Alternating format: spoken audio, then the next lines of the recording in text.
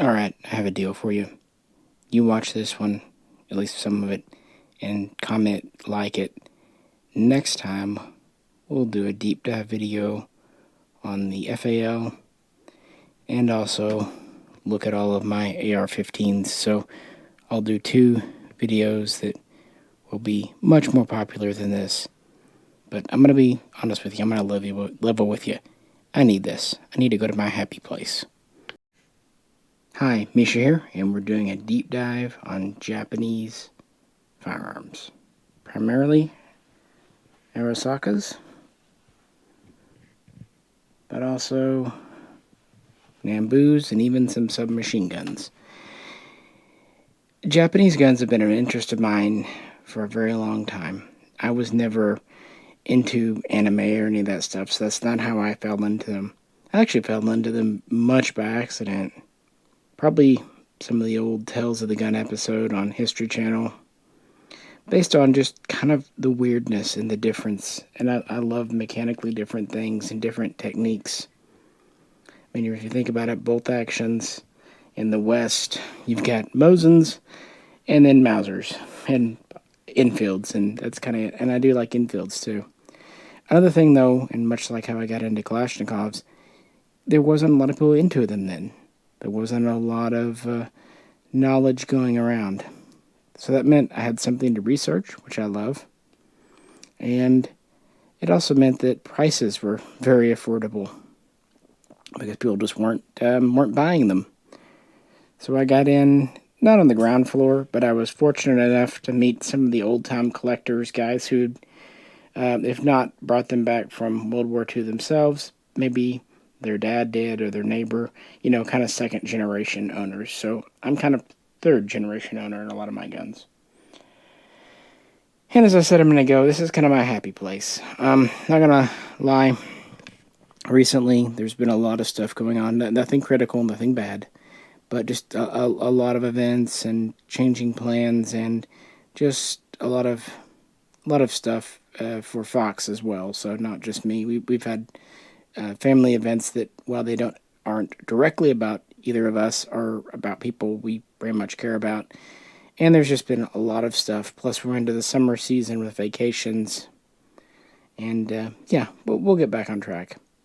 But I needed to do something for me to kind of center myself, revisit something that has brought me joy for, I don't know, 25 years. And I thought we would do a full-length video essentially covering 60 years of Japanese firearms development in about 6 hours. So we're going to talk about the original Murata, the original Arisakas, Nambu's contributions, and so on and so forth. Kind of how Japan was our ally in World War I and how things kind of went wrong. And then World War II, and now our ally again. So there's that. So this collection will pretty much span from around 1885 up through 1945. I would love to have a Type 64 or a Type 89, but no semi-autos ever came over and never will. And much even that, no parts kits. So I've even thought about maybe getting an airsoft example just to have one to hang on the wall, but I haven't quite convinced myself to do that yet. But got plenty of bolt actions. We're going to dive in. And I want to give a whole kind of big picture perspective. In the past, I've covered most of these guns individually in their own videos, but I feel like that doesn't really show how one thing led to another. Again, something I really want to do myself. I really hope you enjoy it too, or at least learn something. As always, if you could like, share, subscribe. If you'd like to help out, there's the link to Patreon. It might take you 6 hours to watch this video. It took me 3 or 4 days to make it. But I'm going to be honest, after doing it, I do feel better. So maybe you will too. It's an interesting topic. And again, we'll do this time. You guys help the view count go up on this. Kind of humor me this time. Next time, we'll do what you want, looking at ARs or FALs. In fact, drop it in the comments. Which one would you like to see next?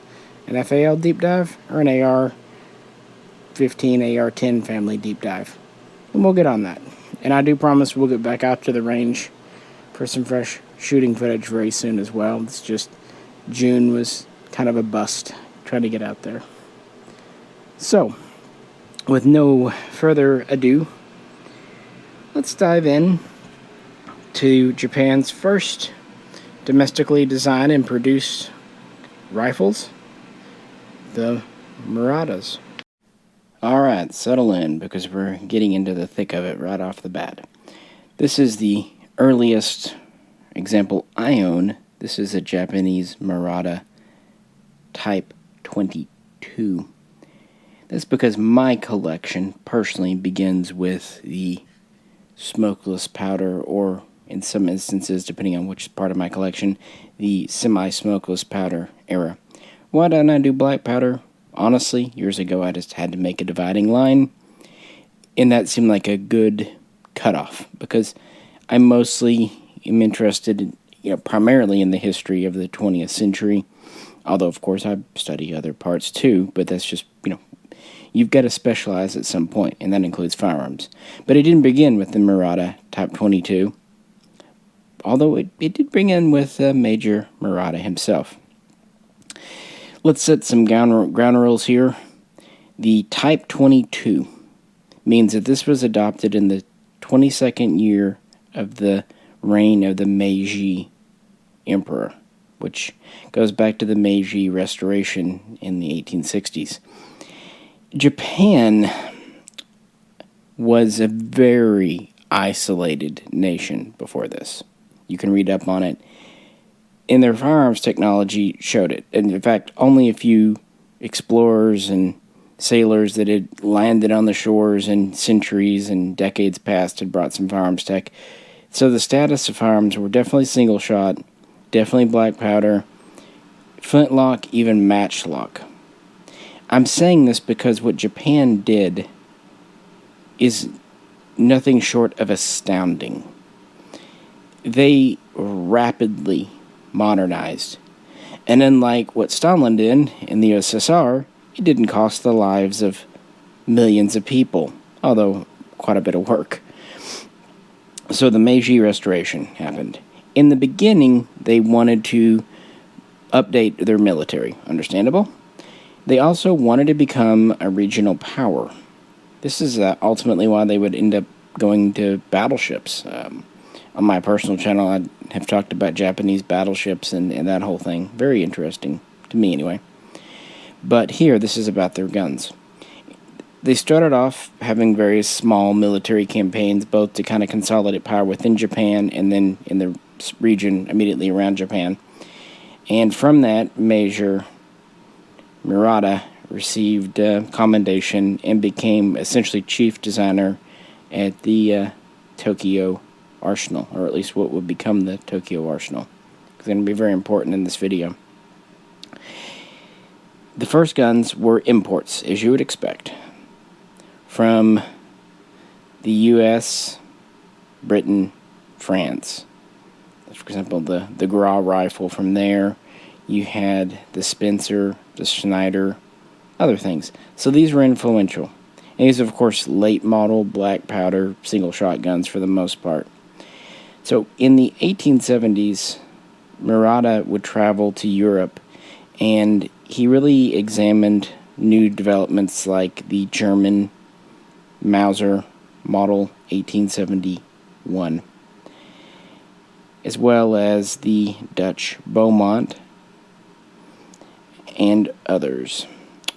He really came away thinking that metallic cartridges were the future. He was correct.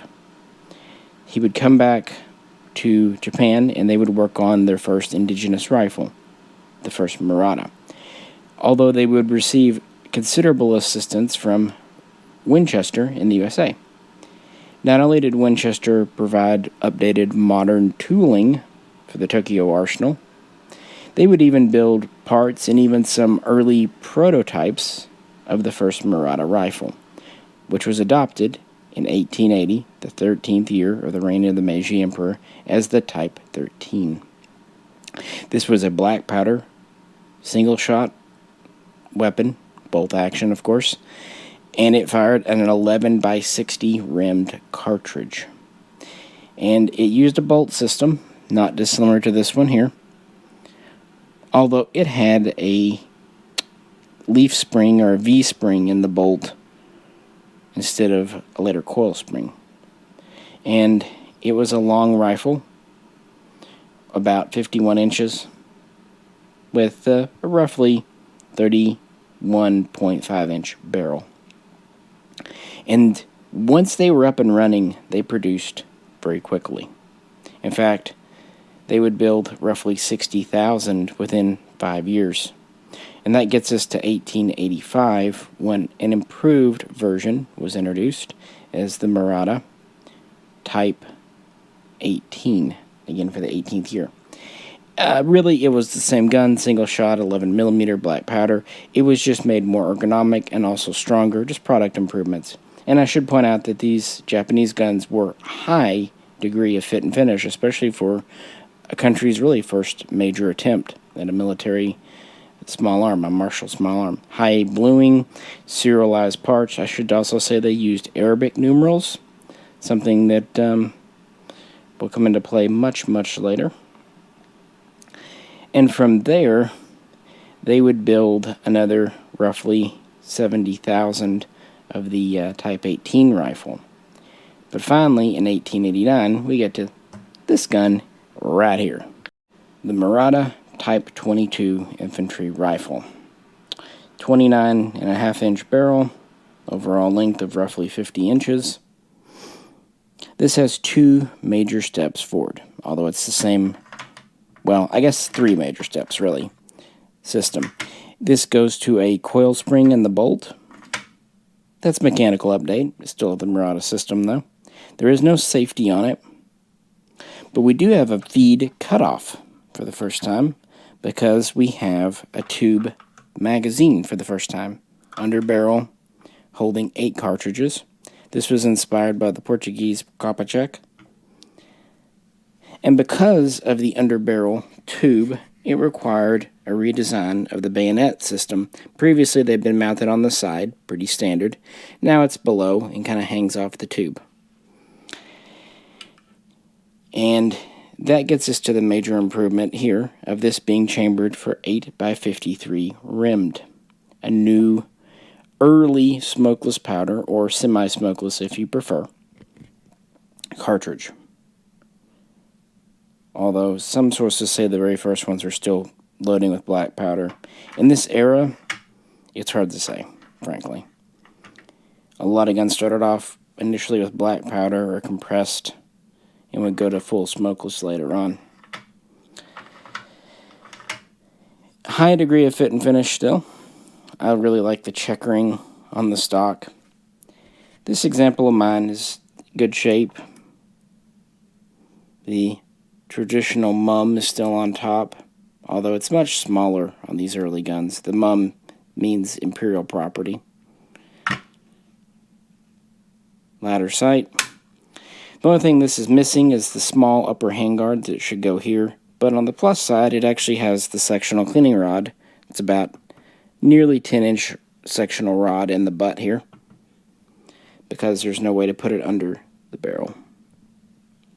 So these were put into mass production, and they would quickly build 152,000.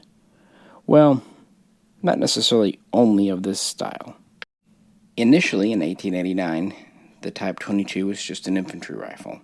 But in 1894, a cavalry carbine was introduced with a 19.5-inch barrel. Also, the design kind of received a mid-production life improvement to the bolt. Some notches and things changed. There's basically first pattern and second pattern to the Muratas that is really kind of outside of the general scope of this video, but a few mechanical updates halfway through production. So this was not the first Murata carbine. In 1883, there was a Type 16 carbine introduced to be a companion to the Type 13 rifle. They didn't build many of these because they were only in production for a couple of years, about 10,000 best we know. There would also be a Type 18 cavalry rifle, but it was more of a short rifle with about a 27.5-inch barrel versus a true carbine. Just thought I'd point that out. So this is a true carbine, but it's interesting to me that it wasn't introduced at the same time as the rifle. It would come 5 years later. Same basic bolt system. We have a 5-shot mag instead of 8, and we have no provision for a bayonet because cavalry were expected to use their sabers. And this one here, it's not missing an upper handguard, they just never had them on the cavalry version. The stock has been kind of lightly either just worn or sanded, hard to say. The gun isn't perfect, but these are so uncommon. I don't know how many carbines were made exactly because they used the same serial range for both guns. So probably receivers weren't necessarily dedicated for one or the other, it's just whatever barrel they got plugged into. So the total was 152,000, give or take, with maybe roughly 10% to 15% being carbines. So, you're talking 15 to maybe 22,000 carbines. Again, these are later production, so there's less time to make them. And when there would be the first Sino-Japanese War in 1894, it would actually be the older Type 13s and Type 18s that were still in frontline use, but by the Boxer Rebellion in 1898-99, we are getting into the era of the Type 22. And production would continue until October of 1899 for both the rifle and carbine. Again, still at the Tokyo Arsenal. However, that would be the end. Like a lot of first-generation smokeless guns, technology was progressing rapidly. So while this was a good first effort for Japan, very good in fact, in 1895 the decision had been taken to develop a replacement for a small caliber, higher velocity, and honestly stronger and true smokeless powder gun. We come to the first Arisaka, and really the true Arisaka. In 1891, Colonel Arisaka was first assigned to the Tokyo Arsenal, also known as Koshika. And in 1895, December, the program to replace the Murata series was begun. Keep in mind that at that time, not only was the Type 22 really in the middle of its production run, a lot of the frontline infantry were still armed with the older 18, but you've got to think ahead. It takes time. Well, except unless you're during this rapid modernization. Already by 1896, Arisaka's team had kind of an advanced prototype known as the Type 29. It was tested throughout that year and into 1897, and then in March, this pattern, the Type 30, the 30th year of the Meiji Restoration, occurred. Incidentally, this was also adopted in March, just in 1889. They like March, end of winter, I guess. But there are many, many differences and very few similarities.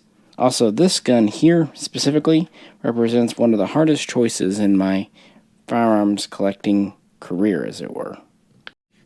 The Type 30 infantry rifle fired a brand new 6.5 by 50 cartridge, true smokeless powder, although this was still a round-nosed bullet. And incidentally, the cartridge wasn't a rimless or rimmed, it was considered a semi-rimmed SR, kind of splitting the difference. And it was directly inspired by the Italian Carcano's 6.5 by 52.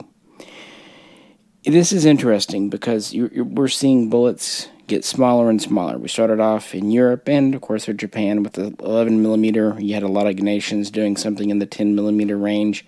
And then we do drop down into the 8mm range where some stick, like Germany.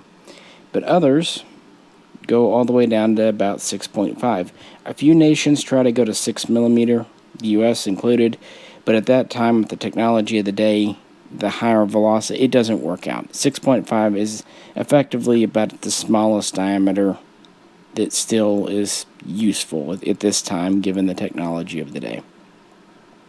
So, interesting choice. It means that we have a very flat shooting round and relatively low recoil, and out of this long barrel, relatively low flash and muzzle smoke. Even though it's smokeless, there's still smoke.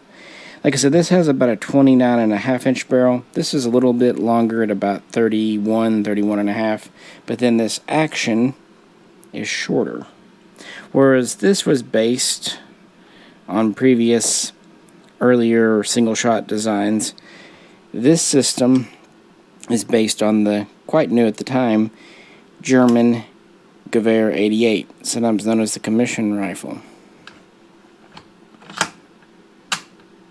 And its magazine, which is 5 rounds, vertical box internal, is based on the Mauser system, which is actually quite new at that day and time. The original Mauser 1891 had a vertical mag. With the 93s, 95s, we have this style. Although there is something different. We will look at internals a bit more. Lots of ergonomic changes. You have a straight stock here. You have a semi-pistol grip here. Although, interestingly, both do have tangs. Top tang here, bottom tang, and that's continued on with the Arisaka. These tangs are great. They provide strength in an area that often breaks on guns. They are separate. Well, I mean, this one's part of the trigger guard, but this one on the top is actually separate from the receiver if you disassemble it. But it really adds strength, and of course, this is when the quite famous two-piece stocks start to appear with the horizontal splice here. Not only was that done so they could use various woods, it was also done for strength. Believe it or not, it actually is a stronger system than if they just went straight wood. Standard sights, much like the Muratas. Overall length of a little over 50 inches. This was a major step forward technologically, and it was hoped for the infantry. This bolt system is much stronger, and so it can handle higher pressure. And we have gas relief vents for ruptured casings. We might not understand that today, but actually the metallurgy of cartridge production back then, especially if wartime were to hit, it was not so much the rifle's fault, but cartridges failed quite a bit. Just ask Paul Mauser. So having a way to vent gases was very important at this time, and they were at the forefront here, kind of adopting that. But notice there's no dust cover, and notice this quite unique hook safety. The Murata, of course, didn't have a safety. Hook is really fun. We also have a button in here to eject our magazine. And this one does have this top handguard. It's longer than what would be on this Murata. The Murata's top handguard was only held on with wire. Pretty common for that day and time. This one actually is held on by a barrel band. And we also have a new pattern of bayonet lug and a Type 30 bayonet to go with it. And we have a cleaning rod under the barrel. Interestingly, the original cleaning rods for the Type 30 had brass tips so they wouldn't mar the bore. So again, very high degree of production. Serialization gets interesting here too. You have 2 numbers on Japanese guns of this era, from the Koishiga, from the Tokyo Arsenal. You have serial numbers. You also have assembly numbers. This has led many people to think a gun they have that appears not to be serial matching is incorrect, when in actuality it is correct. It goes into how they were built at the time. It's just a different system. If you were to unstock these, there's a place where both are on the same part, so you know the assembly number matches the serial and everything gels together. But I wouldn't advise unstocking an Arisaka unless you have to, especially later on as we get to World War II guns. a lot of these screws are actually factory staked. So, no reason to unstake them, just to sate your curiosity. Also, frankly, if they're still staked, that probably tells you that the parts haven't been monkeyed with. If they're already unstaked, then hey, go hog wild, who cares? But yeah, that was the infantry rifle. Adopted in 1897, but testing would continue, and since it did involve a lot of new technologies, it wouldn't be until around October of 1898 that full production was set up at the Tokyo Arsenal and ready to go. But once it did, by 1899, they were building these and actually already shipping rifles to the front. Towards the end of the Boxer Rebellion, some Type 30s would get into the hands of the troops. Not in large numbers, but it was a good kind of first test. And they served alongside the Type 22 rifle. So with that out of the way, we get our next version. With the Murata series, we had to wait 5 years to get a cavalry carbine. With the Type 30, we had to really only wait until 1899. By August of that year, the carbine was being produced. So pretty much right after they got the rifle going, they turned to the carbine because they knew they were going to be doing it. This has about a 19-inch barrel. Same bolt system, same integral 5-round mag. Notice it has side-mounted swivels instead of bottom.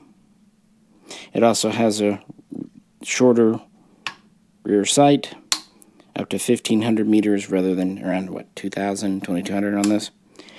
This is not missing the upper handguard because of the shorter barrel. It never had a place for one.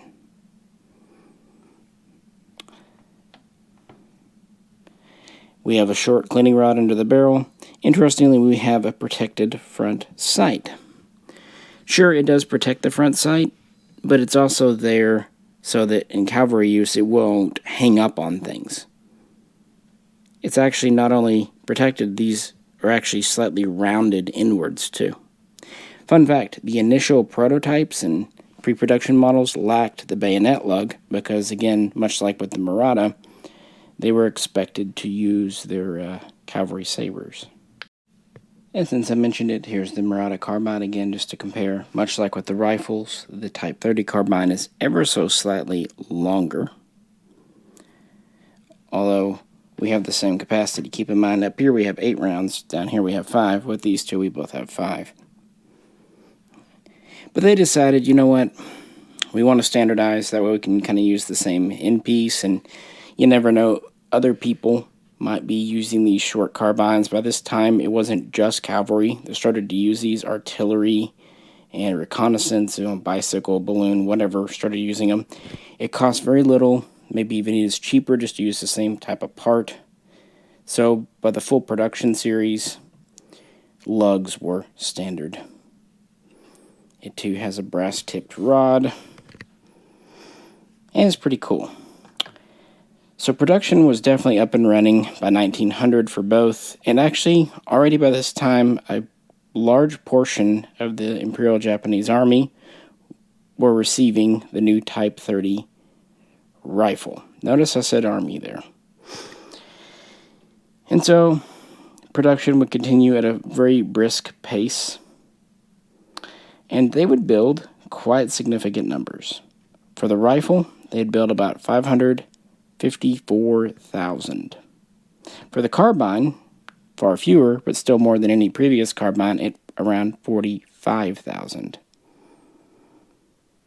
And first being tested in the Boxer Rebellion, these would be frontline in 1904 into 1905 in the Russo-Japanese War, whereas the Muratas would actually serve second line service at that time. And really, it was this war that really propelled Japan forward. This young nation, this island nation, who just a few decades earlier, maybe at most 2 generations earlier, was using flintlocks, was taking on a quote-unquote modern major European nation, Tsarist Russia. Now, not to go into that conflict too much here, but oh my god, the Japanese just really handed it to the Russians, which shocked European, and for that matter, North American society. It was a quick conflict that was quite decisive in Japan's favor, considering it started off the underdog. Kind of the Rocky story of all this. Okay? It also showed some shortcomings of the new Type 30. For one, the bolt was sometimes fragile. It was difficult to take apart in the field, clean, which was exacerbated by kind of the environments they were fighting in. Dust, moisture, any other kind of detritus getting in the system here. And there were also complaints about the 6.5 original cartridge, the round nose. While it was quite accurate for what it was, a pretty good range, it tended to wound more than kill or put people out. It also didn't have great penetration if it was hitting like really thick something or another, or it was deflected by foliage. So there was obvious room for improvement. But let's talk about the fates of these, and I want to tell a couple of personal stories before we kind of move on to the next section. I'm trying to keep this video as chronological as possible to kind of give a big picture view, but I'm going to have to jump around just a little bit.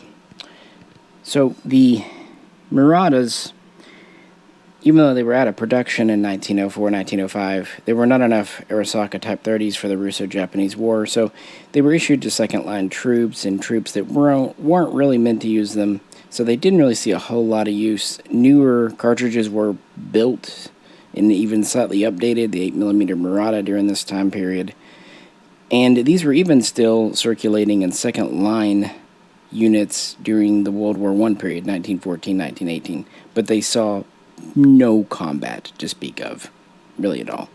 And in 1918, they were declared obsolete. So they had a few fates that befell them. Some Muratas, 13s, 18s, 22s, were turned into drill purpose guns, essentially deactivated. Others were used for training, again either deactivated or made into blank fire devices.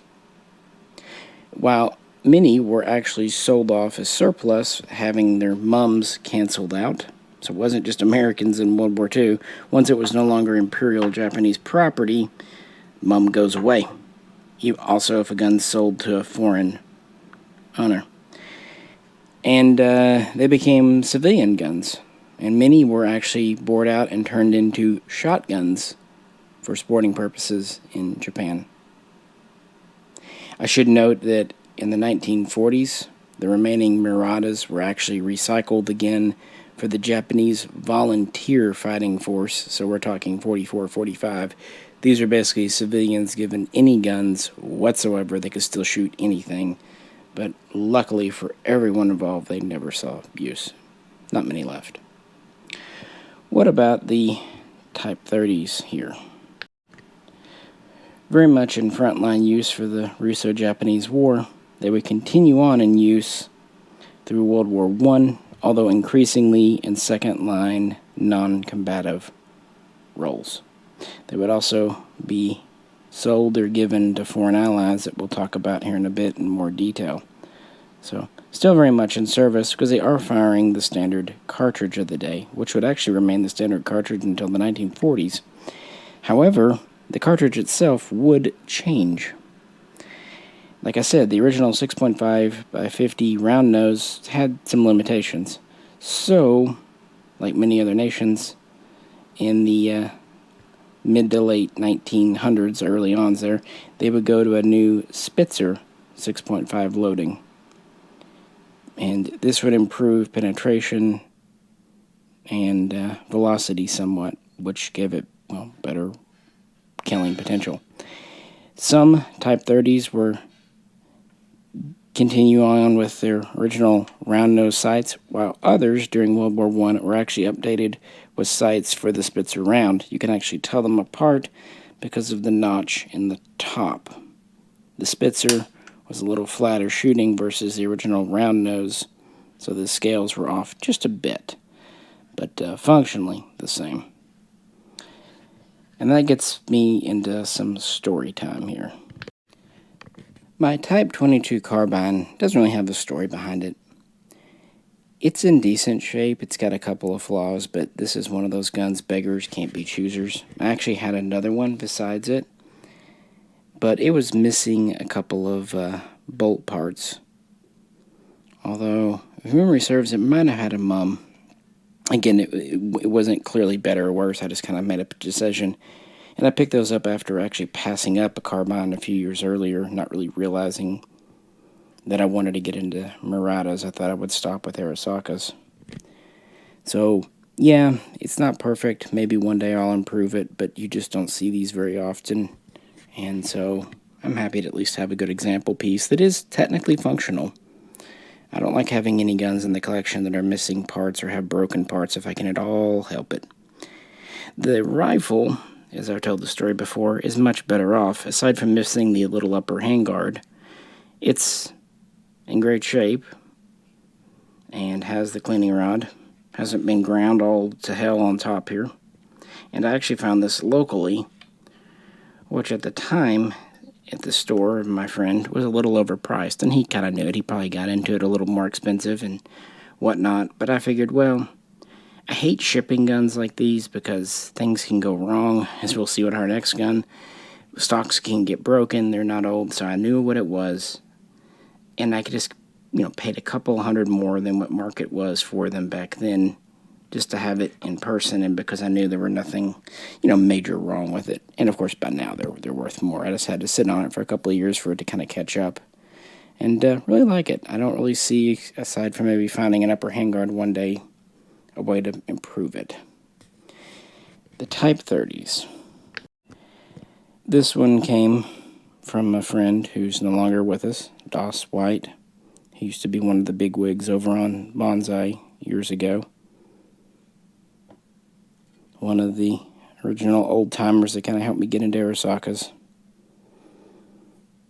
I got it from him long before he had cancer, but he's been gone a number of years. But I appreciate it for that being his. Like I said, some people think these are wrong because they're missing the upper handguard. I do believe some variants had an upper handguard of sorts, but this one never did. It's pretty special to me. It's in good shape for what it is. These all have kind of, it's got patina. But it has a mum. And when you account for the whole assembly number thing, I believe it is all matching, at least major parts. It's just you don't find these with mums and complete, unmolested. The stock hasn't been sanded. It shows honest wear and tear. That's fine. And then we get to this one, which was really difficult for me. This is not my original Type 30. My original one was technically the first Arisaka I ever bought, although that same day I'd gone on a trip to pick up it and a Type 99 last ditch, and I just happened to go to the store that had that one first. Some probably noticed with my original, some maybe did not, that my original had the mum canceled out by the Japanese and had blank fire written on it. Not a big deal.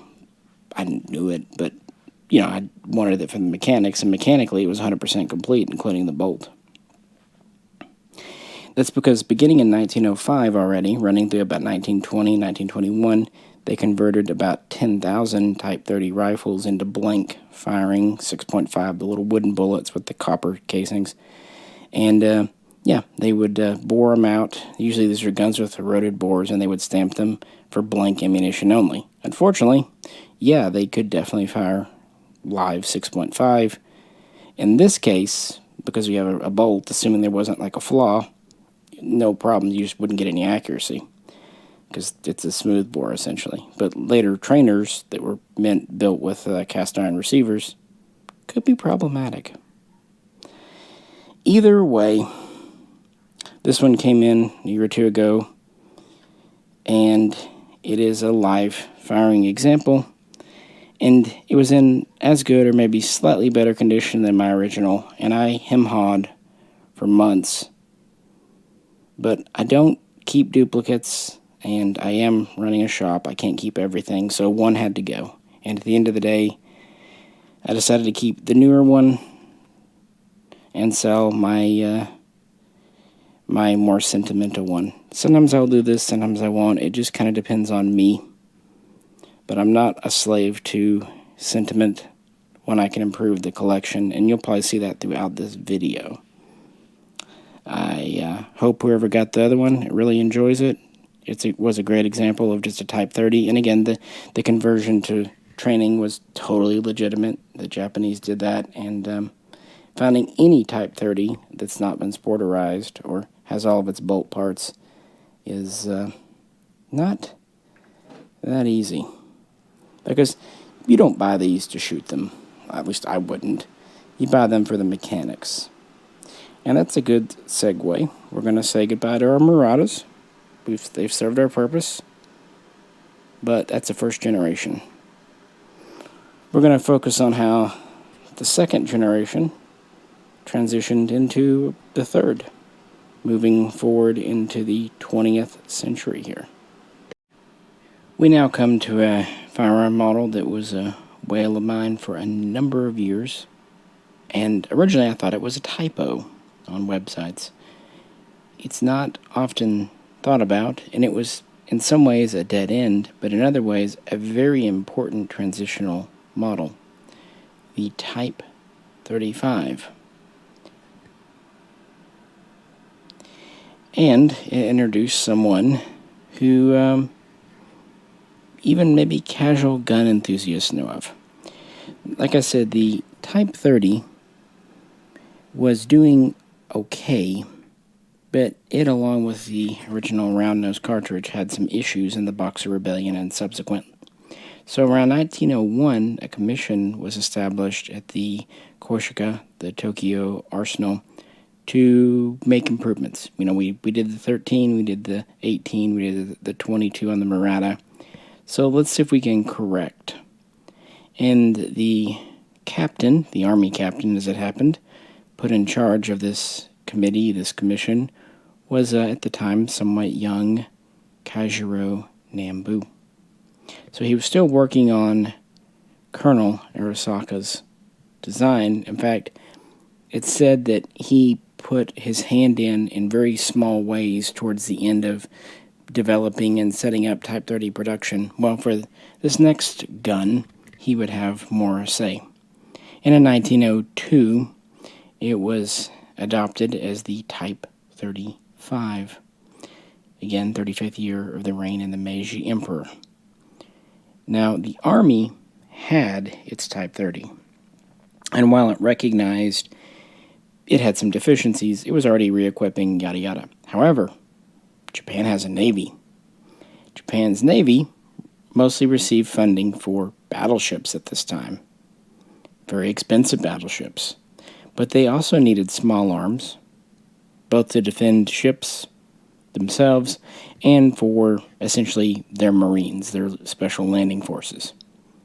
So what are they going to do? Well, previously they were using older Murata Type 22s as well as the Type 13 and Type 18.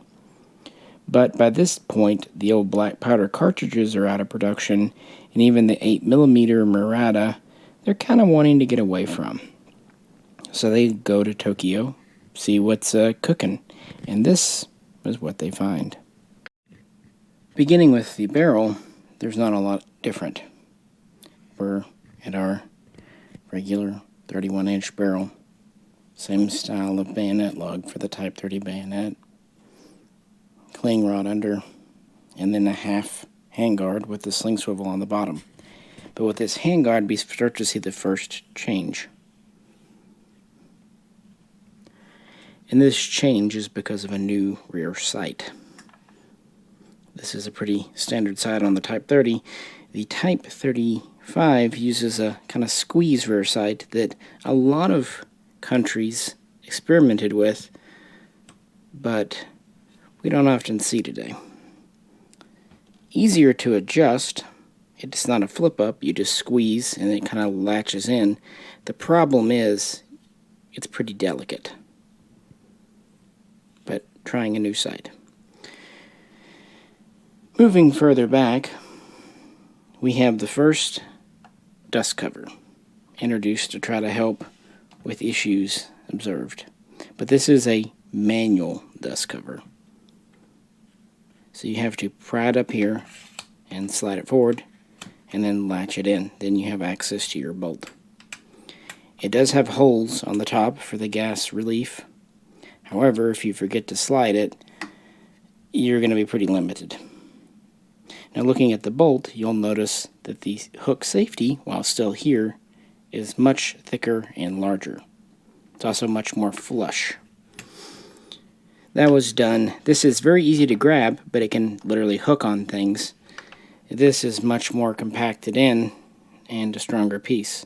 The bolt handle was also reshaped, going from a basically cylindrical or a spherical knob to more of the plum shape.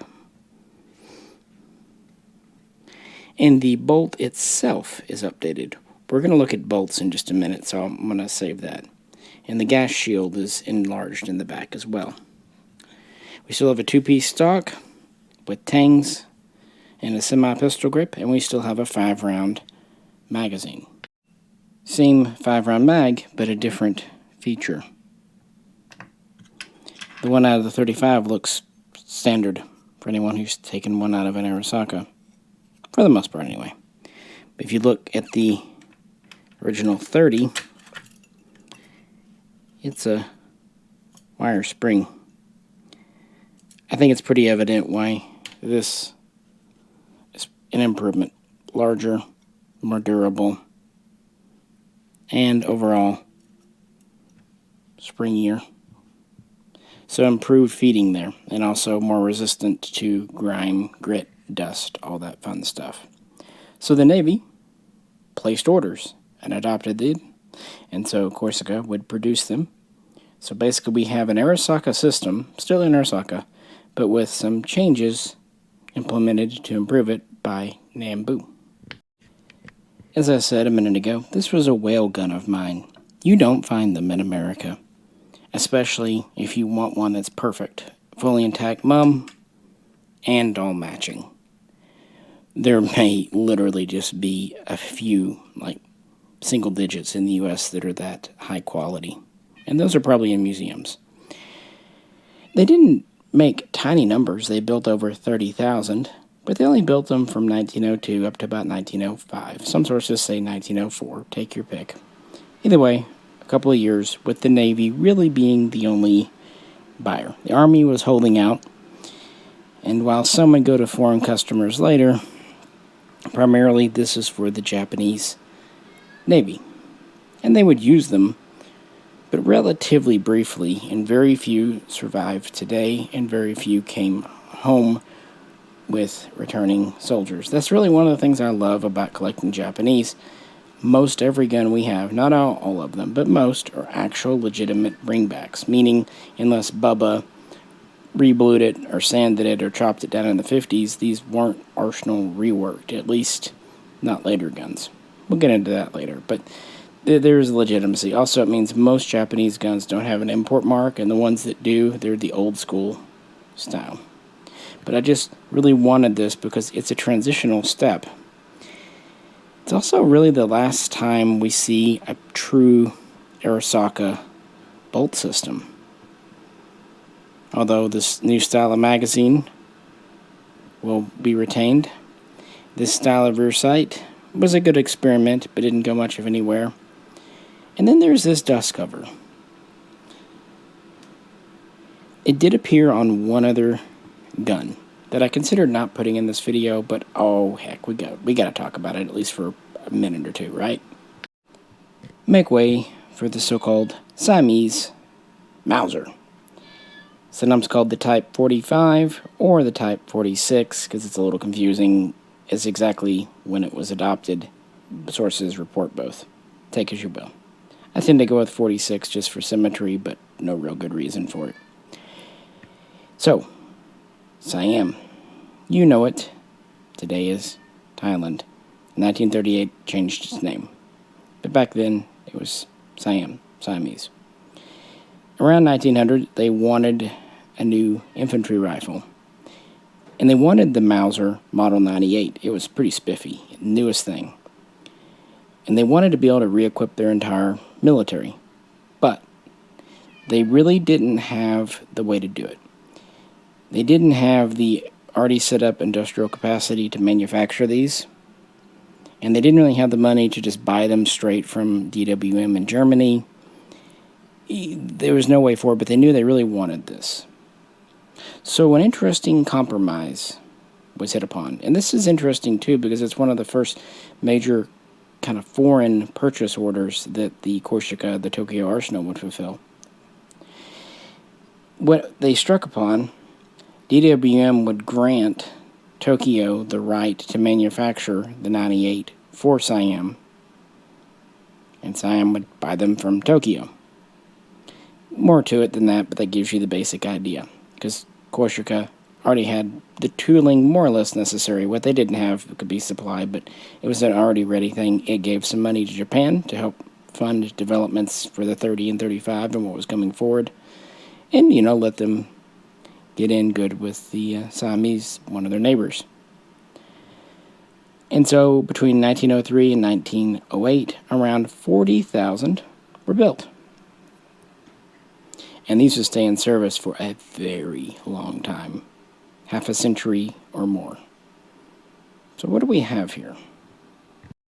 You may notice that the Siamese Mauser is a little bit shorter than the Type 35. That's because Tokyo shipped these with a 28.5-inch barrel. Actually, a little less, but we're trying to round.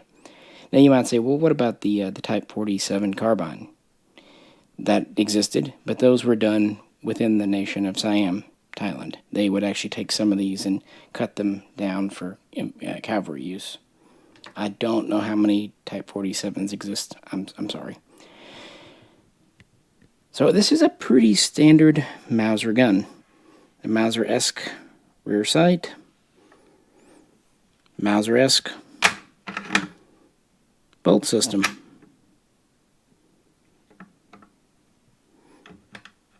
And a Mauser-esque 5-round box mag, which, to be fair, is what Arisaka / Nambu borrowed too.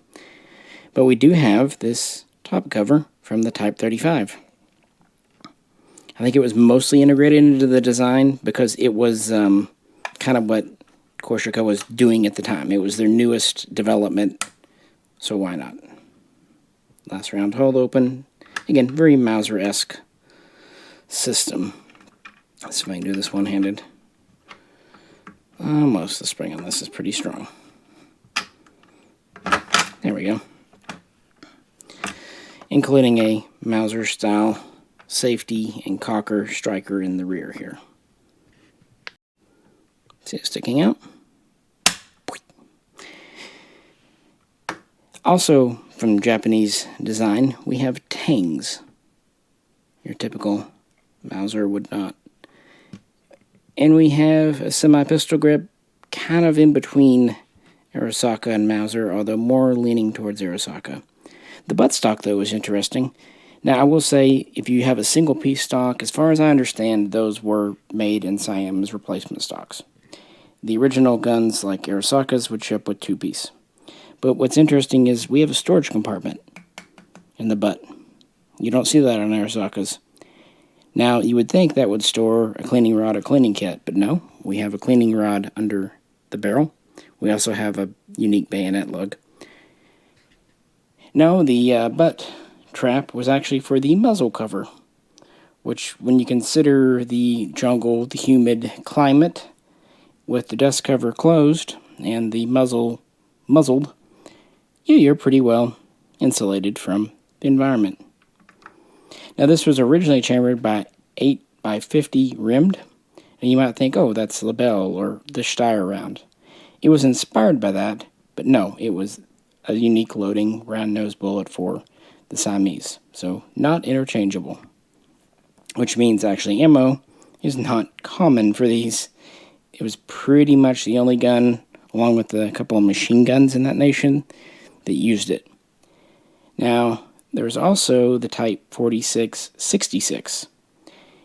Around 1923, Siam would adopt an updated version of the projectile, the cartridge, with a Spitzer bullet, a little more oomph to it, and it was called the 8x52 rimmed. And so guns had their chambers altered and their sights altered to fire the somewhat improved cartridge, but it's still quite rare. Which actually explains why a lot of these in America ended up getting rechambered for American cartridges, because they came in the 50s and 60s. And 4570 is a real common conversion for these, just based on the dynamics. But no, they were made between 1903 and 1908, around 40,000 built, and they were refurbished and reworked and eventually updated to the 4666 within Siam, and continued to see use through the 30s and 40s and even into the 50s, and even as police guns further than that. Interesting to think that Tokyo built a Mauser 98 action, but their guns are still being based not on even the Mauser 93-95 action, but the old commission rifle. But that wouldn't last for long, because probably the most successful Arisaka of all time was about to come out. And the irony is, really, it wasn't even an Arisaka. Not truly, not actually. Let's discuss the Type 38. Now, Major Nambu continued his work, and this time he really made some improvements. Now, we still have the same 31.5-inch barrel on the rifle, giving an overall length of about 50.5 inches, and the weight's basically the same. So, very little change to the furniture barrel, and the Type 38 uses essentially the same magazine, but we're back to the Type 30 style rear sight. And while maybe the earliest ones were still kind of using the 6.5 round nose bullet, very soon after this was introduced, the Spitzer 6.5 would come out. So most of these would have the Spitzer rear sight. I should say that work was pretty much going on concurrently while the Type 35 was being built at Koshika. And testing began in 1905, hence the year 38, 38th year, reign, Meiji Emperor, you get it. And after it was very successful, these were put into full production and even started to see some limited service by 1906. Now, most of our improvements have to do with the receiver, bolt, even trigger.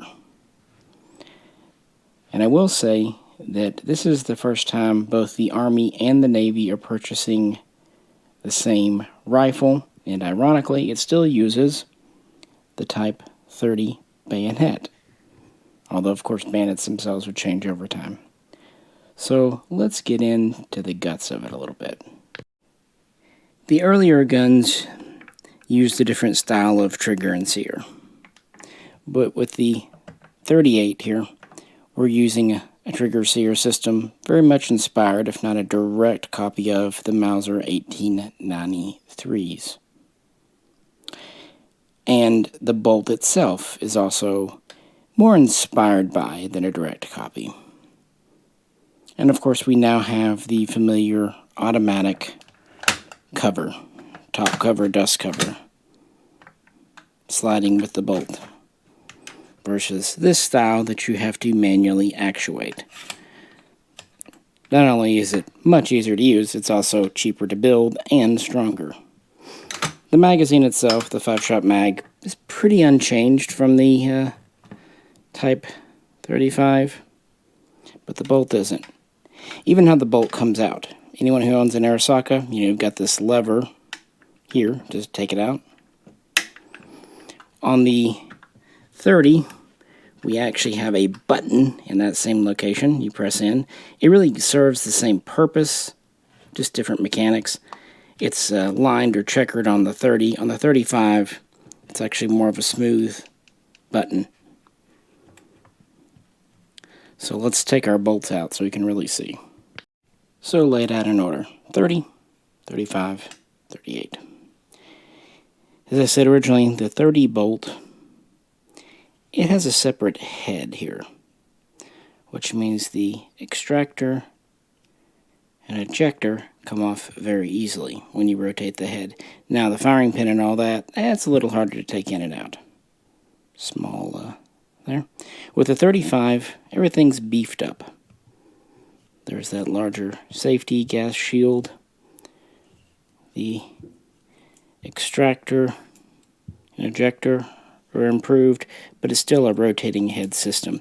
These parts are very easy to lose, even in your house, much less in the field. The first time I actually got a Type 35 or 30 base gun and it was mailed to me, he had taken the bolt out and wrapped it in newspaper, and one of these actually stuck in the paper and had to go out, and luckily I thought in time and went out to the trash can and found it. But you can understand having a head that can come off, not to mention 2 other pieces. It makes cleaning harder, more places for it to jam, also fitment, headspace, yada yada. Then we get to the 38. Now, of course, our dust cover comes with our bolt. The 38 dust cover has this little in the back here that'll come into play later on. And these are serial matched to their guns so that they will fit properly. This is a totally different bolt. Has a Mauser style extractor here that is, rotates. It's fixed to the bolt. No more removable head. And our ejector is now in the gun. Up here instead of, out. So change the receiver. It's actually part of this device back here. And we have a whole new safety. The kind of knob style. Note this one with the convex control and the checkering. This is a much more durable bolt, easier to use in the field, also easier to mass produce. These have roughly 9 major components. This reduces it by 50% down to just 6, and of that, really only 4, because you have the bolt body, which is basically one piece, you have the safety, you have the spring, you have the firing pin. It is a brilliantly simple bolt system, and very robust, combined with what is very famously known as one of the strongest, or maybe the strongest, military receivers out there.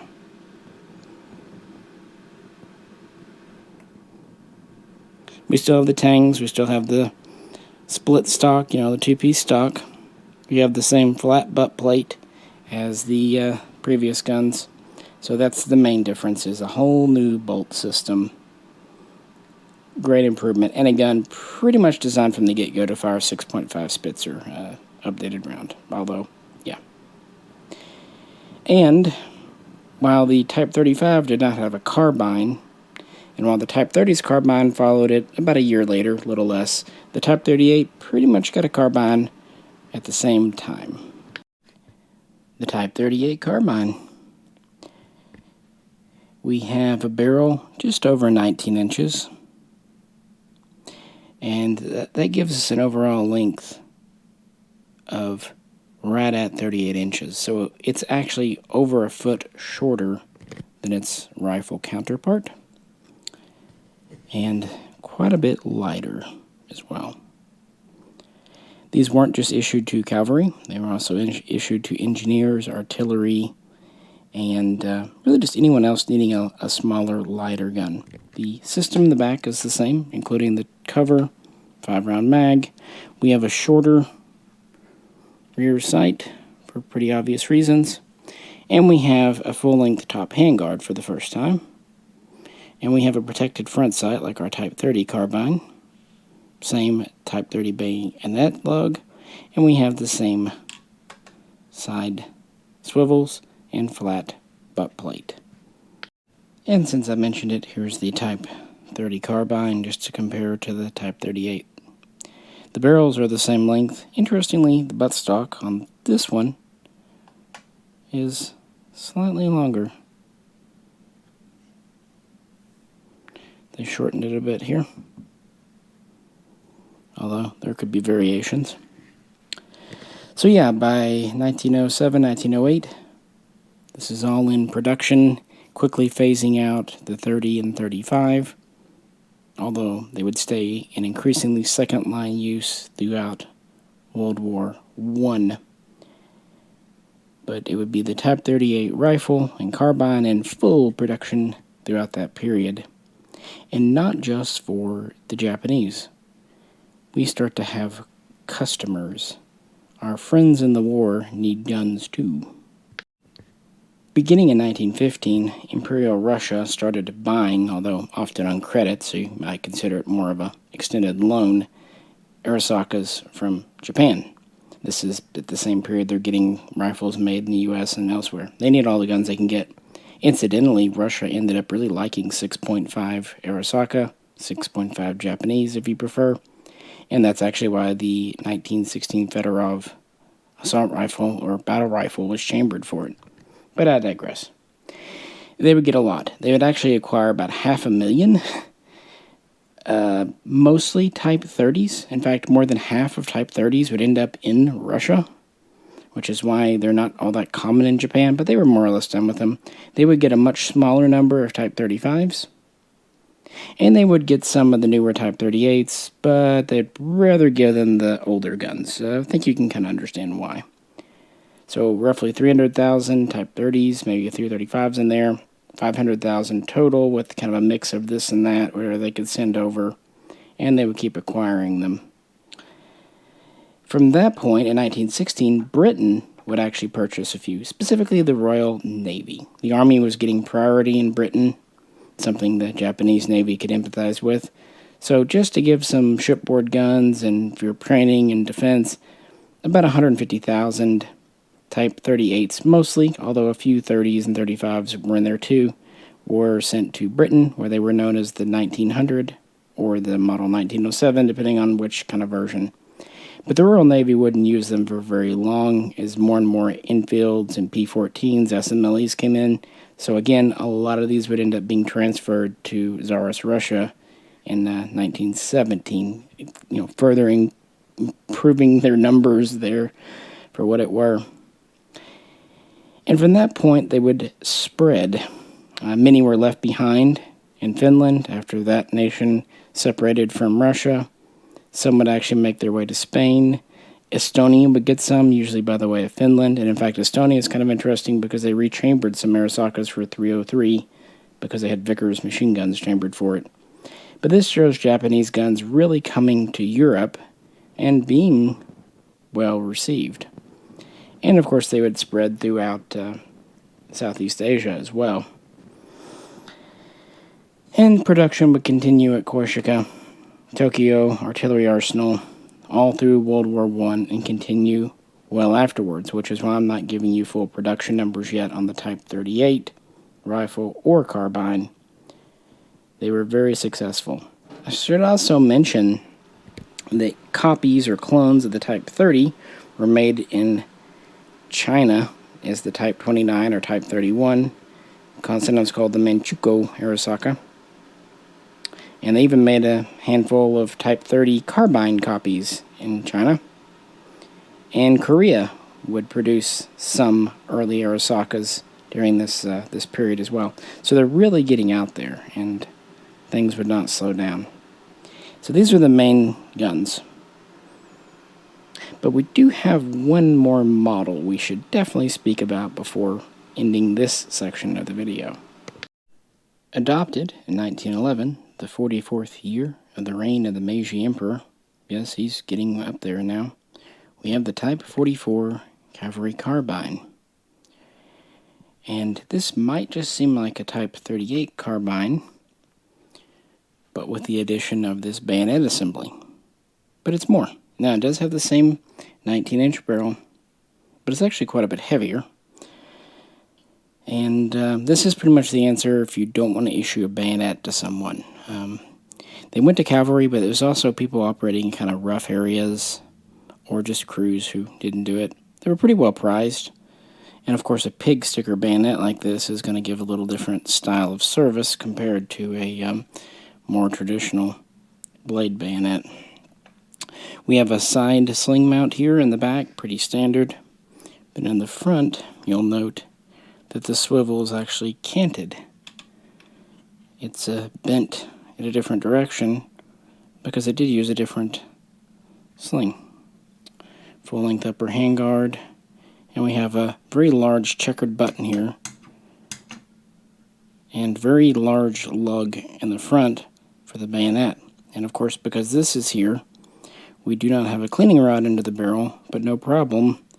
We have a two-piece rod here and the butt plate. And here's the rotating latch for that butt plate. You can use a bullet tip or any other kind of flat object to move it. It's quite secure, it's not going to open on you.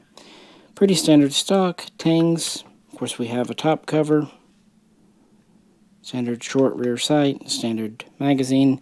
Then, of course, this forestock is anything but standard. Totally different shape here. And you'll notice the front sight is pushed considerably further back. And of course we have this hook, which while you might think it's a stacking swivel, and it probably could be used for that, it was actually part of crossguard bayonet fighting, because they took the bayonet part of this very seriously. And this is quite a beefy blade, or pig sticker. Here it is deployed, very securely so. Very heavy blade. Even after 110 years, this is not loose. And it basically gives you the same length as a Type 38 rifle. Two screws holding the assembly on, and nesting area underneath for it. This is a first variation, which was more than half of production, and these were produced at the Tokyo Arsenal, typically before and during World War I, and then in the 1920s were the major run there for this variation. So it made up the bulk, but far from the only, and we'll get to full production in other makers as we do with these other Type 38s. But I will say now, far fewer Type 44s were built than Type 38 carbines, or certainly Type 38 rifles. Because this is a very special gun, and it is heavier. You know, there is that trade-off. So most people would prefer the 38 carbine, but these actually did see considerable use, especially in World War II, but even in World War I. It was kind of the last major variation in this era, in this period of Arisakas, but not in general, of course. Still higher degree of fit and finish. Very cool guns, and somewhat confusingly, especially when I first met these, with the Type 44 name, kind of makes you think of the Mauser M44. You think of the 38 carbine. I don't know. It's always just a neat and somewhat obscure variation. I will say, as a gun dealer, prices on these value are crazy. There are years when no one wants to pay anything for a Type 44, and other years when they skyrocket. I think it just depends on knowledge of them. Because it is kind of an obscure gun, but not super rare. In fact, this one came not from Doss White, as I mentioned earlier, but actually his son.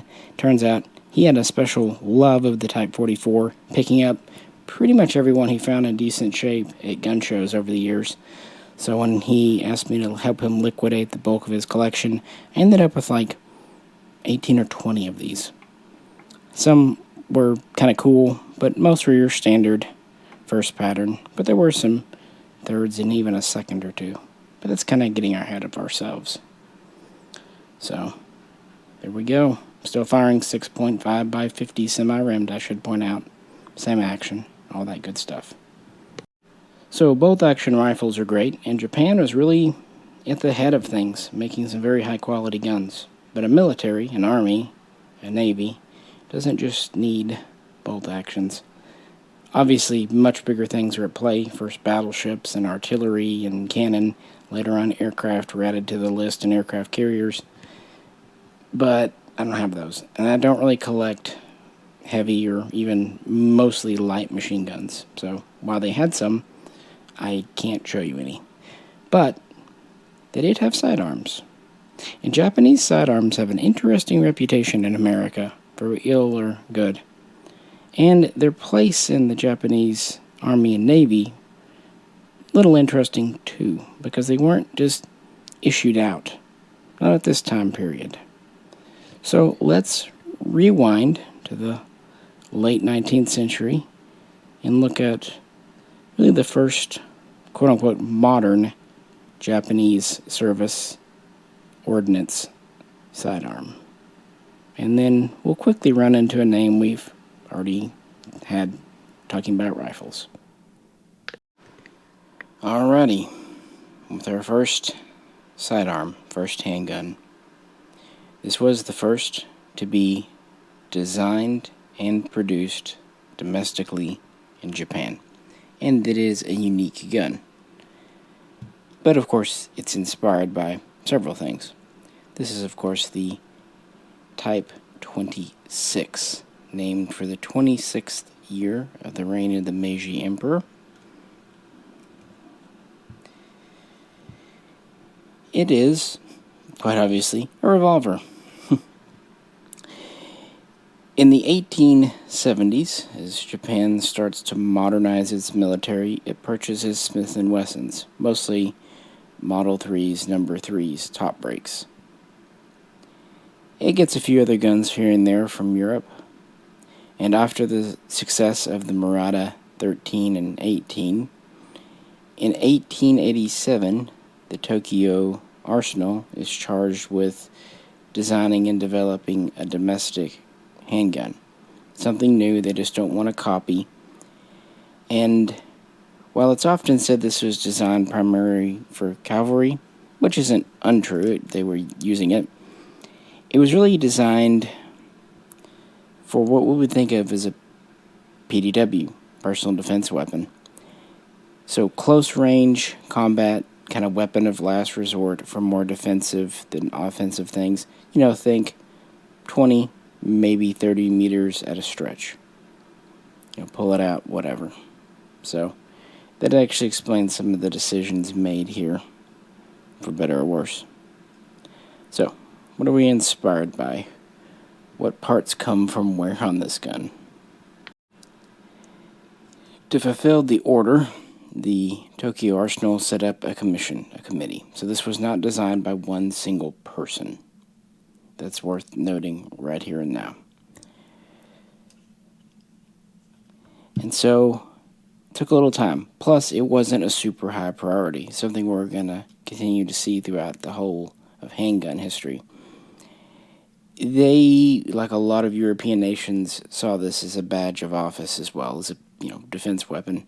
So they wanted a gun, they needed it, but they were more happy to import longer and putting focus on rifle and other things.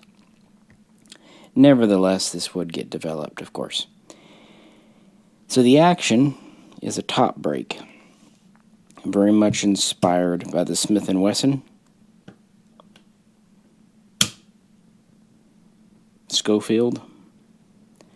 They had several top breaks in service already, chambered in the .44 Russian round. But it's not a direct copy of the Smith, because we have a side plate reminiscent of an Austro-Hungarian Rast-Gasser revolver, and a pretty unique disassembly system as well. Take a look. What you do is you press forward on the rear of the trigger guard. It's even stippled or checkered to show you where, and then it hinges forward. Once that is forward, and only once it's forward, you can release the side plate. Again, there's a thumbprint groove and even stippling, checkering to show you where. And then that hinges open, revealing the lock work inside. Also, this grip comes right off. The other grip is held on with a screw, or two screws, I can't remember which. Either way, screw for one. This one's just kind of held in. And the lock work is clearly inspired by various French revolvers like the 1873, and even bears some resemblance to the 1892 ordnance revolver. Although, since these came out basically at the same time, there's no direct copying. Those are the major influences for the revolver. What about the cartridge itself? It too was designed pretty much in parallel with the revolver, so beginning in the late 1880s. And both were prototyped and initially tested and adopted provisionally in 1893, hence the name Type 26. This fires a 9mm round, often known as 9mm Type 26, sometimes 9mm ordnance or 9mm Japanese, 9mm Japanese Army. Whatever you call it, it was very heavily inspired by the 38 Smith & Wesson. Not 38 Special, 38 Smith & Wesson. Very, very similar in a lot of ways. It was a rimmed round, obviously 9mm projectile, roughly speaking around 150 grain bullet. It was unjacketed lead, and initially it was black powder, which gave it a muzzle velocity as low as 500 foot per second, and some loadings would stretch that up to 630, give or take. That might seem low today, but frankly, that was not much lower than the Smith & Wesson round, especially the earlier ones, because the 38 Smith & Wesson first appeared in the late 1870s. And I have it open here to show you. Obviously, it has the automatic ejector, but it has a unique feature. The 9mm rimmed casing, by the way, it was 9x22, had a thin rim, and that allowed the revolver to have a kind of unique feature. Recessed casings. There are depressions in each of the 6 chambers that let the rim lay flush against the face of the cylinder.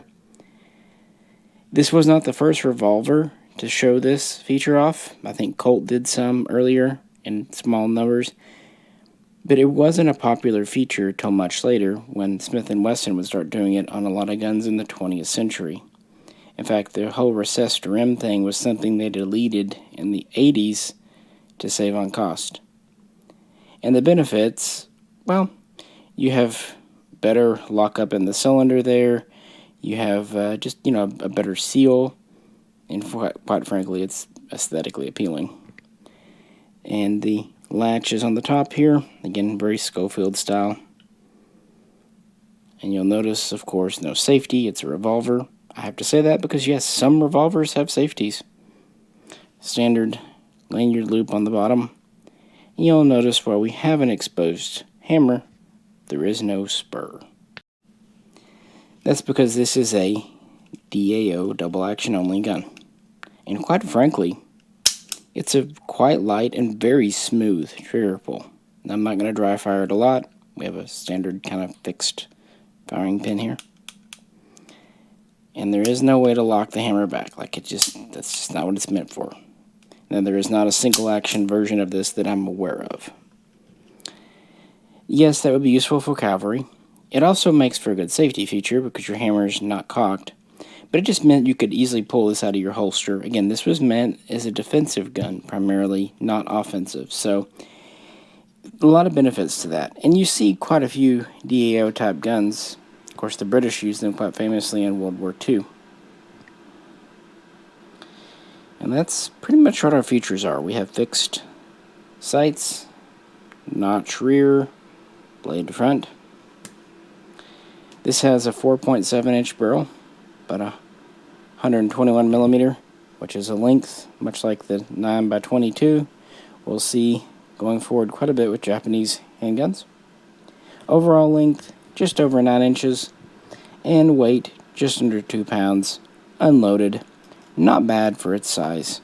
It's actually deceptive. It looks smaller than it really is. And this is a very well-made gun, I must admit. And pretty rare because they did not make that many, and they made them a long time ago. So, testing in 1893, type classified that year.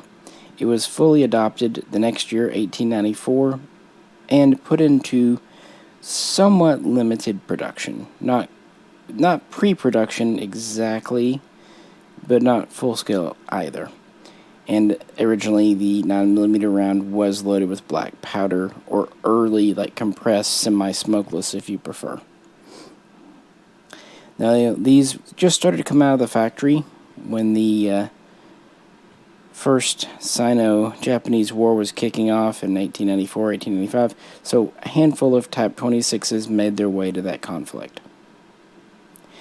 They would be more widespread for the Boxer Rebellion, and by the time of the Russo-Japanese War in 1904, 1905, this was quite common, and I would say standard issue, except for how things were issued. And this allowed older revolvers like the Smith & Wesson and many other foreign imports besides to basically be retired out or placed in second-line use.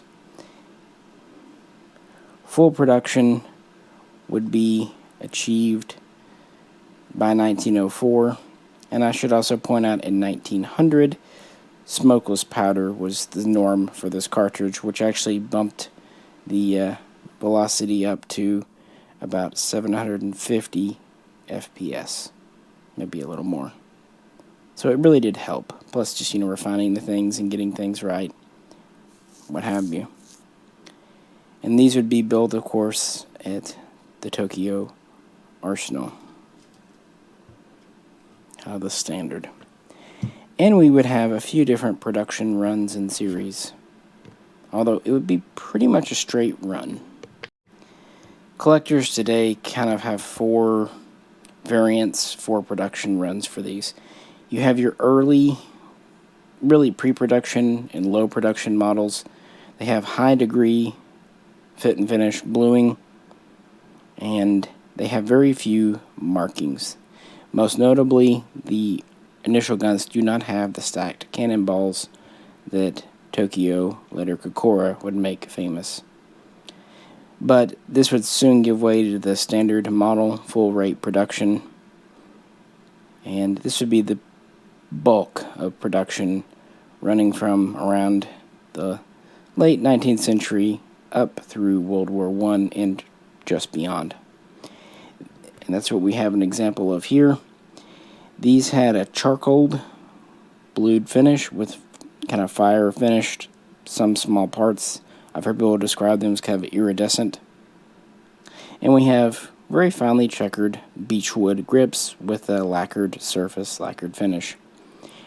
Much like Muratas and Type 30s, very nicely made guns. And by this point, with the full production, we have the Cannonball logo, and we have full type markings, and we have lots of serial number and assembly numbers. Yeah, they did the assembly number thing with the initial Type 26s as well.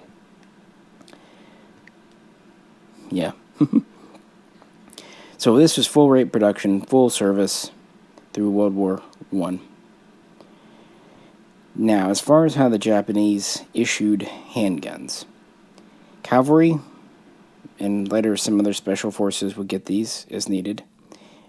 NCOs, non-commissioned officers, would be issued a handgun if needed, but officers, even lieutenants, certainly captains and majors and up, they were charged with purchasing their sidearm from the, we'll call it the PX. It wasn't the PX, but you get it. It was the store. And guns there had to be nominally approved by the government for service and tested. But for officers, keep in mind, Japan is a very class-minded system, especially in the Meiji period. So it was a kind of a badge of office to purchase a foreign-made gun. In fact, so much so that they had to take incentives to get officers to buy domestic. Otherwise, the only people buying domestic would be low-ranking and or economically challenged officers, whereas the wealthy and or high-ranking would always buy imports. Well, the optics of that weren't great, so they would take steps as time would go on to encourage purchasing domestic. It's not so much that the domestic guns were bad, it's just there was a certain mystique to foreign. We have it in America today. I think how we view European guns, SIGs, HKs, Berettas, FNs, even CZ. Not that American makers are bad, but sometimes it's nice to have something exotic, and as I said a minute ago, a lot of extent, these were badges of office. So if you could have that weird, rare gun, it made you stand out, and achieved its purpose.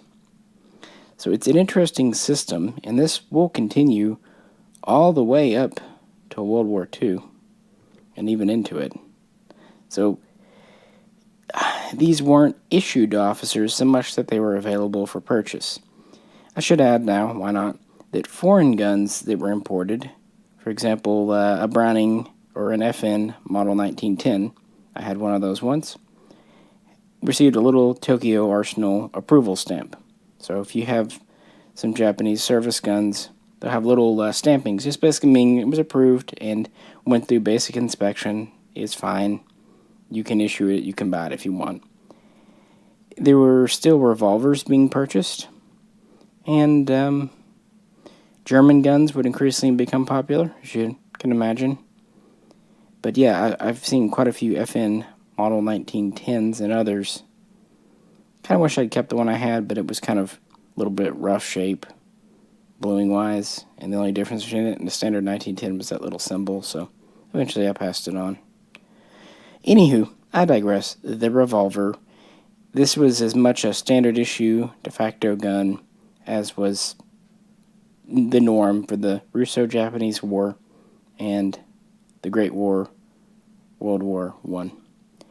In that war, these saw some use as Japan took over some German colonies in East Asia. But really, the Type 26 did not see much use. Carried a lot, shot little. Which probably explains why today these are in pretty good shape. The ones that are here, even though they're quite old. Before we move on, I should point out a few criticisms. For one, this being a top break, it's inherently just weaker than a solid frame revolver. But for the late black powder and early smokeless powder era, it was fine. That said, this style, not just this gun, but this style can stretch over time. So really firing that 9mm round that wasn't super powerful was probably a good idea. These guns didn't do well with magnum loads. Another thing you hear about is the cylinder, because it can rotate. Meaning that you could get off a cartridge and go to a empty. The thing is, it only rotates in one direction. If you try to go the other way, it stops. So really, it's only going to be a problem if you rotate to the full last shot round. Now, of course, when it totally locks up. When you're pulling the trigger, when the hammer's forward, this is a tight cylinder. And this is an old gun, and look how tight it is. It really does well. And same with upper to lower fitment. A lot of other top breaks from other nations are really loosey-goosey today. Most all the 26s I've ever come across. Still very nice. So what do you think? These often don't get a lot of attention, and so they kind of fly under the radar. And considering how rare they are and how important they were for Japanese service, for a long time at least, never brought anything like most of the other guns in this video. And I've had a handful over the years. It's definitely something that no Japanese collection would be complete without. But with that said, let's move on to some automatiques. Japan did not mess around. After developing its first domestic revolver, next we have the first domestic automatic. the Nambu pistol. Well, this is the second variation. We'll get to that. Kijiro Nambu was born during the Meiji reign in September of 1869. He was the youngest son and was born to a samurai clan, which kind of explains why he entered into the military, went to the academy, and then was assigned as a lieutenant of artillery in 1892. As a captain, he was assigned to the Tokyo Arsenal in 1897, and based on his field experience, he was assigned as a assistant and advisor to Arisaka himself as they were finalizing, going from the experimental Type 29 to the planned full production Type 30. Remember, production wasn't really established until late 1898, so him coming there in 1897 gave him time, and he was primarily tasked with designing the muzzle cover. But hey, you got to start somewhere, and contributed a little bit this and there to the Type 30, and as we've already talked about, he would do more with the 35 and do a lot with the 38. His efforts didn't go unnoticed, and he was promoted to major. He was also kind of tasked with the Year Type 30, or Year 30, automatic handgun program, obviously beginning in 1897, but receiving a pretty low priority. But once the Type 30 rifle was solidified, he would embark on a voyage to Europe to kind of see what was up. He looked at several guns of the day, and he really would develop two basic ideas, what he called the Type 1 and the Type 2. The Type 1 was based on, but still unique from, the C96 Mauser, the broom handle. The Type 2 was based on the C93 Borchardt, with some influence from Jorge Luger's work on that, eventually becoming, of course, the Parabellum, although when Nambu was there, it had not been adopted by Switzerland yet, so, yeah. Type 1, Type 2. He tinkers with them back in Japan around 1900, 1901, and at a trade show, a fair, kind of showing off new technologies for the military, he shows off both, and the military, primarily the Army we're talking here, is interested in the Type 2, but not the Type 1. So Nambu's concept based on the C96 is kind of shelved forever. After examining and testing both, the Army would select the Type 2, but showed no interest in the Type 1, so Nambu would shelve it forever. That would kind of put us on a path with a gun loosely based on the C93, and thus having some tenuous connections to the later Luger Parabellum. It would be put into production at the Tokyo Artillery Arsenal, because that's still where Nambu was stationed in 1902. And the first version was officially known as the Nambu Shiki, Nambu type. Also, sometimes called the Army type. And we think of it today as the Grandpa Nambu. So, we'll talk about the differences between it and the Papa in just a second.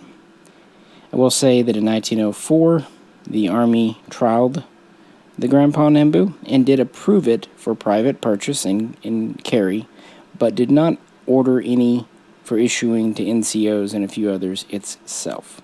The revolver was still coming in, and that worked for them. Nevertheless, production would run from roughly 1903 to about 1906, and they would build about 2,400. So why are they so rare today? That's because, like I said, the Army only picked up a few, well, I should say a few hundred were bought by Army officers. They're private purchase, because it was rather expensive. The bulk, around 1,500, were actually purchased by Siam, meaning they kind of just went abroad and have disappeared, been used up, broken. And so in America today, a grandpa, very, very uncommon. So I'm just happy to have what we call the Papa Nambu. So what are the differences? Frankly, just cosmetic and developmental. Things like the grandpa had a fixed lanyard, the Papa has a rotating. Grandpa had a smaller trigger guard, which is kind of hard to imagine because the Papa's is not large. We had a wood base magazine instead of metal. We had a different style of cocking piece back here. And we had a slot for a shoulder stock on the grandpa. To be fair, a number of Papas were initially manufactured with shoulder stock slots, but they would be filled in before seeing service. He also simplified the takedown system for the Papa, which is part of why you have this holdout down here, and nothing's missing on these. Remember the first time I ever held one, I kind of thought maybe a part was missing, but no, that's how that slides down. So a little update in that. And there were 2 different sizes of shoulder stock made for the grandpa, in addition to a standard leather holster. So those are the main differences, little cosmetic things, little flourishes and things. So we can talk about the rest, and you can pretty much say it's the same for either one. This has a 4.7-inch barrel, much like the revolver. But unlike the revolver, it's firing a different cartridge. This fires 8mm, often called 8mm Nambu since he spearheaded it. It was a bottlenecked cartridge, casing, 8x22. And it feeds from an 8-shot mag. If I can shoot this out. It's being stubborn. Of course it is. Hang on. Here we go. Sorry, that was a little sticky coming out. Nice nickel mag. Notice the checkered bottom to grasp it with.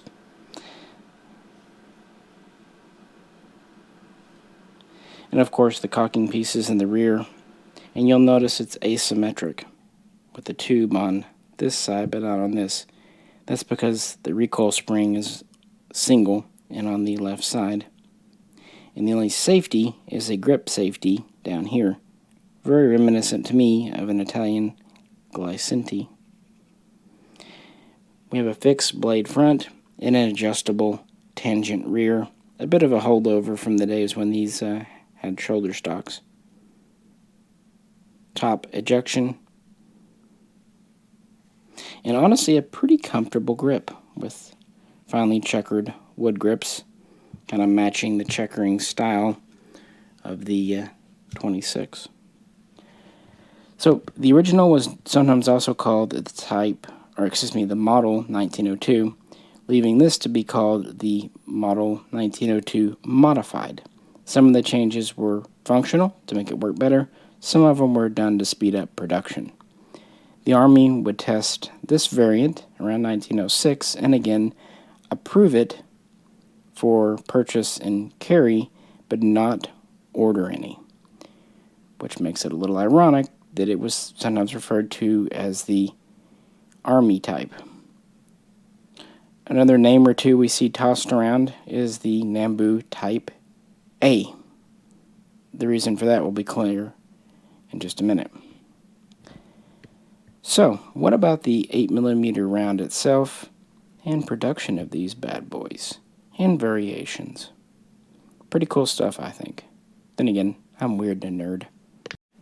8x22 was a modern cartridge. Like I said, it was bottlenecked, and it was a recessed rimmed, rebedded rimmed, or rimless if you prefer. The bullet weights seem to be 100 grain and 102 grain, and the original Nambu pistol fired it at about 950 to 980 FPS. So not especially fast, but a little more oomph than our 26, even with its black powder.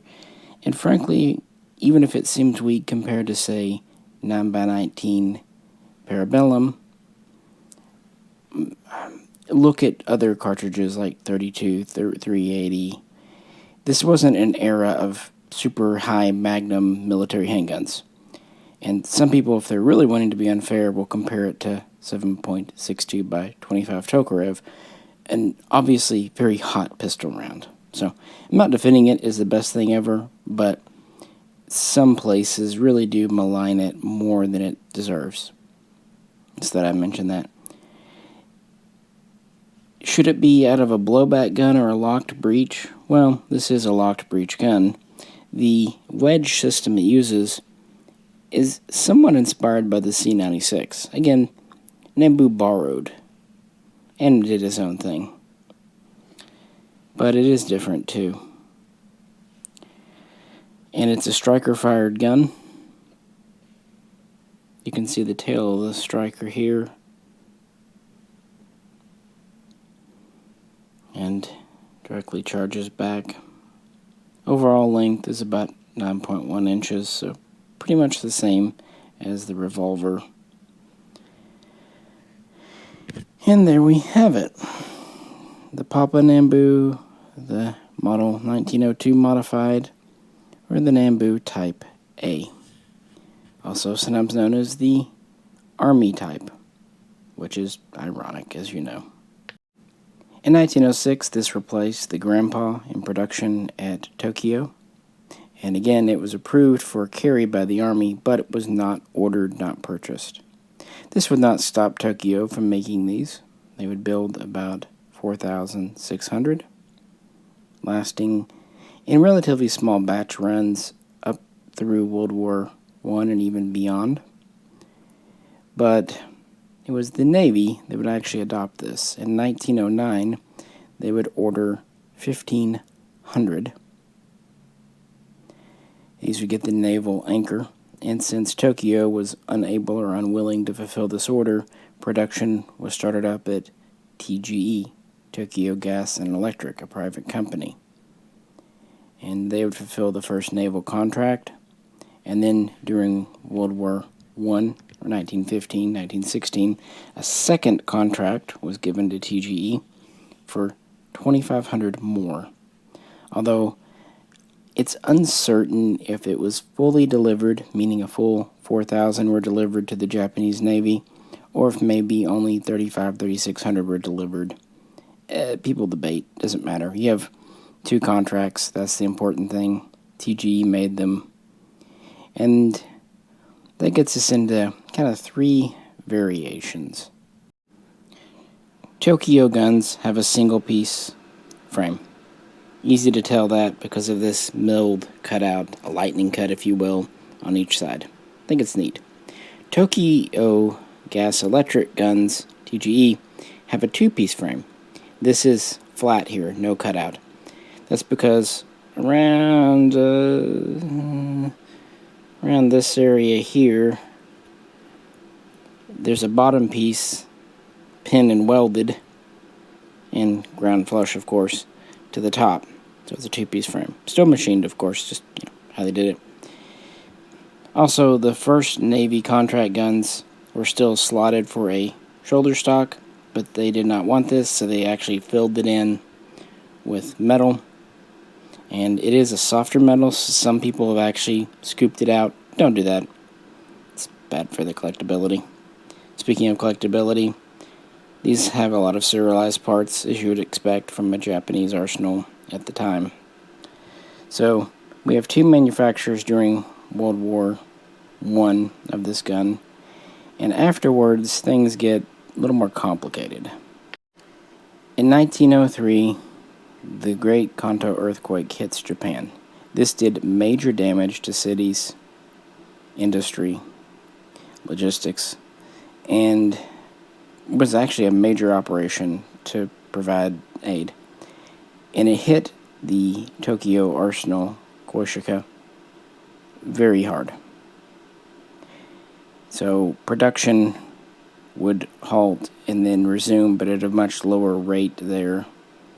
And it also leads to kind of the final run of Papa Nambus, which were assembled by TGE using Tokyo parts.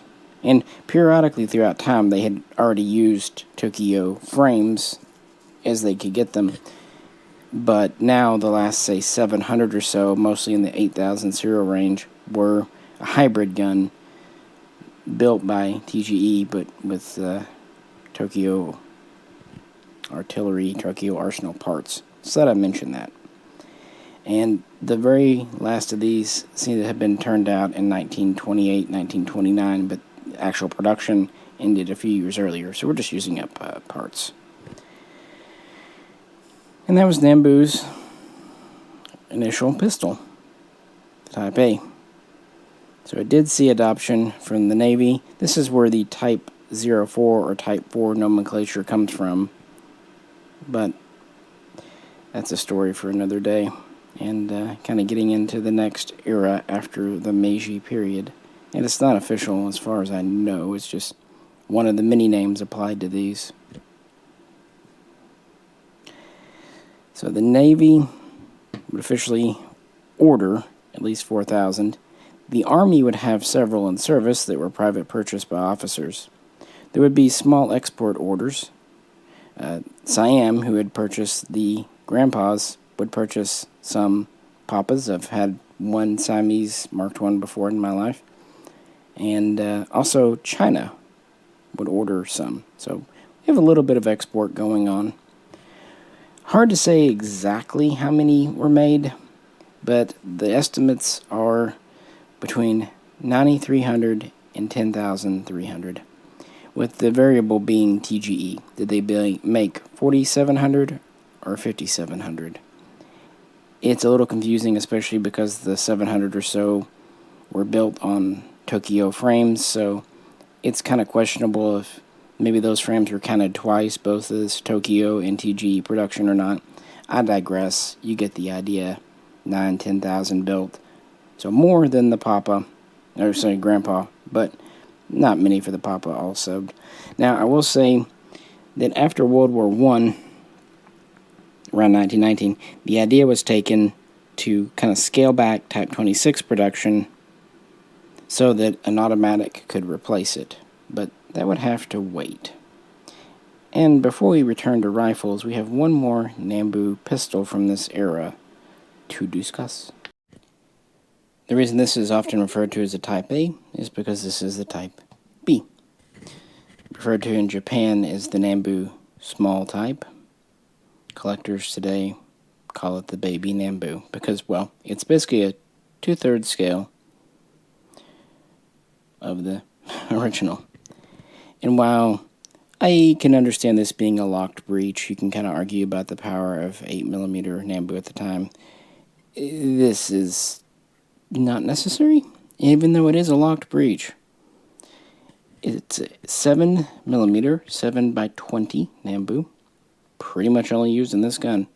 It's a 55 grain bullet, traveling, it's hard to say. I've seen 800 to 900 FPS, so maybe a little faster than the revolver, but it's a tiny bullet.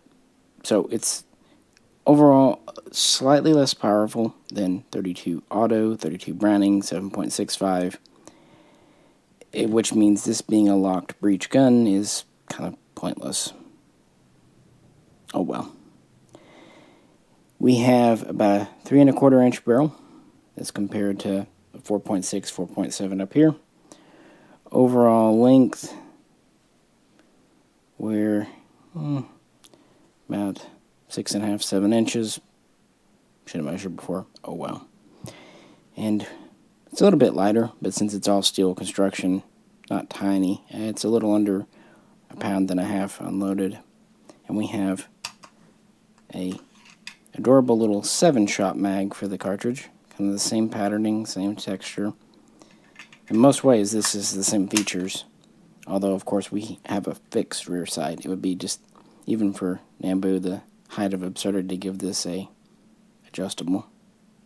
But we do have the same grip safety, checkered grips, so on and so forth. They are cool for what they are, but it does ask the question kind of why. But it does seem to have been a bit of a passion project or hobby horse for Kyujiro Nambu. He started working on this as early as 1903. So the first 450 guns had some grandpa features, for example, a wooden base plate to the magazine, also a cocking piece, more like the grandpa.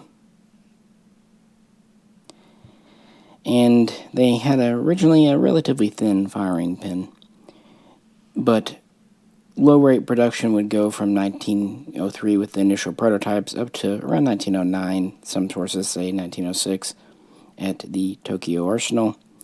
Then we would get the quote-unquote full production version here with the metal base plate, the redesigned cocking piece, and a thicker multi-diameter firing pin for reliability, durability, because this is a striker gun.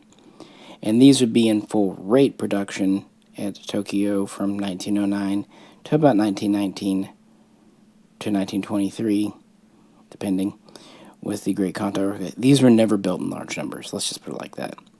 Tokyo would only turn out roughly 6,000 over that production run. In addition, TGE, towards the end, in the 1920s, would build another 500, maybe 600 more themselves, meaning that TGE babies are the rarest of the rare. So, looking at around 6,500 total. So, not a very common gun. A little fewer than the Papa, but still more than the Grandpa. Now, the Papas, because they did see carry in the Army, private, and issuance in the Navy, plus export, when you find these, expect some wear and tear. And maybe not all matching parts, as guns were cannibalized to keep other guns going. So you'll see some freckling, pitting. Frankly, I feel like this is a nice example, and you can see some kind of dulling on the grip where the hand would be, because these did see field use in combat, somewhat. The babies, though, when you find one, they tend to be in quite good shape, even sometimes retaining their original serial-matched magazine. That's because this had very little utility in the field. Now, these were bought as a badge of rank, and not just for that, but also by wealthy officers. So you're either looking at high-ranking officers or officers who are from influential families who can afford not to be on the front lines. So a lot of these probably spent their time in a desk drawer. They were very expensive, too. They were roughly 180 yen at a time when, say, a Colt or an FN was 100 yen. And thanks to subsidization and other things, other Japanese guns were quite a bit cheaper, too. So you wanted to spend more money for a less effective gun firing a very unique and relatively ineffective cartridge. Why are you going to do that? Honestly, bragging rights. So, yeah, it's not just collectors that do that. Much like with the Papa, the last Type Bs were assembled from parts coming out in the late 1920s. I've seen that some were still in the catalog being sold as late as 1932, just because they weren't selling, they were expensive, so why not? Yet, that said, it is one of the coolest and most iconic guns. And these are the two true Kyujiro Nambu guns. Much as we'll discuss with Arisakas, things kind of change, even if the name sticks. So, this is the first generation, as it were, of Japanese sidearms. So, story time before we end this section.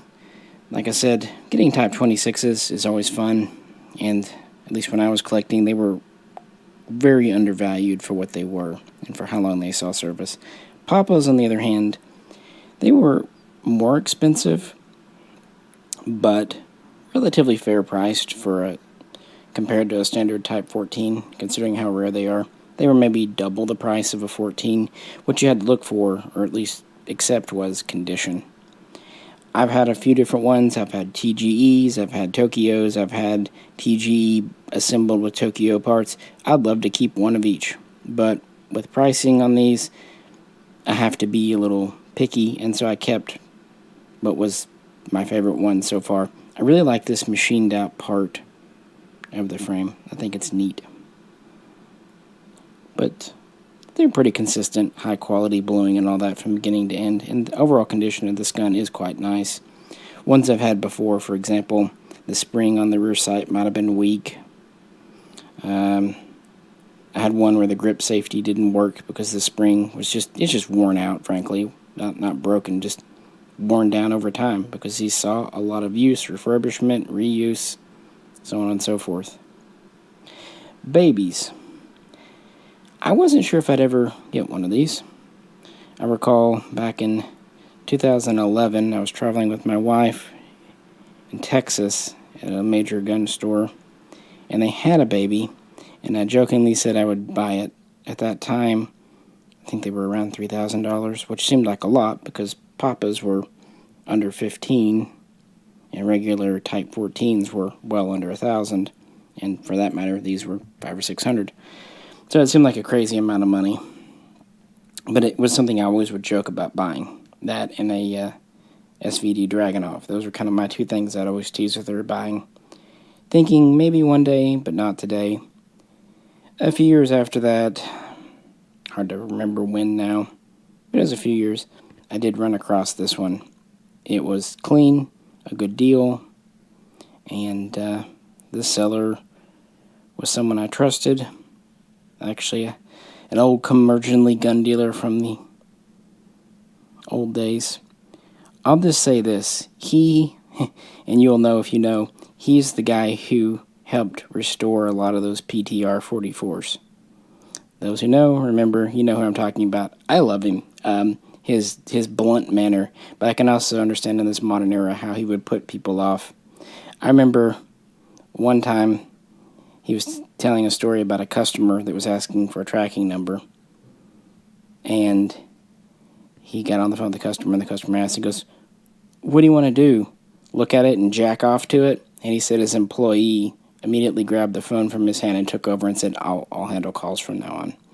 Yeah, the old gun dealer days were different. Fred's M14 stocks. Another interesting character, but honestly a very good, decent guy. There was just a different code of ethics back then. Not better, not worse, just different. Anyway, I got this from him along with something else that made it a good package deal, and I cannot remember what that second thing was now. But because of buying two, I got it at a reasonable price. And I've had a couple other babies come in since then, but I've hung on to this one. It makes me happy. It's matching. It's in good shape. Not crazy, but it was one that I kind of figured I'd get one day, and when I got it, it definitely felt like the Japanese collection was really coming together nicely. Even if it was never officially adopted and ordered by the Army, or Navy for that matter, high-ranking officers did carry these, kind of like the Colt 1903 would be in the U.S. or what have you. And, a scaled-down Nambu pistol is cool, even if having this locked breech is pointless. When I got it, the same friend who I've picked up a lot of Arisaka rifles from kind of celebrated with me by sending me a small amount of 7x20 ammo, which I do have somewhere still. So I do actually have ammo for this gun, but I probably never will shoot it. From him, though, according to him, they're a lot of fun to shoot, and I believe it. They feel good in the hand, if a bit small. Trigger's actually good because it's a striker gun. And I would trust them. I mean, they're made of steel. There's no known failure points with any of these. So, yeah, of course, the problem with the revolver, if you think finding 8mm Nambu is hard, nah, the 7mm and the 9mm revolver, that's the hard rounds to find. But that's the first generation of Japanese handguns. Even though they had hoped to find an automatic to replace the revolver after World War I, they would still have to wait about another decade, meaning the Type 26 was the closest thing they had to a standard issue gun. And again, they would be handed out to NCOs and cavalry and a few others as needed, seeing combat in a few places during the period. But for the most part, no, they were just kind of sidearms, badges of office. Unlike rifles, which definitely were used. So with that, we're going to return to them. And we're back with the Type 38. You can call it an Arisaka if you want. You could even say it's because it fires the 6.5 cartridge. But we have to give credit to Major Nambu. So, yeah, he worked pistols and rifles. I think you can understand why he's sometimes called the Japanese John Moses Browning. Just because he was doing his thing. And some success, some failure, some in between, like a lot of inventors. So here we have two Type 38 rifles. The Great Kanto earthquake would lead to many delays and many changes. And ultimately, it would lead to the end of the traditional Tokyo artillery arsenal at Korsika. But Type 38 production would go on far past that. And we're going to get into how many of these were built. But first, I have two examples here. Relatively early, relatively late. That would look at some of the production changes. Starting at the rear, we see the original has a flat butt plate, and later style have a shallow cupped butt plate. Things like the stock often change in contour. So that's, either here nor there, really. The safety does change. Originally we have a convex safety that extrudes very far. Later on we would go to a concave safety, internal notch. The bolt release differs. Originally it's straight with a checkered top. Later it becomes more curved with a flat top there. Chrysanthemum area. And the rear sight changes. Originally here we have a notch with adjustments. And here we have a peep that's adjustable. Notice that. That's a pretty noteworthy change, if we're being honest, going from traditional notch to a peep aperture in both places, bottom and top. So, pretty significant change there to our sight. I've noticed on a lot of these, the cut of the stock here is different. This is more rounded. This is more squared off. Upper handguard. And then we get to the exposed part of the barrel over here. Flipping it over, only real major thing to talk about, the front sight. Originally we had a unprotected blade. Later on we would go to a protected front blade, not unlike our carbine up here.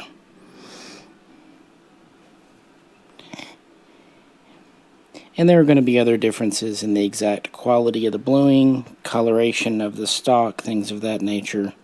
But those are some easy ways to ID an earlier versus later production T-38 rifle. Now, we have the carbine up here. We have the rifle here.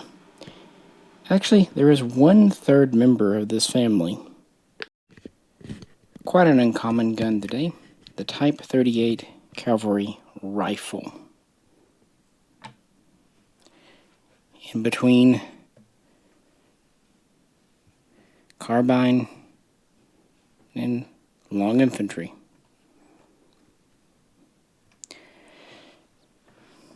Mostly resembling an infantry rifle, because that's what these started off as.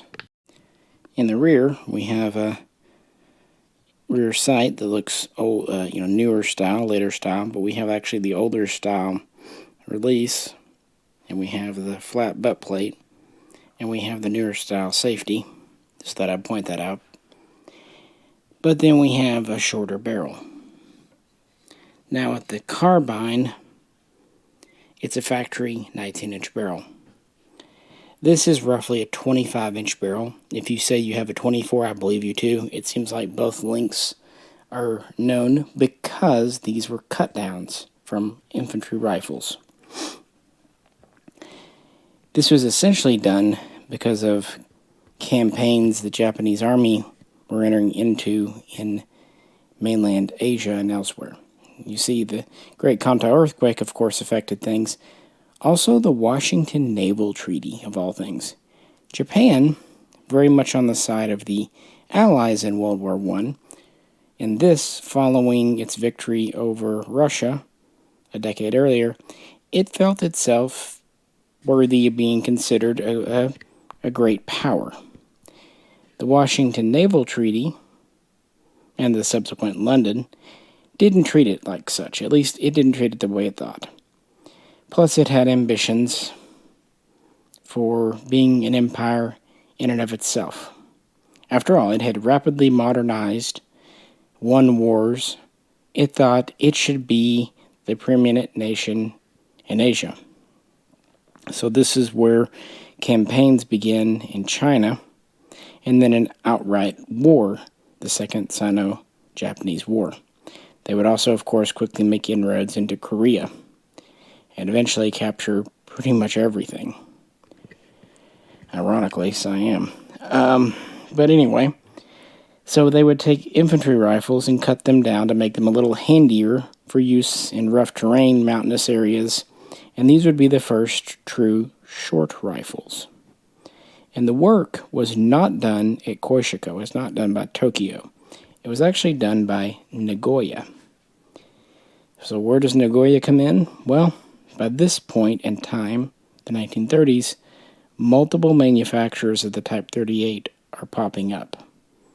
So like I said earlier, we weren't going to talk about full production numbers because the truth is, Type 38 production lasted well into the 1940s, 1942, or even later, some say.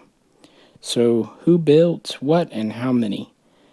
We'll go over a few numbers, which may bore you, but I think it's important to really represent what's going on and really showing Japanese influence expanding into Asia. The original Koishika Tokyo Arsenal would build these full production for 25 years, from 1906 through 1931. Although, again, 1923, the Great Kanto earthquake would definitely suspend things for a while. How many did they build? Estimations, about 2,030,000. Nagoya here, represented by the cavalry rifle they did, well, they would begin in 1932, so picking up right as Tokyo let off, and they would build another 312,000, ending around 1942. And, just kind of represent them, Kokura would begin in 1933, and they would actually pick up, in a lot of ways, right up from Koishika. So beginning in 33 through 1941, Kokura would add another 495,000 Type 38 rifles to the roster. But that's not it. There were a couple of other arsenals that would come online quite late. In 1937, in occupied China, the Mukden arsenal, or Hoten, as the Japanese called it, would start building Type 38 rifles, and they would build just under 150,000, but the very last ones seemingly turned out in 1944, although it's entirely possible those were assembled just from existing parts. And finally, the Yinsen arsenal, Jinsen, in Korea, location of rather a famous incident in the Korean War, the 1950s, they would be charged with building rifles for Japan under occupation, and they would only build the Type 38 rifle, 6.5, for 1 year, 1942, only turning out just under 13,500. So, how many?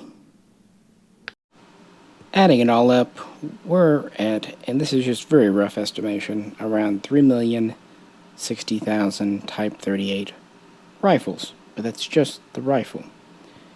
We also have the carbine, which, as I said much earlier, was produced in far larger numbers than previous carbines like the Type 22 and Type 30, and in more factories.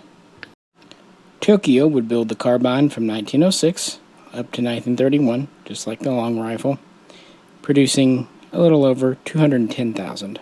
So kind of keeping the same basic ratio of 10 to 1. Picking up from there, a few years later, beginning in 1935, Nagoya would build another 206,000, so quite a large number. By this period, they knew that carbines were more useful, and they would wrap their production up around 1942, give or take. Kokura would be late to the game, starting in 1938 and running through around 1941. They would build around 49,500 carbines, and then finally, Houghton would build another 52,000 some odd, again running from 1938 through 1944. So it seems like there was a push around 1938 to crank out a few carbines, maybe use up some existing parts. I wonder why. But either way, that gives us a total number of Type 38 carbines, just under 518,000. So, yeah, quite significant numbers. Actually, almost as many Type 38 carbines were made as Type 30 rifles were made. Almost. Not quite, but yeah, almost. And that means we have a total production estimation of a little under 3,600,000. As for the cavalry rifle that Nagoya converted, no one knows how many were cut down. But 100,000 is an estimate that's bantered about. So, not tiny, but not huge. I should also point out that with Tokyo out of the picture, Nagoya was charged with refurbishing, maintaining, all that of Type 38 rifles and Type 44 carbines. Because, oh yes, the Type 44 is still very much in the game. We return to the Type 44. Remember it? So, like everything else, Korsika, Tokyo would build these from 1911, when it was introduced, till 1931. These would be first variation, and they would build roughly 55,000. And you might expect it to end there, because it is pretty specialized. But at the same time, troops serving in China were really finding this a useful gun. It saved them from having to carry a bayonet, sometimes also a saber. It was just kind of an all-in-one package, really good for mountainous terrain, so they wanted to continue production. So what we have are our usual suspects hopping in here. Kokura would pick up, introducing the second variation. But only about 8,000 of those would be produced, and that's why I don't have one. They are one of the rarer guns around, and they would quickly give way to the third variation at Kokura, where they would build another 13,000, ending around 1941. Nagoya would pick up a short time later, around 1935, running through 42, give or take, and they would add another 13,000 third variations. So we have 55,000 ones, 8,000 twos, and a total of 26,000 threes. And that gives us a total of around 91,000. Not a huge number, considering these were built for around 30 years. But what's the difference? Well, looking on the back, were pretty well the same. There is one minor difference. The storage compartment for the cleaning rod is simplified a bit with third variations. Here, bolts are nearly identical. Notice the earlier one has the convex knob, the later one has a concave. But that's to be expected for that. One thing I find interesting, the newer one still has a notch, not a aperture rear sight. I guess I didn't figure it was worthwhile to redo that. Same type of sling mount. This one has a more square cut stock, but it's probably just manufacturing differences. And coming up to the bayonet assembly, here we can see the difference.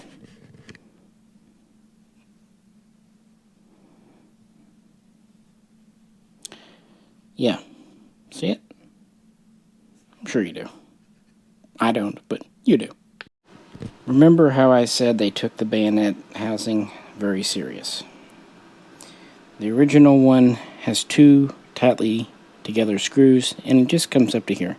Yes, I know there's a crack here. It's a tight crack, and I've been afraid to do much to fix it because I'm afraid it might do more damage than not. It's not getting worse or better, but it does kind of exemplify this original style. If you went to use the bayonet, did put torque and stress on the stock. Also the barrel, the harmonics. With this style, number 3, they went to an almost totally wraparound assembly. I don't know why they just didn't do it completely. They got a little strip of wood on top, and they moved the screws further apart. They also took measures to try to separate the barrel. Notice there's a step here, and that's actually located a little different here. See? So they tried to more, I guess we would call it today, free float to the barrel. So both to strengthen and to address one of the problems that it seemed like the point of aim would shift a little bit with the Type 44, because we have a lot of crap hanging off that barrel. I still think the third variation is cool because it's kind of the final version, and it's still a pretty rare gun. The second variation is literally just in between these two, having the screws more spaced out, but not really having the fully wrapped around top yet. And again, they also changed the compartment in the buttstock. Otherwise, pretty well the same. And they put effort into these because these really were useful and popular. And once World War II would kick off, many of these would get transferred to Pacific Islands, and many would get refurbished. That's why you kind of see two basic bluing styles with the Type 44. Kind of a earlier blue and then more of a darker blue later on. And how can you have a couple of pig stickers and not show them deployed? It was once said that the third variations had longer reaches than the first, but I think they were confusing the longer shroud assemblies back here. And I think also the movement of the front side a little bit with different cutouts maybe was an optical illusion. I don't know. But yeah, those are the production, with the last ones coming out of Nagoya, already into World War II. And of course these were always chambered for the 6.5 cartridge. However, our next mention, well, it was not. Remember Siam? Well, going back to 1924, so just a year after the earthquake, I have to think that when they approached them, they were still picking up stuff, and they were like, hey, can you do this? And they were like, sure. Anyway, in 1924, Siam ordered 50,000 Arisakas from Corsica, from Tokyo. These would be basically Type 38s, but instead of being chambered for 6.5, they were chambered for their, at that time, brand new 8x52 rimmed cartridge, just like that Type 46-66. And they would be delivered. They looked very much like a Type 38, except they had a different style of rear sight, and they had a different bayonet lug, and a few other minor differences. I've actually had two in the store in the past, but, well, that's the thing about running a gun shop. You want to keep everything And with Japanese, I think you're starting to see I do hang on to more than I probably should, but yeah, they were worth more to someone else than they were for my collection, unfortunately. But they were interesting, and Siam would adopt them as the Type 66. And not to be confused with the 4666. And they weren't based on the Mauser, yeah, they were based on the Arisaka, with just a few updates, namely the caliber. I thought I would mention this because it was an interesting foreign contract. Next, some actual just Type 38s would be given as aid, assistance, to, at the time, the recently renamed nation of Thailand in 1940 by the Japanese imperial government, and the Thai would adopt these as the Type 83. Why am I bringing this up here and now? Well, because I want to talk about chrysanthemums. Mums. See, these guns given to Thailand often appear in America. They have their chrysanthemum is essentially canceled out with a bunch of small little circles around the outside.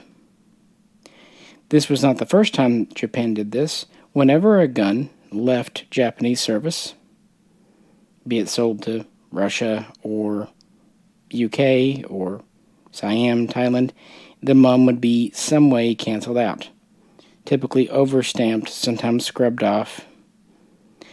This showed that it was no longer imperial property, and guns made for foreign contracts like those Type 66s would never have a chrysanthemum because they were never imperial property. And I mention this here and now because of collectors' observation, attention to, and sometimes frankly obsession with chrysanthemums. And I have feelings about that. In short, my opinion is a chrysanthemum is not the end-all and be-all of an Arisaka. Now, of course, if you have two rifles that are identical, one with, one without, most of the time you're going to want the chrysanthemum. But I've seen so many people pass up a really good gun or a good price or a rare gun only because it did not have the mum. Now, like with these Type 44s, it's pretty easy to find a 44 with the mum intact. Somewhat ironically, though, some of the very prettiest 44s have the mums defaced because they were actually in the home islands when the war ended. But we'll get to that. But other times, like with this cavalry rifle that I got off a friend, no mum. But the cavalry rifles are so rare, at least relatively speaking, uncommon, I wasn't going to pass it up just because it didn't have a mum. Oh well. I have plenty of other guns with mums.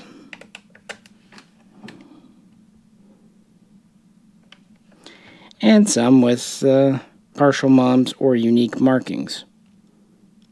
I guess my attitude is, say with Type 38s, as long as I have one with the intact mum to show what it looks like, I don't require them all to have it.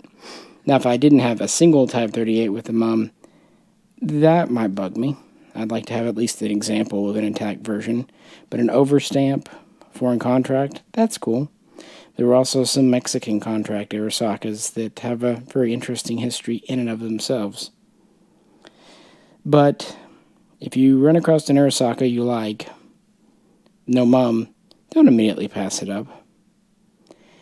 You can always replace it later if you find an even better example with a mum. Great. Sell the first one. But if you don't, well, at least you have an example piece. I've got a friend right now that for years has not picked up a Type 44 because he keeps waiting for the perfect gun. Immaculate bluing, matching numbers, and chrysanthemum. Matching numbers are another thing. Like I said at the beginning of the Arisaka part, they used both serials and assemblies. Although by the 1930s and certainly 40s, the assembly number concept is long gone.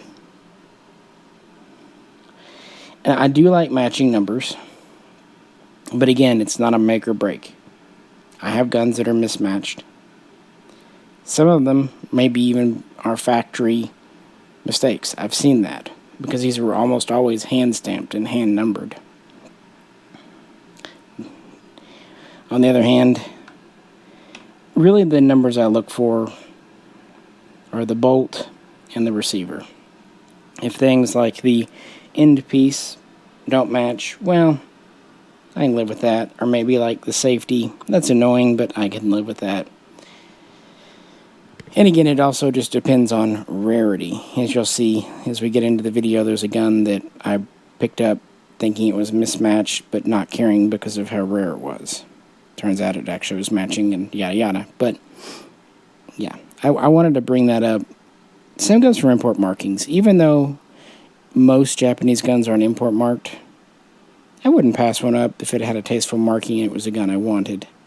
Sometimes collectors insist on perfection and pass up the perfectly good enough, thinking that once you buy a gun, you're stuck with it. Of course not. I've had multiple Type 44s through my hands over the years, multiple 38s.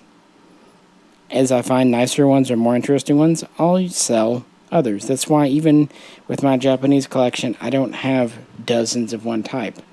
I'd rather have one or two guns that I really like, opposed to a dozen here or there. I'm definitely not one of those never sell people. In fact, I want to sell usually if I need to make space. I don't want to have everything. It takes up too much space, too much responsibility. Plus, if I sell something, that usually just leaves room for something new to come in, and that's exciting. So that's kind of how I approach things. Not a lot of stories on these. The Type 38 carbine I actually found local. Like I said, the cavalry rifle came from a good buddy of mine. Quite a few of my guns did. And the Type 44s both came from Doss White's son several years ago. Again, he had 1820, so I picked out a couple I liked. I had others before, but I ended up selling them because these were both better. And I even sent one of the Type 44s to Tim at Military Arms Channel because he was just wanting an example shooter piece. And yeah, I really actually do like shooting 6.5 Arisaka. It's a lot of fun. Fun little round. And it's always been pretty spendy. In fact, I would say it's cheaper today, or at least in recent years, than it was when I was a kid. But this is kind of the end of an era with these guns, because we've got change on the horizon for the rifles. But first, let's check back in with the handguns, see what's going on there. How about that? Back to handguns. What were they doing during the interwar period? Well, Kyujiro Nambu is who we need to focus on. After the Papa was as good as it was going to get, starting in 1916, he started doodling about how to improve the design, make it easier to mass produce, also stronger, better. A process he would kind of keep on with for years. In 1922, he was promoted to the rank of Lieutenant General and given command and authority over the Tokyo Arsenal at Corsica. Of course, the earthquake would happen just a year later, much to everyone's chagrin. And he would also be in charge of research and explosives and other things, getting very recognized. He would retire, though, at the end of his career, at the proper time, in 1924. But this isn't the last we'll hear of him. But it is the last he's in direct military service. And his design, 8 years on, is still not finished. And I think part of it, if I'm being 100% honest, is just because he was very attached to the Papa design and the baby. And it's sometimes when you think something's good, it's hard to move on. And while in the 1890s he was a young man, in the 1920s, he's getting up there in new technology and post-war. Plus, the attitudes in Imperial Japan are changing. Nationalism and all that's on the rise. Anyway, that gets us to the most famous and most widely produced Japanese sidearm. The Shiki 14 and Type 14, named for the 14th year in the reign of the Taisho Emperor. So, the successor to Meiji, who finally passed on. In fact, I believe the Type 44 was pretty much the last gun named in his reign. And, well, this is called the Nambu, and in some ways it is, in some ways it isn't. After General Nambu left, his design improvements were rolled over into a committee in 1924, which worked until 1925 to perfect the new gun, and thus the year it was type classified, 1925, type 14, year 14, but it wasn't actually produced outside of, tool room prototypes. And we have quite a few differences from the Papa up here, but the basic system is the same. You'll notice, of course, we have lined grips, easier to produce, nicely lacquered, high blue finish. We have fixed rear sights, because why wouldn't we? We have a fixed lanyard bar, no provision for stock. Similar magazine base, but lined. We still have a 4.6, 4.7 inch barrel, overall length of just under 9.1 inches, and unloaded weight of around 2 pounds, just like standard. And from this side, you don't see a lot of differences. Yeah, the trigger group looks a little different, and we don't have the grip safety in front, but that's because of this. We, for the first time, have a manual safety on the side, and if this looks kind of tacked on to the design, and it's a point that's often criticized with the 14, because it's pretty much impossible to reach single-handed, you have to use both hands. It's because this was added by the committee. It wasn't something that Nambu himself felt necessary on. So, yeah, it's kind of chintzy. I mean, it works, as in having it safe in your holster, but, it scratches the frame, slide, can be pushed down to the grip. Oh well. I will admit these are a lot easier to take apart. We went from a 2-piece to a single-piece mag release, which is better, stronger, and easier to produce. The magazines are just an updated 8-round version, still nickeled. But mechanically, we have quite the change. Remember, with the Papa, we have a single recoil spring on the left side. And the striker tail, for that matter, is on the side too. With the 14, we have dual recoil springs, so that's why it's symmetrical, and the striker tail faces downward. This is an overall stronger, simpler, and frankly easier to produce system. Lots of other changes, different caulking piece, but you can see the bones of Nambu. Some of the changes were his, some were by the commission. To be fair to the commission at Tokyo Arsenal, a lot of them were people that were his understudies, even lieutenants, so it was a pretty good deal, all in all. So it was officially typed in 1925, the 14th year, but the first production model we know of, well, it was dated 15.11, which means 15th year of the Taisho Emperor, 11th month, so November. That would have been 1926.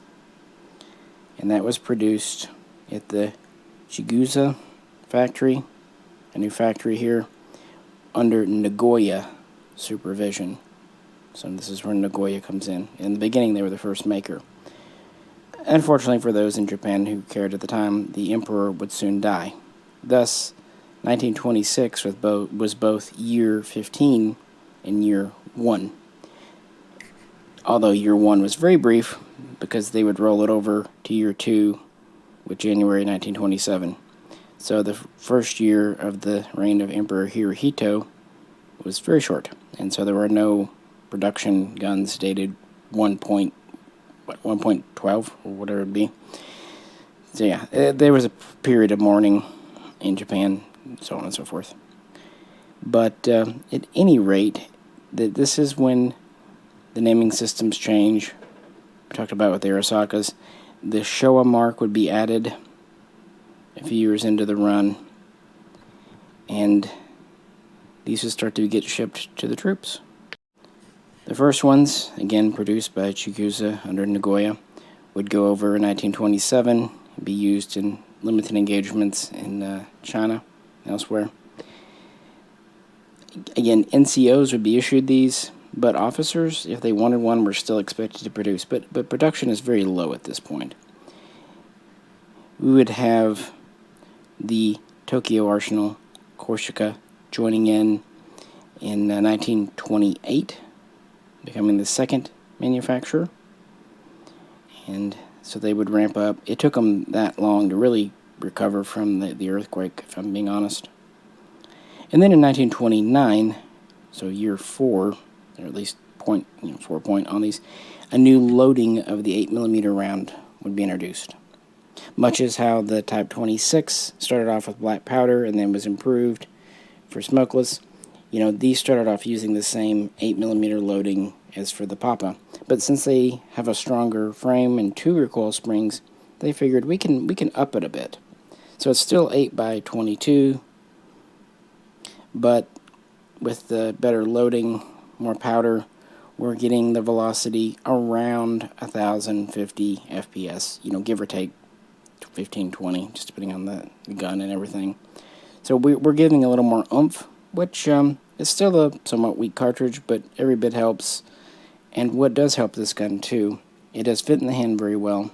The trigger is actually quite nice. And while it is relatively long, it's relatively light, well balanced. And these were known for accuracy and easy return shots. So production would continue to ramp up, and things were looking good. But let's go back to the Type 26 just for a minute, because its story isn't quite over yet. Here's the one we looked at first. So full production really ended in 1923. Although, remember I said there were 4 variations. We only talked about 2. The third variation would be late production guns done around, in mid to late 20s, probably using up leftover parts. One big change with these, the nice charcoal kind of carbon type bluing would give way to a simpler, easier, but still effective enough rust bluing. And there's debate about the grips. We'll get to that in a second. In 1927, though, it was decided to undertake a refurbishment and repair program for the existing Type 26s. So between 1928 and 1935, first the Tokyo Arsenal, Korsika, and then later Kokura, who kind of took over from them, were charged with taking older guns, refurbishing, replacing them as need be. This is where these interesting horizontal wood grips come from.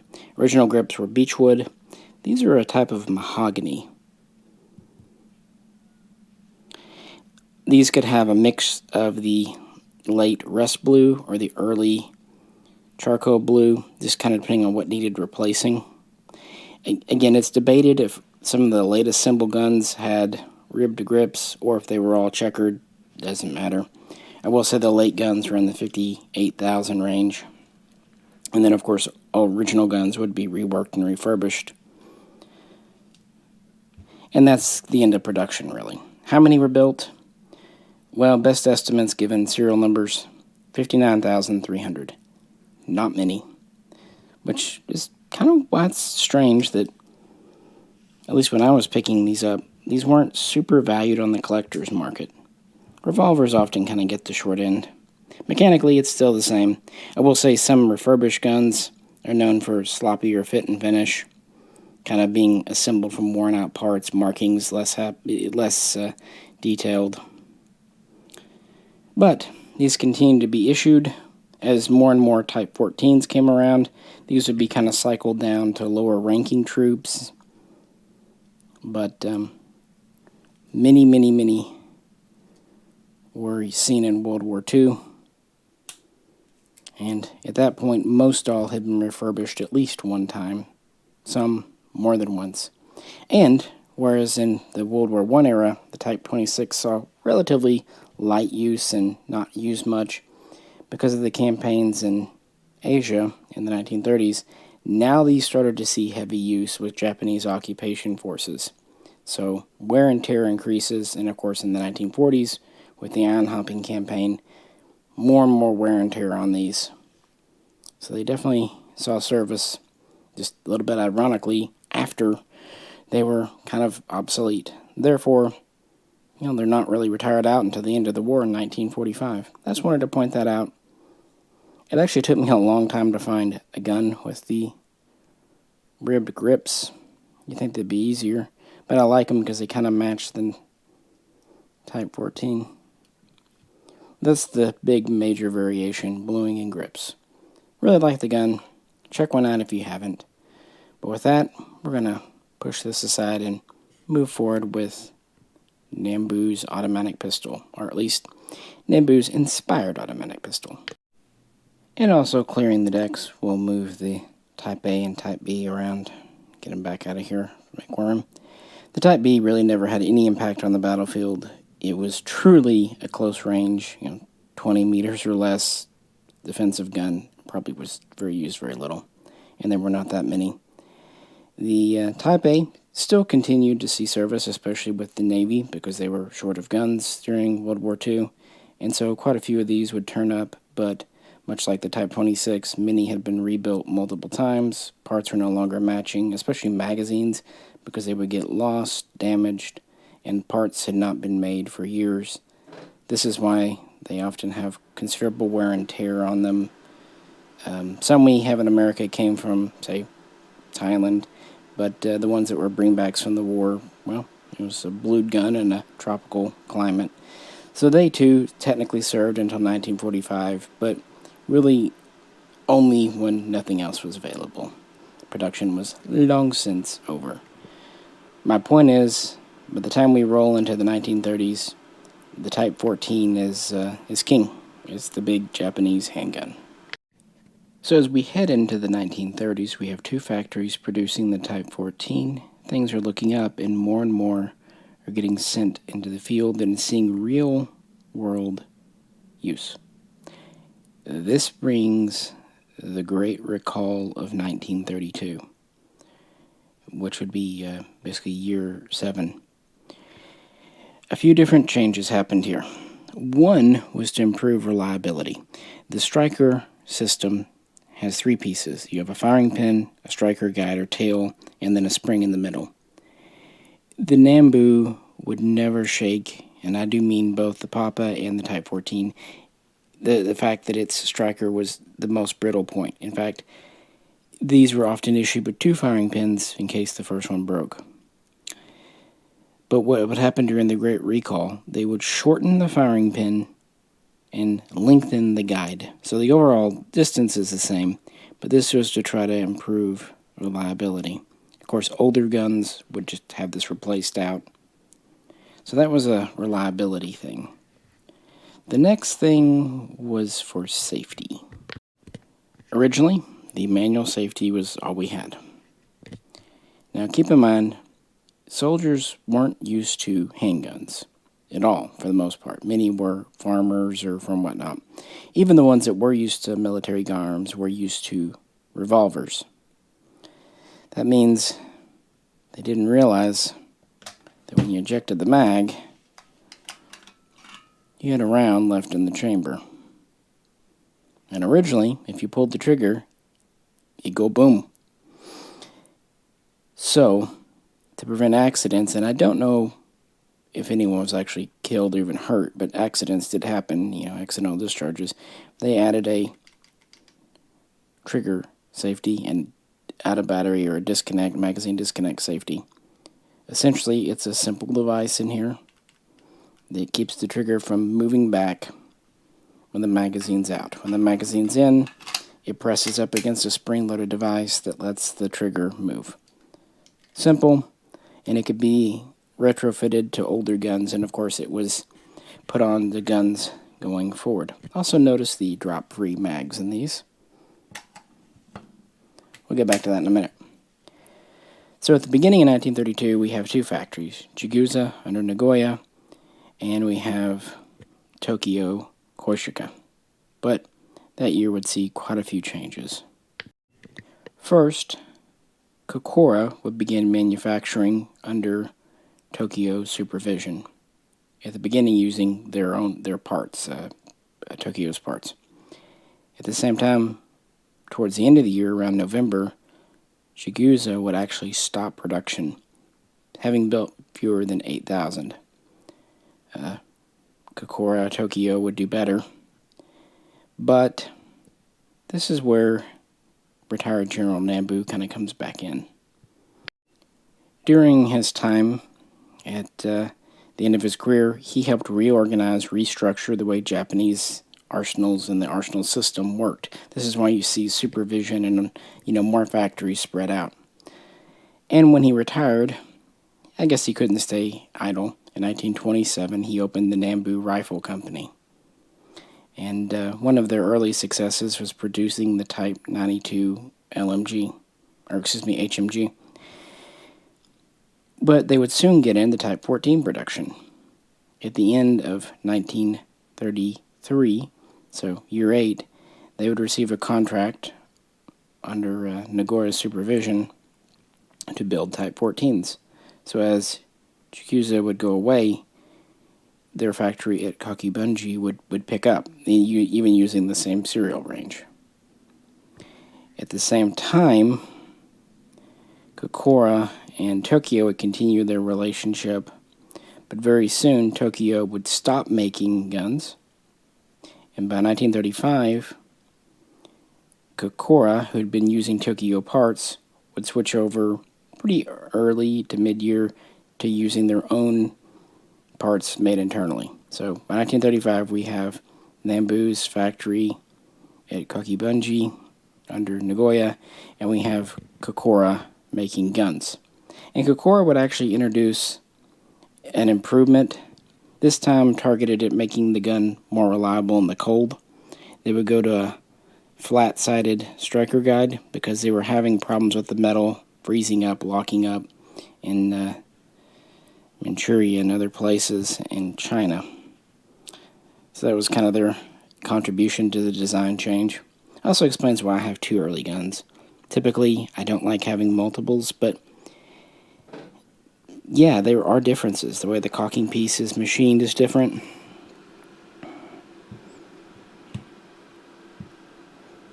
As is the lanyard loop. The markings, of course, which I can't see, but you can. And even the grips are slightly different. By the way, these have the Uroshi lacquer, like the rifles. And this time, high degree of blued finish, quite a few serialized parts, and the small parts like the trigger, safety, they're straw-colored. If a gun's re-blued, an easy way to tell is if those parts are blued. Anywho, are things stable? No, not really. Because in 1936, Kokura itself, having other priorities, stops manufacturing the Type 14. Okay? Leaving the Nagoya factory, Kakibunji, is the only maker in the mid and late 1930s. Actually, for quite a number of years. And for quite a long while, at least a couple of years, the gun stays pretty much this configuration. In 1938, there was a small change to the checkering, the way the cocking piece is made, but 1939, that's the big change here. First, around September, the Kiska, so-called, large trigger guards added. Yeah, the original one is small, I'll give it that. But this does look strange because they just literally stretched it out and slightly down. But to me, that's iconic Nambu look. I guess we can call it an Nambu now since it's being made by his factory again, huh? And collectors like to get the large trigger guard guns that are otherwise standard because in December of that same year, so it would be the end of 1939, 14.12, this was added. A secondary magazine retention device. As I said a minute ago, these are drop-free mags. And if you've ever had a small trigger guard Nambu, you might notice that the mags are often not matching. That's because soldiers had a propensity for dropping them, and if it's in a rocky terrain or snow, that could be lost. So this was added to further retain mags, but of course it did make mag changes much slower and kind of a two-handed affair, if we're being honest. You have to press in here and you have to pull out. So it does function. And they use the same mag, but now we have this large cutout in front, which to my mind could leave a good entry point for grit and dirt. Maybe, I've never heard of that, but yeah. And it's quite clear this was kind of added to the design, the way it's put in. It's not the most elegant thing. One thing I don't like about these, they're riveted in, and worse off, the rivets are kind of pressed from the inside. So if you ever need to replace this spring, it's kind of a pain in the ass. Another change that happened around this time, the grips. And I actually like this one. They went to a lower grip count. Earlier guns had 24 or 25 grooves, depending on the maker. Well, Kakibunji went to 17, leaving this top part smooth. Sure, it saved a little machining, but it also made the mag catch stand out a little better. I don't know. I like the cosmetics of it. I like this gun here. It was made in 1940, so it has all of the changes, improvements, but still pre-World War II production standards, the nickeled magazine, strawed, small parts, quite nice bluing, and serialized small parts. The trigger is fun because it's actually riveted itself in. You can see the rivet here to the frame. So when it's in there, you can't pull it out, and you can only see part of the serial, but that's done for mostly assembly. Some of the internals are also serialized. Of course, the bolt itself is strawed. And I will say, too, these come apart a lot easier than the Papa. And it's actually very easy to access the firing pin, which I guess is good, considering its propensity for breaking. So, even right up till the beginning of World War II, they're the only maker, which really shows you, even now, handguns have a pretty low priority in Imperial Japan. Despite being a private company with limited resources, by the end of 1941, Nambu's company had achieved 100,000 pistols built, crossing over from the first or no series, Series 0, again with only the first 7,800 or so being built not by them. So they built quite a few. And I guess finally taking handguns a bit more serious, finally the government authorizes a new factory, also under Nagoya supervision, to be established at Toriyamatsu. This would take place towards the end of 1941, with the very first pistols coming from them at the tail end of that year. So right as Pearl Harbor happens, we have two makers of the Type 14. There's something very appealing about this design to me. I love the slim kind of square grip, especially this style of panel. The trigger guard is almost derpy, but also quite neat in both styles, both sizes. And the earlier guns are very nicely done. Now, some that served in China will have some pretty good wear and tear on them, and you do have to look out more of a small trigger guard than large for them being re-blued. But other than that, yeah. Also, of course, you have to look out for the infamous line that can be carved into the grip by the safety being pressed too far over. One nice thing about the retention spring, that increases your chances of getting a serial matching mag to the gun. So there's one benefit. If you do get it one, definitely check the firing pin. Not so much to see if it's serial matches. Some had numbers, some didn't, but just to make sure the tip's intact. Not so much that they were broken in service, but a lot of GIs would quote-unquote deactivate them by trimming the end of the firing pin. I've had a couple over the years that came in that way. Once upon a time, Don Schlickman offered a retipping service. I don't know if he still does, probably not. It's a long time ago. But that was great because you could keep your original pin with markings. He just added a new tip to it and did a very good job. In fact, later on you'll see a gun that he retipped for me years ago. But yeah, this is the initial production of the Type 14. And this would be the standard gun. And we're still doing the system where NCOs maybe get one issued. Also, pilots of aircraft, sometimes tanks, might get one issued. But officers, in 1941, you're still spending your hard-earned yen on these. Although, this system wouldn't last forever as the war would go a different direction. And with that, let's return to some riffles. Back to rifles. Something old, something new, still blued. Let's talk about the Type 99. Although, we'll begin with maybe not the Type 99 you envision. I also want to explain why it's called the Type 99. Obviously, previously we've had years based on the reign of the current emperor. A decision was made to begin naming after traditional Japanese calendar, the Showa era, if you will. And also the serial numbering system would change. Instead of just, serial numbers from each factory, blocks of 100,000, technically 0 through 99,999 would be assigned. So kind of a German-esque way of doing things. Wonder why Japan was kind of emulate some things Germany was doing at this time.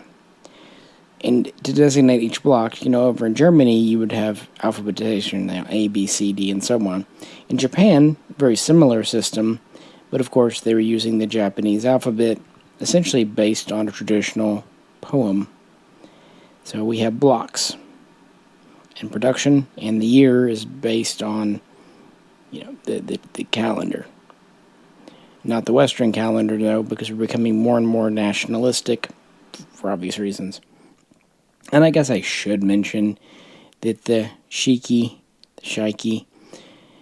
which basically is type, you can debate if it should be actually model or type, but I like the idea of kind of Eastern guns, not just Japanese, but Siamese and even like Thailand and even Chinese, kind of having type. It distinguishes them. I don't know. I find it very noble somehow. So some might argue this should be the Model 99, but type it flows so well, and it distinguishes them so well from Western guns, which tend to go with M per model. So, with that preamble out of the way, what's going on here? Well, once the war in mainland China heated up and was officially going on, the Japanese noticed a couple of things. That 6.5 by 50 cartridge, it was always considered maybe a little less punchy than desired. The Spitzer bullet adopted helped, but as they were fighting in colder areas, longer range shots, it wasn't punching as much as they'd hoped.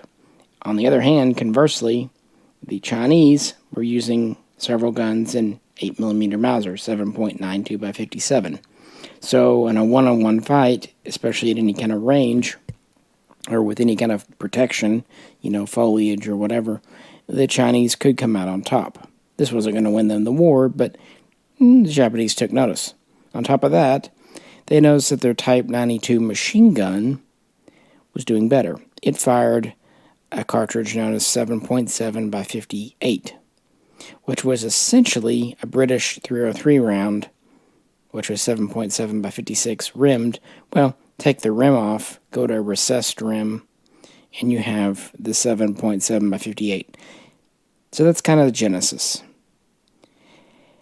The Nagoya arsenal was tasked with improving things, making a new rifle or a new cartridge. So they started with that 7.7. They made a few cartridge changes because it was optimized for a machine gun. And we ended up with a 7.7 millimeter Arisaka, or Type 99. In the very beginning, they took Type 38s, rebarreled them with the 7.7 barrel, and tried them out, and they did very well. Now, as we know, the Type 38 receiver is very strong. But they wanted some other changes. They wanted product improvements. They also wanted to make these easier to mass produce, faster to mass produce, requiring less skilled labor to mass produce, and requiring fewer resources because, believe it or not, after building a couple of massive battleships and some aircraft carriers and other things, Japan was running low on things. And so Nagoya decided to make a new pattern of gun, which was type classified and basically formally adopted towards the end of 1939, aka the year 2599 in the traditional calendar. And in the beginning, the idea was to produce it as both a long rifle and a carbine, just as had been done before with the Type 38. So let's get up a little closer. The obvious starting point was the late style Type 38. For example, we have the cupped butt plate, and we have the peep rear sight, very similar, protected front, and full length lower and partial length upper handguard, so on and so forth. Yeah, very similar. The long rifle retains the 31-inch barrel, giving us an overall length of about 50.5 inches. In fact, the weight is basically the same, although a little bit more because of the added accoutrement. Now, the big difference was, again, going from 6.5 to 7.7 millimeter to give more oomph, power, portability. We still have the bottom out of the sling swivels, things of that nature. But we have a number of changes. Let's start with those designed to speed up production and lower resource costs. The receivers, both forgings, it's simplified for the 99. Fewer machine steps, probably not overtly apparent on the outside, but if you were to look on the inside, especially under the wood line, yeah. They also went from the two smaller gas relief ports on the 38 to one larger port on the 99. Simpler, and also technology for cartridges better now, so not as big a deal. We have the same basic style safety and bolts. We have the same basic type of top cover, but the 99's is simplified. We got rid of that flange that we looked at in the 38, and it's a slightly different length versus the 38 because of the new receiver and cartridge. A big simplification had to do with going to sheet steel or stamped steel parts. With the 38s, pretty much everything's machined, even late production. With the 99, we have a sheet steel stamped butt plate. We have a stamped type trigger guard. It's more of a piece of steel that's bent in. You can really see here with this being machined, this is dished out. The tangs are even essentially stamped, or at least sheet steel, on the 99.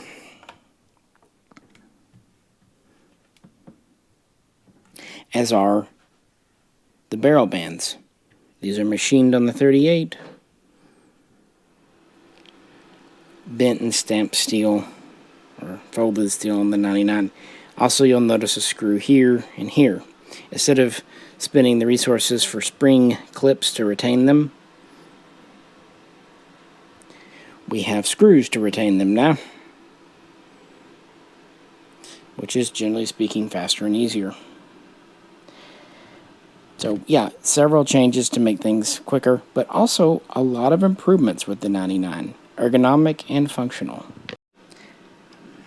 The 38 has the same spring-down, removable Magazine as before, button in here.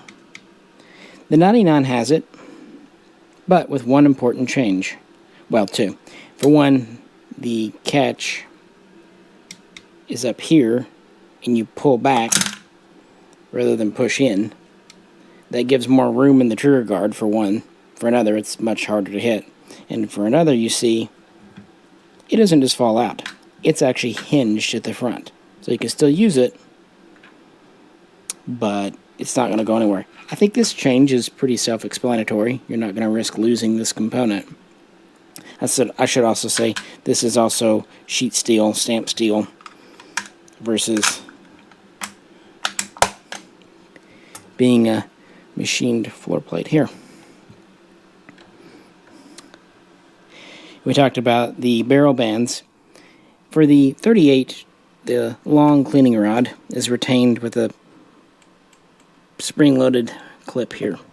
For the 99, they actually installed a button here. That's because this is screwed in, not sprung in, so they couldn't do that. So now we have a actual button that keeps our cleaning rod in. That's kind of cool.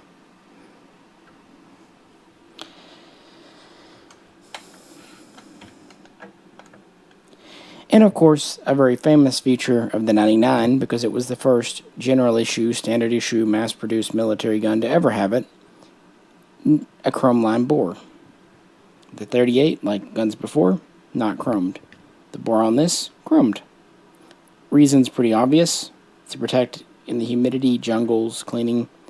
But another thing, the bolt face was also chrome plated. This is often overlooked. So both a chrome bolt face and a chrome bore, for that matter, chamber. It also would ease extraction for poor quality ammo, or if a casing gets kind of stuck in there. All around a cool feature. And despite what some say, this feature was actually continued all the way to nearly the very end of production.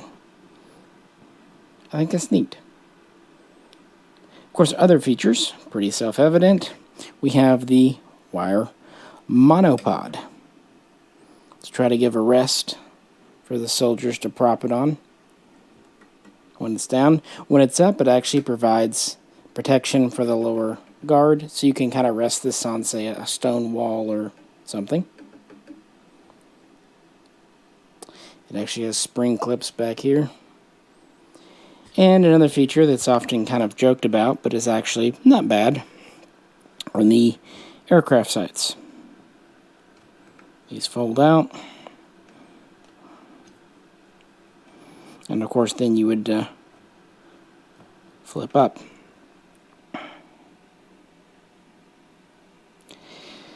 Again, often mocked. This actually made sense. They didn't expect an individual rifleman, even with the new improved cartridge, to hit a modern at the time aircraft. They expected a group of infantry, all shooting, kind of volley fire, to hit an older style biplane aircraft, which is what they were fighting primarily in China. So think about it.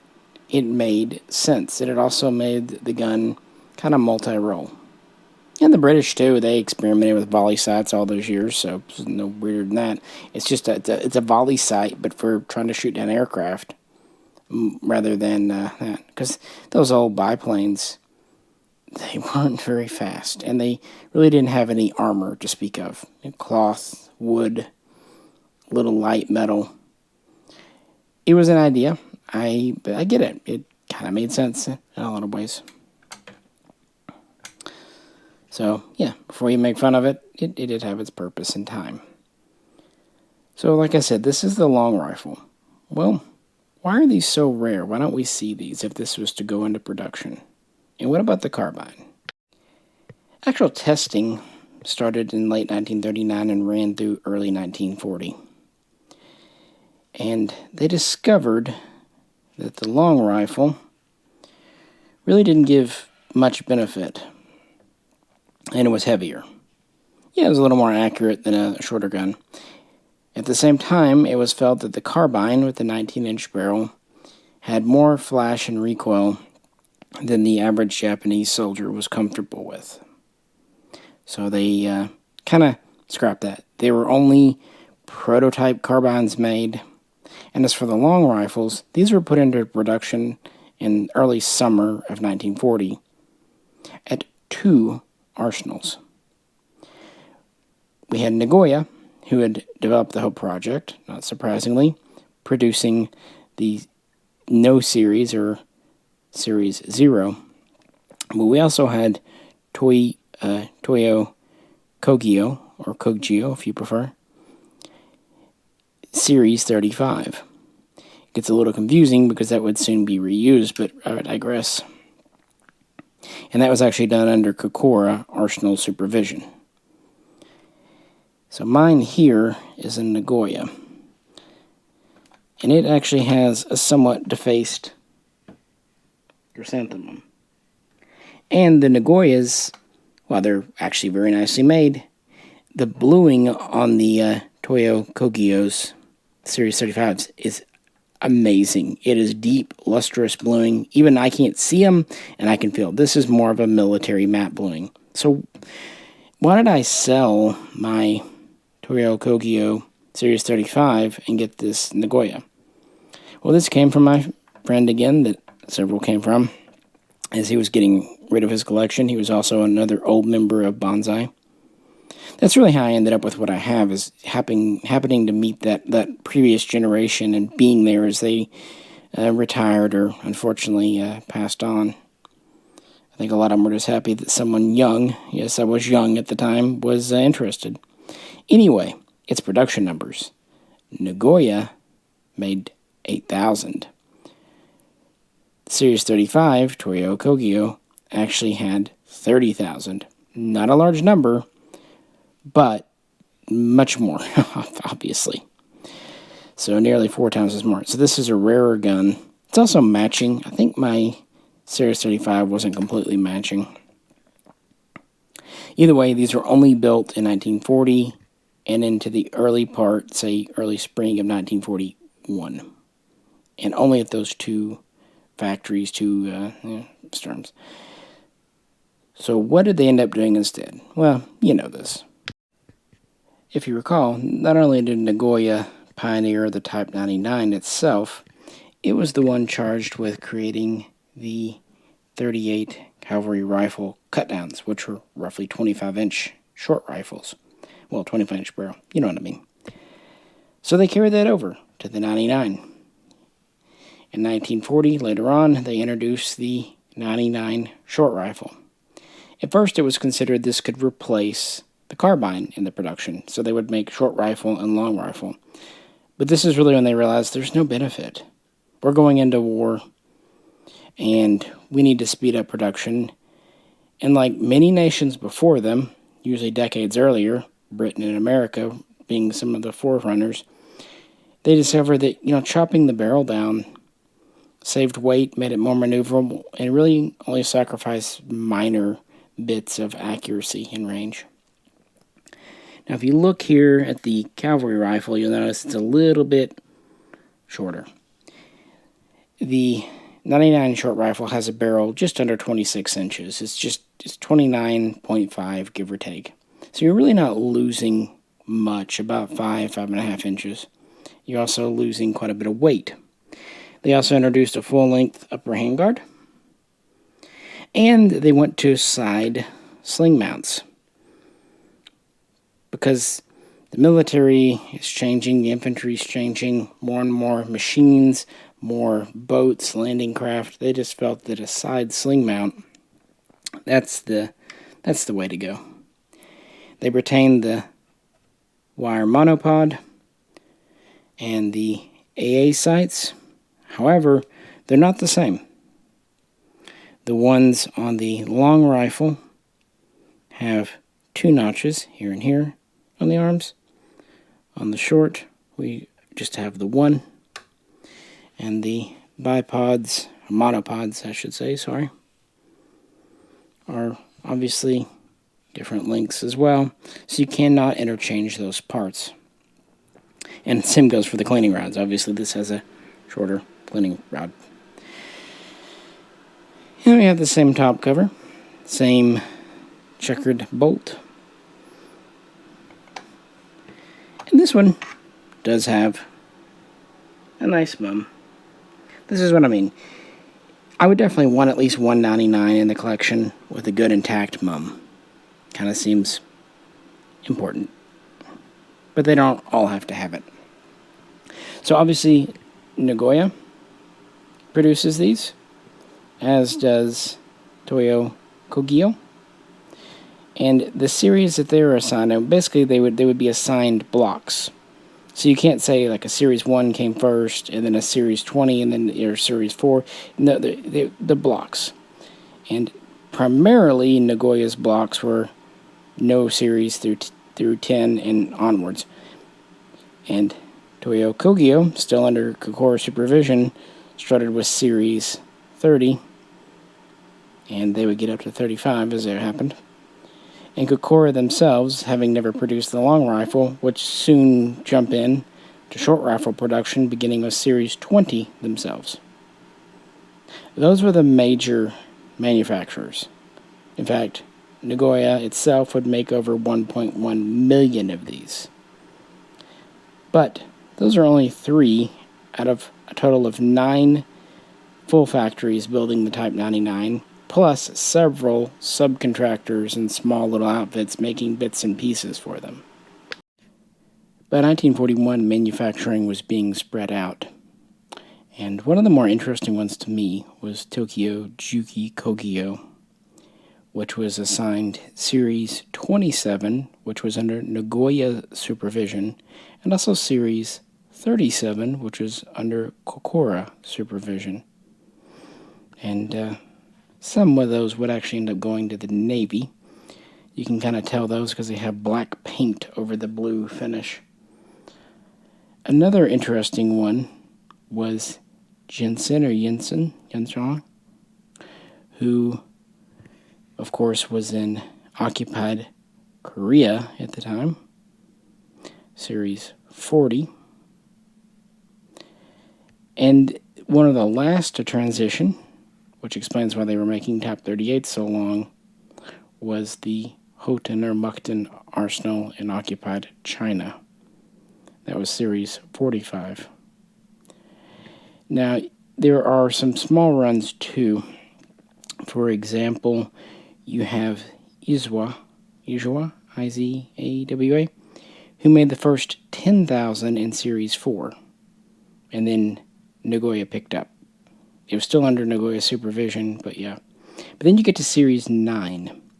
While it was under Nagoya supervision, it was actually split 50-50, right at 50,000 between Izawa and Hawa, who you might know. So I find that kind of fun and interesting that those were split like that. And yeah, obviously a Series 4 Izawa would be pretty rare. I've had them once or twice. They pretty much look the same. And relatively small production numbers for all of those, but it still added to the total and gave production, and will explain why we see a lot of little manufacturing variations as time goes on. But the Japanese were about to not only be fighting in China, but also the war in the Pacific was going to kick off at the end of 1941, and it would, of course, be an island ground war.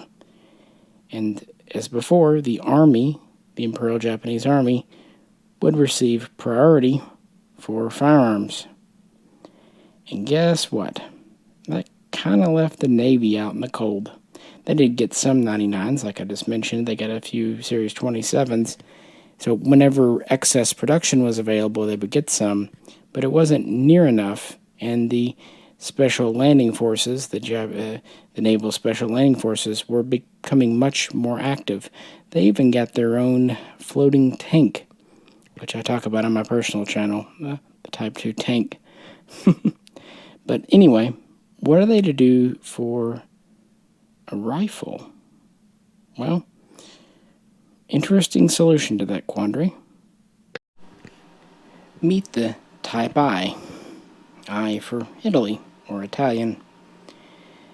Honestly, Japanese collectors weren't too interested in these for a long time, and Italian collectors not either. me, being kind of weird, always thought it was an interesting gun, and with an interesting history. And for a long time on the American market, you could pick one of these up very cheaply. Although I think they're finally getting some recognition today. But the history behind it. Like I said, the Army got priority, and this wasn't just something kind of behind the scenes. This was actually codified in the summer of 1937 as the land war in China was heating up. They were officially given priority. The Navy was kind of left to fend for itself and get whatever it could. Well, luckily for them, they had just entered into an agreement, a pact with Germany and Italy, so they exercised that in 1937 to order rifles from fascist Italy, Mussolini. And this was designed at the Terni Arsenal with Japanese supervision and input for the Navy, and production began in 1938. And there would be two runs, sort of, 38, 39. Around 30, maybe 40,000 were built by Murata. From there, the others would be built at state arsenals. 120,000 were built in total. And deliveries commenced in 1938. And the last batch left Venice, Italy, via submarine in 1941. So that would be the final one sent. So what do we have here, and why do I have two?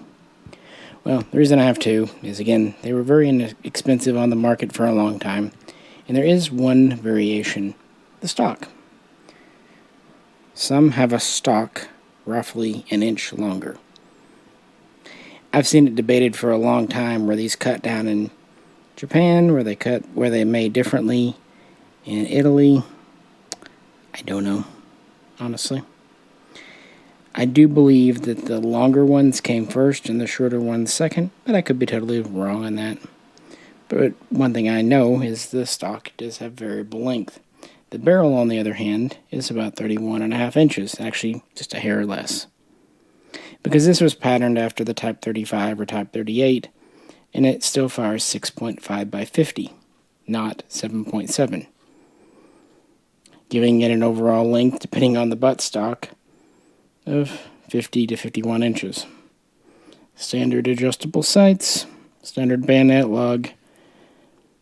But because of the wood, and it does have the split wood stock, very Japanese, this is actually heavier than a standard Type 38. Type 38 is a little over 8.5 pounds. This is about 9 pounds. That's a pro and a con. It actually did lead to these being used as kind of long-range guns because of their kind of heavier weight, flatter shooting. But it did suffer from the not made here syndrome that every nation's kind of guilty of. And collectors often haven't really liked these because they do not have chrysanthemums, never did. They were made in Italy, not in Japan, and they were naval property, not army. And the Navy often put anchors on their things instead of chrysanthemums. So, why is this called a carcano? Well, it is. Sort of. The trigger and sear are pretty well straight carcani, as is the bolt, for the most part. See if I can set it down for a second. It even comes out the same way you pull the trigger. Sorry. So yeah, it's a Carcano bolt, trigger, bolt release. That's not a bad thing. Safety, Carcanos are fine. But the magazine is purely Arisaka, along with the release for it. Good spring in that, I guess. So, no Mannlicher on-block clip system here. So it really is a hybrid. The butt plate, for the most part, for what it's worth, kind of reminds me of a Carcano more than an Arisaka. But yeah, these are primarily used by the Japanese Special Landing Forces, who, while kind of complained about their long length and a little bit heavier weight, hey, at least it's a new production rifle, made well, shooting at least a standard cartridge. And they were, after using them, well respected. They were also used by guards at naval bases and other installations. And finally, they were kept on board lockers on ships for emergencies, boarding operations or emergency use if they had to go somewhere. Which kind of explains why a lot of them in America are in such good shape. In fact, a lot of them were captured on the home islands after the war anyway. So a lot of these guns kind of spent their war not doing much, but they definitely saw combat, because every gun that Japan did. I really like them. It's a shame that they're kind of sidelined, because it's just an interesting combination of two nations literally a half world apart. A little this, a little that. And the whole story of how the Navy acquired them is interesting too. But yeah, the last shipment left in 41, and that was it, effectively. So going forward, the Navy would have to look for other small arms rifle needs. But we do have one more to talk about that came around at the same era. The Czechoslovakian VZ-24 Mauser short rifle. So roughly a 23.5-inch barrel. Very famous gun that a lot of nations purchased in the interwar period. Arguably the most successful new Mauser design of that time. And how did the Navy get some? Well, between 1927 and 1937, China, fighting the Japanese, purchased nearly 200,000 of these, chambered for 8mm. As you would imagine, quite a few fell into Japanese hands, either being captured on the way there, shipments, or captured on Chinese soil itself. Now, these would mostly go to the Army. In fact, quite a few divisions would end up with these in the 1930s because they're firing the more powerful 8x57 cartridge. Keep in mind, this would have been really before the Type 99 appeared.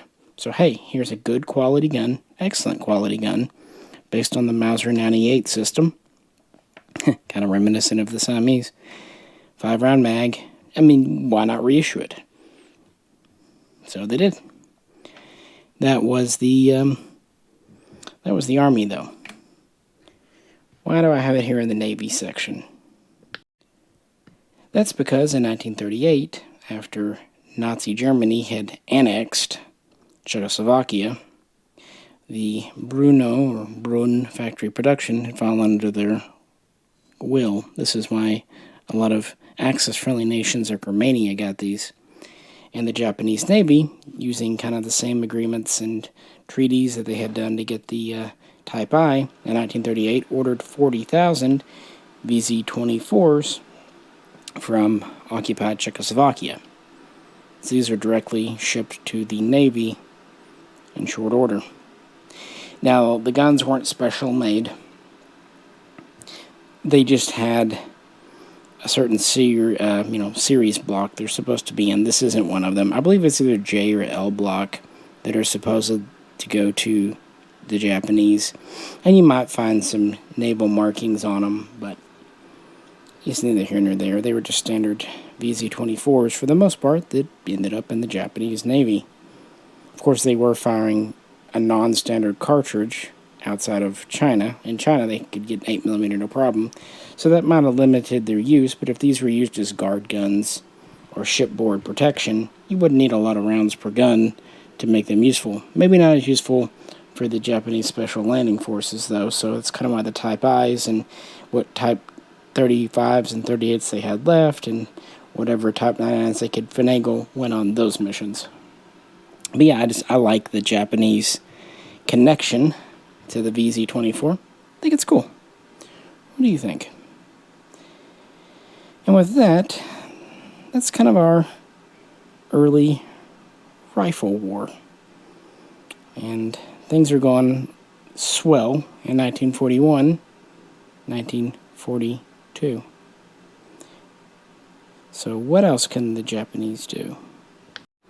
You know what? Quick aside before I move on, since I did promise quite a bit of story time in this long video. maybe the reason I like the VZ24 and always like to bring it out. My first 8mm Mauser I ever bought, not this one, but one like it, was a Czech VZ24. Had no bluing left, but really good shape as far as that goes. And these are just very smooth guns.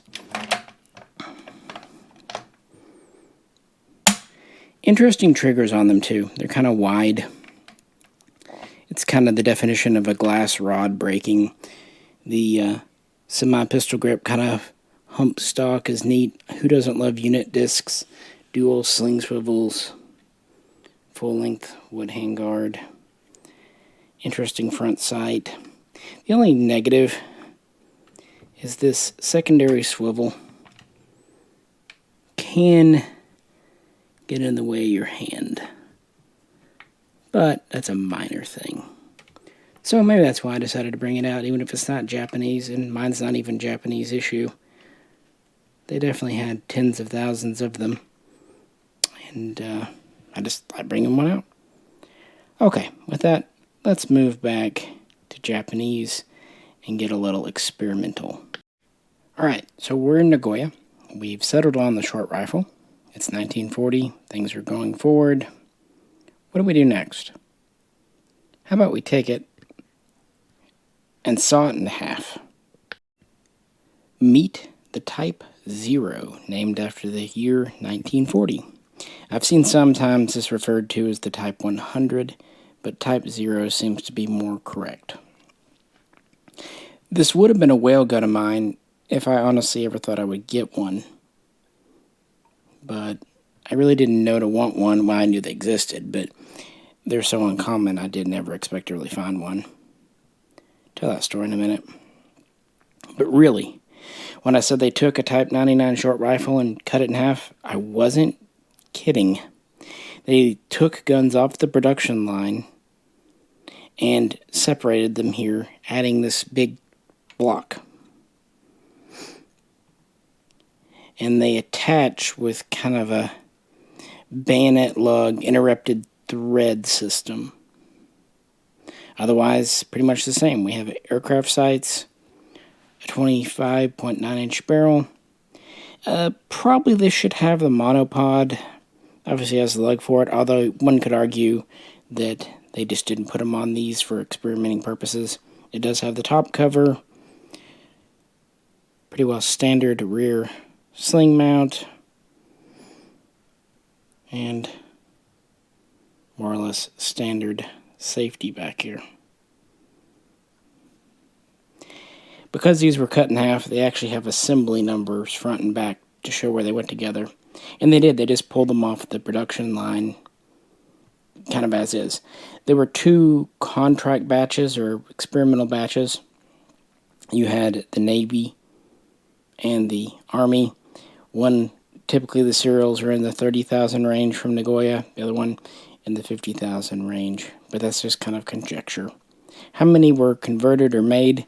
Based on conjecture, serials, and a couple of interviews with Nagoya employees post-war, it seems like around 500. But that's very estimable. And again, several hundred went to both Army and Navy for trials and to give their feedback. Flipping these over, one other thing I should point out, the Type 0 is noticeably heavier, mostly because of this block system. But if you do split them apart, it gives pretty much two equal sections. Plus, we have this funky looking bolt handle.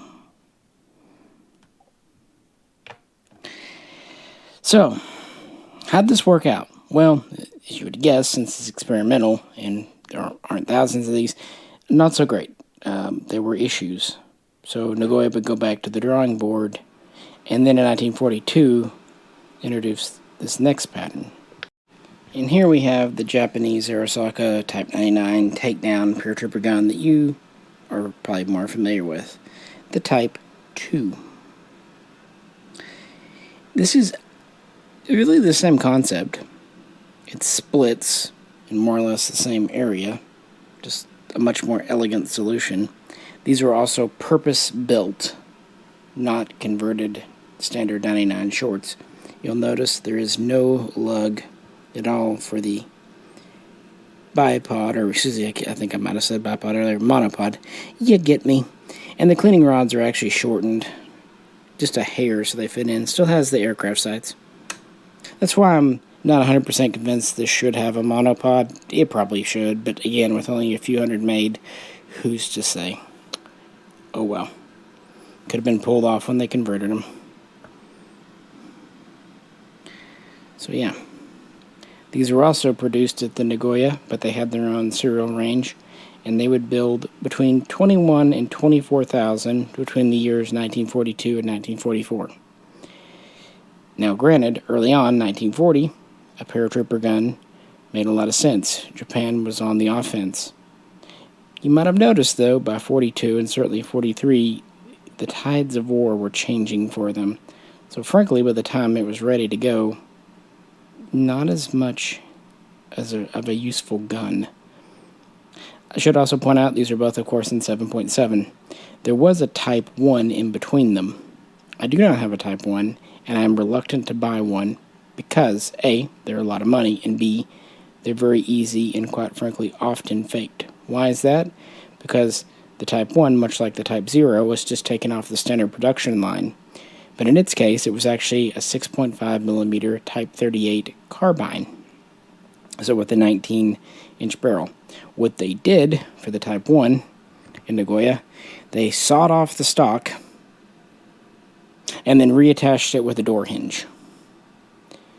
So between the 19-inch barrel and the folding stock, it was quite small and compact.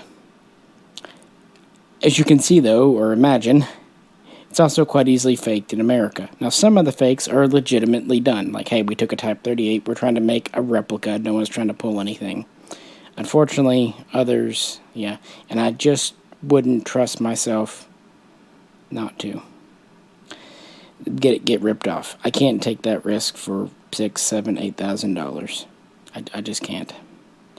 So it's in there, here and there. They only did about 300 of the Type 1s, and most of those, if not all, seemed to end up in the hands of the Navy. Again, they were taking whatever they could get, so even if the folding stock was a little flimsy, even if there was in the outdated caliber, they'll take it. So, we're talking about takedown guns. We're going to take these apart. I don't often do it, but I'll do it for you. Why not? For the Type 0, we have a lever. We pull back and then rotate here. For the Type 2, we actually have a threaded wedge.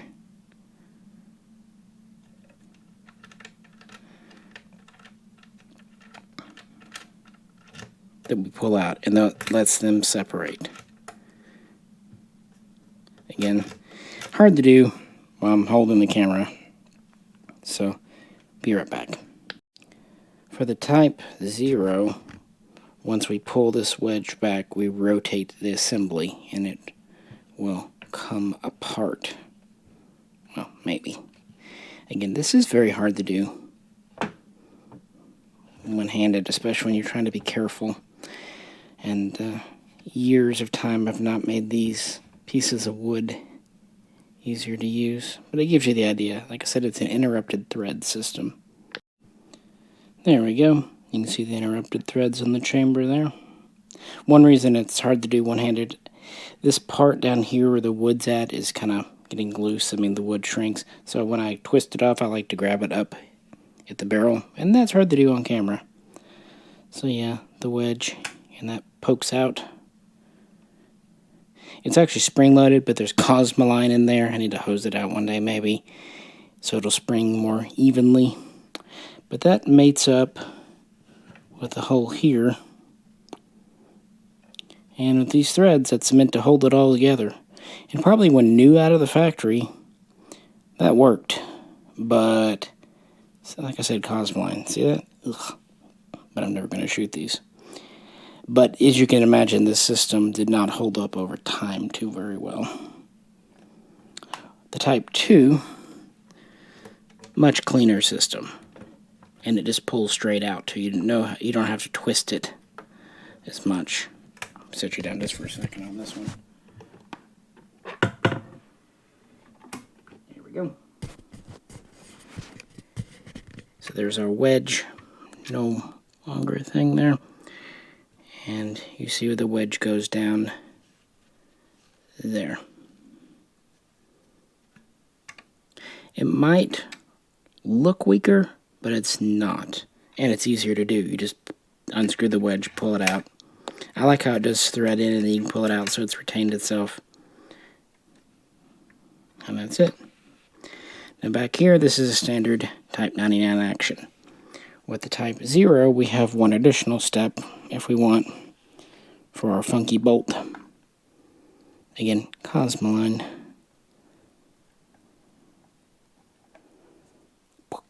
Light comes out. So in theory, that makes us a very flat little package.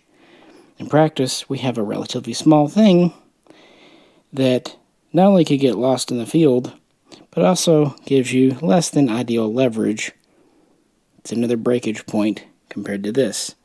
Either way, if that breaks off, there's no real using your bolt action gun. So it's a problem. So here they are together. Goes to show you the barrel assembly is not much longer than the receiver assembly. And the reason Japan wanted a gun like this, a takedown gun for paratroopers, their paratrooper corps were basically dropping their heavy machine guns and weapons in containers, which is great if the drop goes to plan. But oftentimes with paratrooper drops, especially in that era, they didn't. And so really, the only thing a soldier would have would be a pistol. Maybe they could squeeze a carbine on. They wanted to have something that could be strapped to the individual soldier. They could go on him. They wouldn't take up a bunch of size, weight, on his hip. And so when he dropped in, he had a gun. He could always go to meet other people in his unit, pick up a machine gun, whatever. But this way he would drop in with a rifle instead of just a handgun. Like I said, good idea, but frankly, by the time the Type 2 was ready, less and less important. When the Type O was made, the Type 0, okay, sure. Made sense. And I get where they're going with the handle. I mean, this really does make it a lot more compact, if you think about it. Cool guns. And flipping them over, you can definitely see where the handle would have to go somewhere on the Type 2. But yeah, the Type 2s were produced in some numbers and are pretty spendy. But a lot of factors determine the value of a Type 2. If the serials match, if the assembly numbers match, that really helps. Of course, an intact chrysanthemum. And early versus late production, there's not a lot of difference, except the last few thousand lacked the AA sights, and they had a little bit rougher finish on the wood and metal, but still basically look the same. So prices on the Type 2 are real all over the place. For a good example, they go pretty high, but faults quickly ding them back down. The Type 0, while this one's not perfect, the fact is there are so few out there. Any example, especially one that has the cocking handle still, is worth considering. Also wanted to point out on the Type 2, there's this little inlet above the sling swivel. Kind of interesting. Type 0 doesn't have it. I don't know, little things like that. So yeah, both of these I kind of stumbled into. I had a Type 2 before this one. It was a good example piece, but no mum, and I don't think it was 100% matching or something like that. But when I was helping sell off Doss White's collection and everything, they offered a deal to me that I couldn't pass up. Basically, sell my existing Type 2, give them the money for that, and hang on to this one, which was in every way better. So I actually said they didn't have to do that, but they insisted, so happy me. So it's one of the nicer Type 2s I've come across. The Type 0, as I recounted a few years ago when I first acquired it, was another local find. Just kind of locally, came out of nowhere. The seller turned out to be a little on the shady side later on, but in the beginning, things were great. He claimed he picked this up as a kid. At the time, I completely believed him. Now, I'm not 100% sure, but we'll go with it either way. It was just wild to find a Type 0 local, just a couple of miles down the road. A friend had been at his place that day, and he said that he's got a paratrooper. And, yeah, okay. But then I asked if it had a removable handle, and he said yes. Couldn't quite believe it, and I said, I'll get over there, and yeah, I picked it up. But it's good to have one. I'm going to be honest, I would definitely would want a Type 2 for my collection. If I didn't have a Type 0, I wouldn't feel like my collection was incomplete. With only 500 or so made, this is still a prototype, or at least pre-production type gun, and that's not typically my MO. I like full production, full service type guns. But it is cool the way it works. And it's one of those guns that is a good investment as far as that goes, if I ever, need to move something. But for now, it is nice to have in the collection. But as weird as this sounds, even though the Type 2 is more common, if you said I have to sell one, it would be the Type 0. Because the Type 2 really saw combat and came home. The Type 0, not so much. But yeah, these were made at Nagoya for what it was worth, beginning in 1940 and ending in 1944 as the war, went a different direction for the Japanese. But it really does to go to show you, along with the Type 1, they were really thinking outside of the box when it came to Arisakas. I should also mention here, why not, the Type 97 sniper rifle, which was a Type 38 with a 4-power scope. Now, there was a 2.5 power, and there were some other things. And actually, at one time or another, I've had all of them in the store, but, I don't keep sniper rifles. It's just not my thing.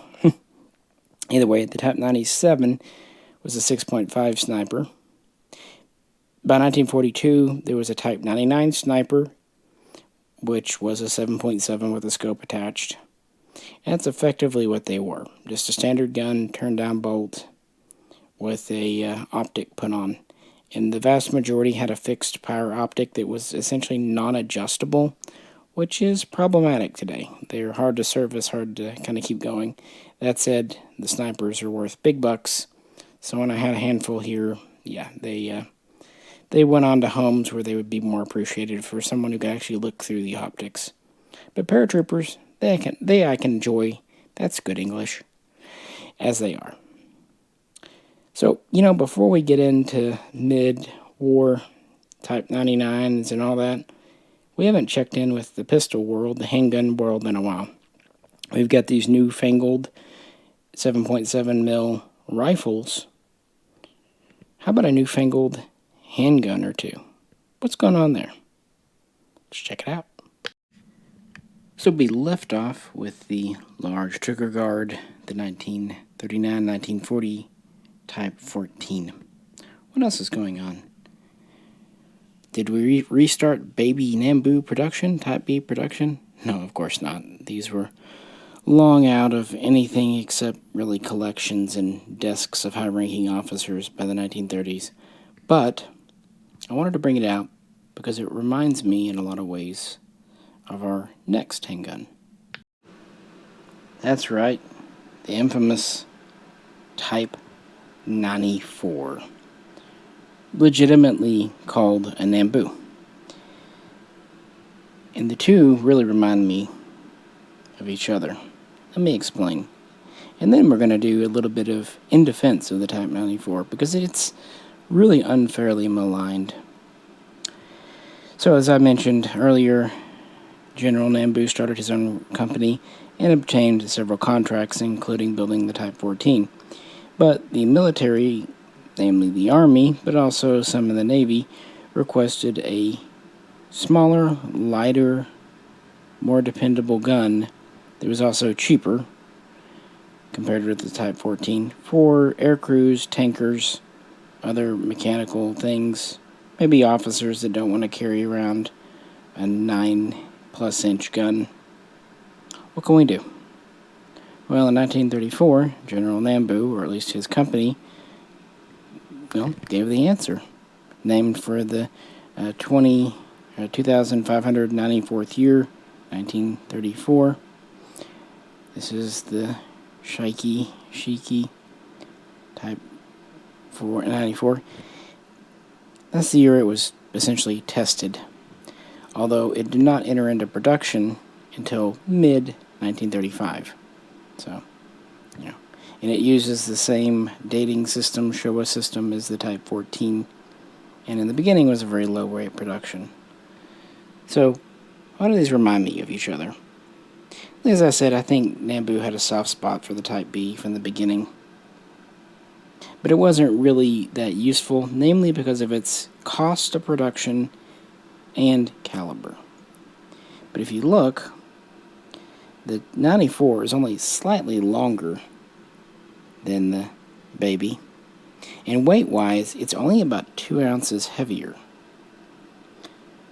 And you get a longer barrel. This has a 3 1/4 inch. This has a 3 3/4 inch. So you have a 1/2 inch longer barrel.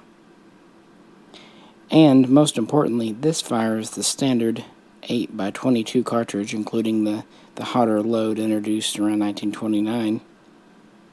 So, twice the bullet and a good bit more velocity. And of course, interoperability with that. It just kind of seems, mechanically it's a wholly different gun, but I don't know. What do you think? Am I crazy? But I see a connection here, at least an inspiration. And this is what Nambu gave the military. So, what do we have? Bringing down the 14, you can really see the size difference. The 14 has a striker system, as we've already talked about. That was good and bad. It gave a nice trigger and was quite accurate because of that, but it was a brittle system. That's why they were always tinkering with it and actually continue to do so into the war. The 94, on the other hand, has a concealed hammer back here. That is much more reliable. It also hits the firing pin with more force, and the firing pin itself is far less brittle. It's also spring-loaded. But, unfortunately, it also means the trigger is not great. Depending on which one you pick up, it goes from meh to quite bad. But considering these are meant to be carried in holsters for crews of vehicles, you don't want a gun on a hair trigger. The 14 had the magazine disconnect safety kind of shoehorned in. This one has it from the get-go, right here. And the safety is a little better. On the 14, you have to reach up kind of with the offhand. On the 94, we have a relatively conveniently placed thumb safety here, which you can actually actuate with your hand. We have fixed sights,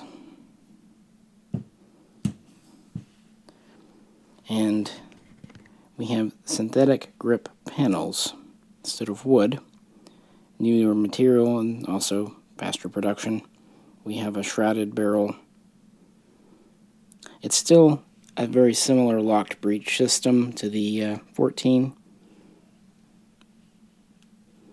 We have a fixed lanyard loop. We have a similar mag release here. Now this does have a smaller grip, and since we're holding the 8mm cartridge, we hold 6 rounds instead of 8, so 2 fewer shots. But considering this is more of a defensive gun, that's okay, and that's only 1 less than the baby. Now the grip is small to a lot of people's hands, But think about modern CCW guns. They often have small grips. And also think about the average Japanese.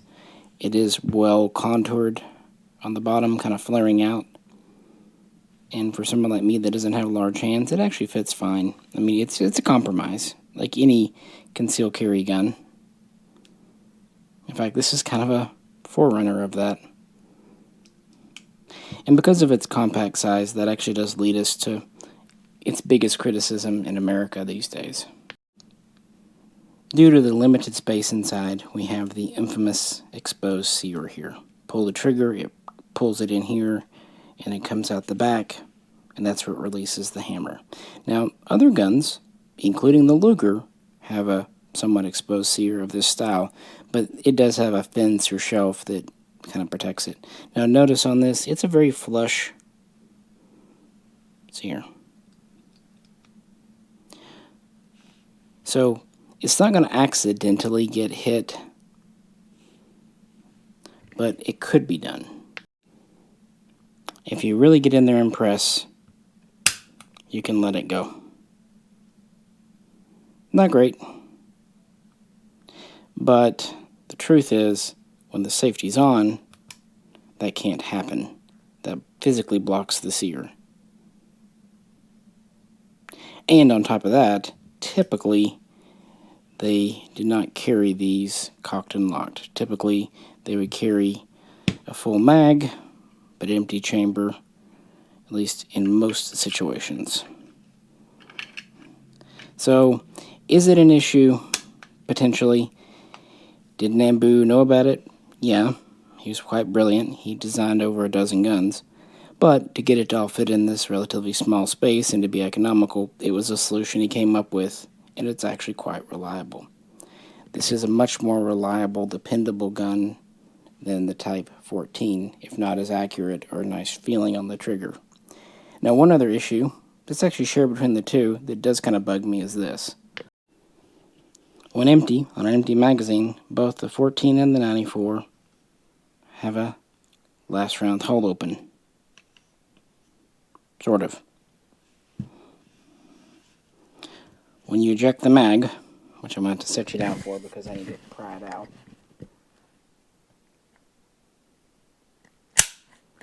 Yeah, it goes forward.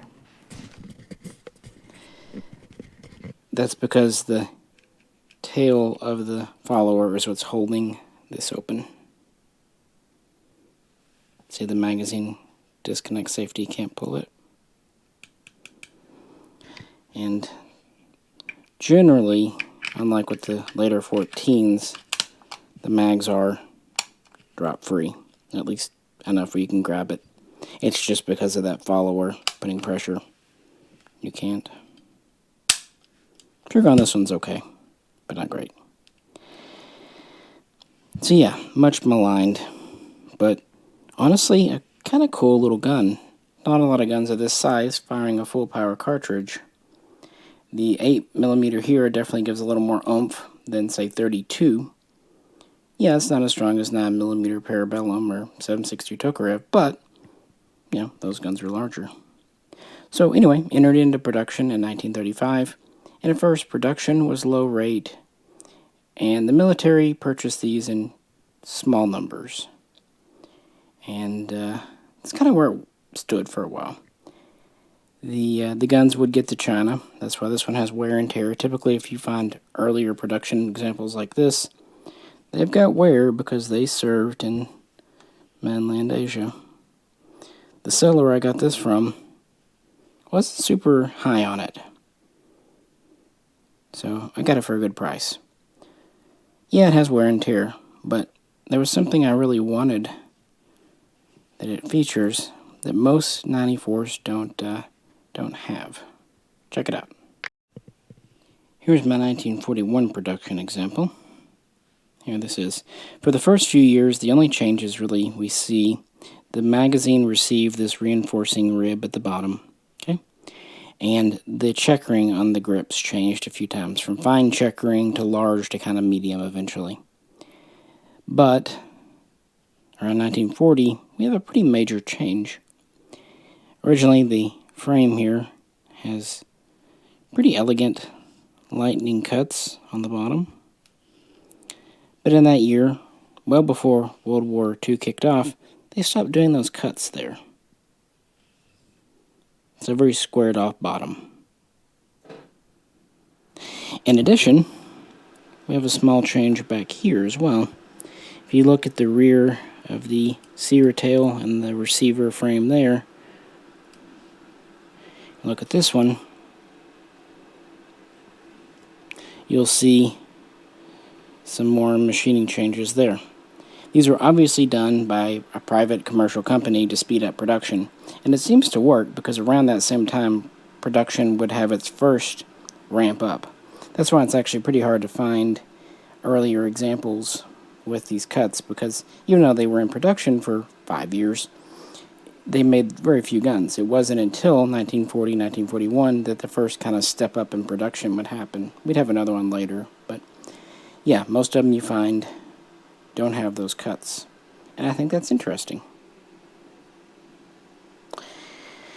Otherwise, yeah, like I said, the grips change. This has the alternative checkering you see here. This has the larger. This still has the nickeled mag. I will say that most find the mags for the 94 easier to load and also insert into the gun versus the 14. I think I found the 14 hard to do, but it is a more straight insertion. And so yeah, right before World War II, they started to buy these in ever-increasing numbers, but they were still only made at Nambu's factory, Kakibunji. In fact, they would only ever be made there, and were of, specialist use, specialist utility. But they were useful, and they would at least make more of these than the Type 26 revolver. There was a myth for a long time that these were originally designed for a South American contract that never happened. I don't think this is true. I've never really seen any evidence, but I have seen evidence of military requests, Army requests, for a smaller, more reliable, lighter, cheaper gun for, like I said, air crews and the like. And that seems to be exactly what Mr. Nambu delivered here. I really like it. And that was good because I could pick these up really cheap for a long time. People always wanted the Type 14s, and I really like the Type 14, but they brought the big money. You could get Type 94s for $500-600 for a while. Looking at this one, like I said, the seller was kind of down on it. I was happy to get it. Still haven't ever run across another one as early. This one has a bit of a bad memory for me, and it's because of something I did. The seller online had really sold it as excellent condition, and then I kind of asked someone online that I'd trusted, and he kind of ragged on it, saying he wouldn't call it excellent, he'd call it very good, because there's a little bit of kind of light oxidization or corrosion on the trigger, a few other little bloom spots. And unfortunately, I kind of listened to him, and I didn't return or anything, but I was somewhat cranky towards the seller, and I can imagine from his side I was being overly picky. And I was, considering it's a pre-war example, all matching, including the mag. So what if it's got a little freckling or this or that? It's still an excellent example, and older me would have never complained and been happy, and older me is happy with this gun, so at least I'm happy I didn't get disgusted and just, sell it. So there is that. At least I did that. But yeah, this is my essentially early war example, right around Pearl Harbor, and this is my, hey, we served in China example of the 94. The 14 was still very much the common standard gun, but, these popped up considering the relatively low rate production. They got around, and today they're so infamous. I can't imagine a Japanese collection complete without at least one of these. So, that's handguns. 8x22, 8mm Nambu. We've got a larger one, a smaller one, and a few older guns besides, plus some revolvers. Japan has several machine guns the 92, the 96, the 97, the 99. Those are large rifle calibers. What about submachine guns? You know, by the late 30s, early 40s, submachine guns are really starting to kind of make a splash, get known. What did Japan think, and what did they do? Well, since we're in the pistol section, let's talk about them here and now. Alright, would it surprise you to learn that Japan did not field many submachine guns because they did not feel it important or a priority?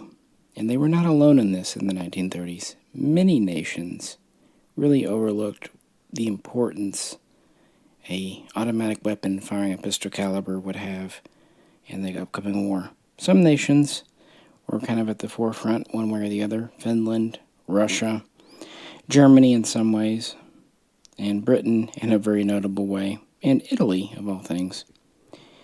But maybe the first kind of styled weapon like this is here. Now, this is not Japanese, this is actually Chinese. And this is, of course, a semi-auto. But the C96 broom handle, originally a semi-auto, would have a full-auto version, the 720, the Schnellführer. Typically, these were actually Spanish Astra copies, but regardless, German or Spanish, they made their way to China. Because of the restrictions, shipping guns over, the way things were written, they couldn't send over full guns, so they would send over pistols that just so happened to take a stock. And while the majority of broom handles were, single shot, a select fire version was made, and many went over to China. And of course, once in China, many wound up in the hands of the Japanese. These would be chambered for 7.63, Mauser. And the Japanese would reissue these. In fact, they were kind of a substitute standard with police units, guard units, occupation units in China and Korea. And they were real popular with like NCOs. Sorry about that. The very heavy muzzle on this. That's why I have a thing on the table. But yeah, this is a Chinese copy of a broom handle, and I brought it out because the Chinese started copying these quite early on, and several Chinese-made copies ended up in Japanese hands. Now, of course, this is a 80s style one, so it doesn't really count, but guns like this with a shoulder stock and possibly select fire would have been some of the earliest machine gun style, or submachine gun style guns the Japanese Army had. So, what about actual machine guns? One of the very first submachine guns in the world was the MP-18 of late World War I fame, later known as the Bergmann in the interwar period. I don't have an MP-18 or the updated MP-28, but I do have a British Lanchester. This is a semi-auto, and it's got a display barrel in it, so there you go. So it's the same basic pattern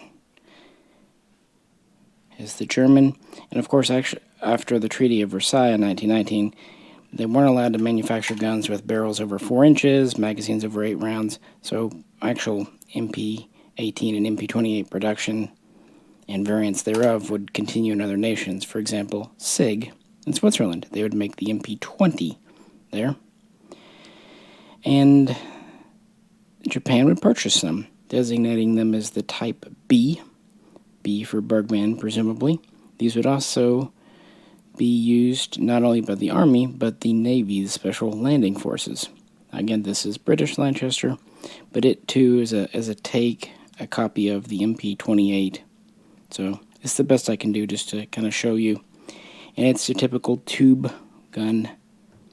Although early on these are quite well made. These were made by Sterling in the UK. It's from this that some guns like the MP-38 and MP-40 were made, but also when you strip all the finesse apart, the Sten's under here, just a basic tube gun, and they all go back to the MP-18 on some level from World War I. So they would have these, issuing them, I do not know how many, but a few thousand, and I'm not 100% sure on the caliber, if I'm being honest. I presume 9mm, but it could have been rechambered for 7.63, but I believe 9mm. So that was another Japanese submachine gun. So they had a few, but they just didn't really see the importance of it. And this would continue. And here we have the closest I'll probably ever get in my collection to a Japanese submachine gun. Even though it's not exactly right, it's closer than most. And this gun has a very interesting history. I've done a couple of full videos on it. This is the Steyr Solothurn, originally known as the S1100, later the MP30, later yet the MP34, and to the Japanese they called it the Type SU, for basically Solothurn. This is very much interwar submachine gun, very much Generation 1, very finely made, often called the Rolex of the submachine gun world. It actually started off as a concept at Rheinmetall in Germany, but again, because of the Treaty of Versailles, they couldn't produce them, so they acquired the Solothurn company in Switzerland to build them, but as it turns out, they really couldn't produce them enough, so that's where the relationship with Steyr in Austria comes from, and then they started marketing these around the world. They were sold to Portugal,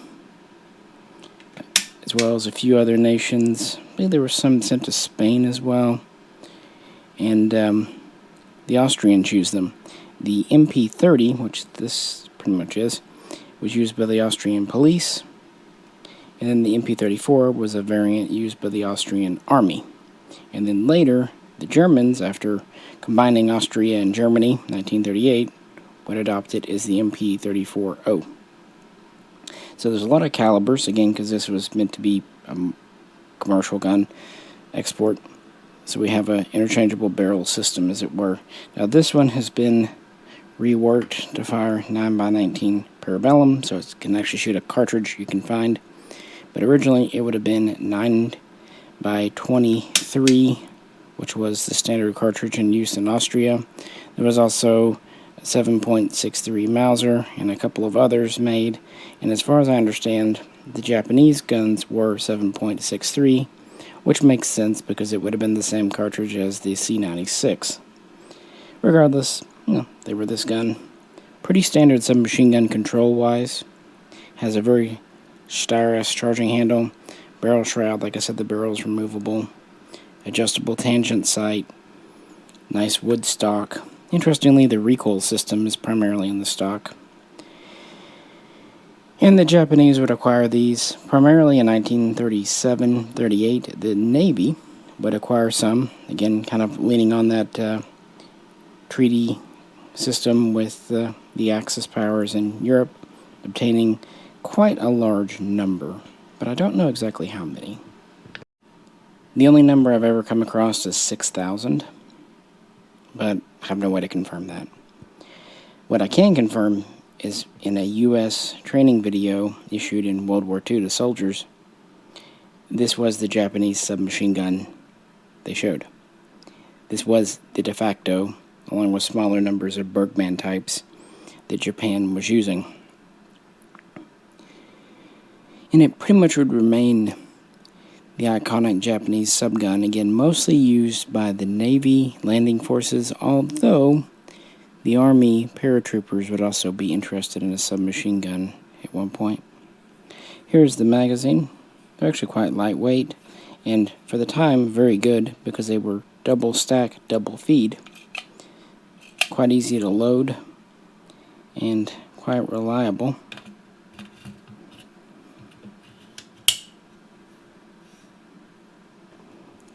Typical pouch. Held 3, and they're made of leather. And yes, this had a bayonet lug on it. Did the Bergmanns, because Japan likes their bayonet lugs. Very nice submachine gun, but of course they were getting them from Europe, and that worked fine up through 1939, 1940, but as the tides of war changed, Japan would have to try to change with them, and sometimes they were not very good at change. I feel them, sometimes I'm not either. And now we discuss a gun that I don't have and probably never will, but if I ever find a parts kit, I will definitely do something with it. I've even considered buying a display gun, like a modern replica, but the nice ones are way too expensive for what I want. The Japanese Type 100. Really, the only submachine gun they produced in any numbers for World War II, and those were actually very small. Going back to General Nambu, he actually had 2 or 3 different submachine gun prototype designs beginning in 1935, but the first couple never really went anywhere. And these were, of course, chambered for 8 by 22 not 9 mil or 7.63 because, yeah. I think it was mostly his third design that gained some traction and would be transferred over to Nagoya in 1940, being designated the Type 100 submachine gun. And it was essentially an updated Bergmann meant for Japan. It had a bayonet lug for the Type 30 bayonet. It had quite a nice muzzle brake on it, adjustable sights. Most had a wood stock, although some would have a folding stock. And it had a pretty good curved 8-round mag. It was curved because of the bottleneck 8mm Nambu cartridge. And while this was tried out, there were small production batches, pre-production batch test batches of a few hundred by both the Navy and the Army, specifically the paratroopers.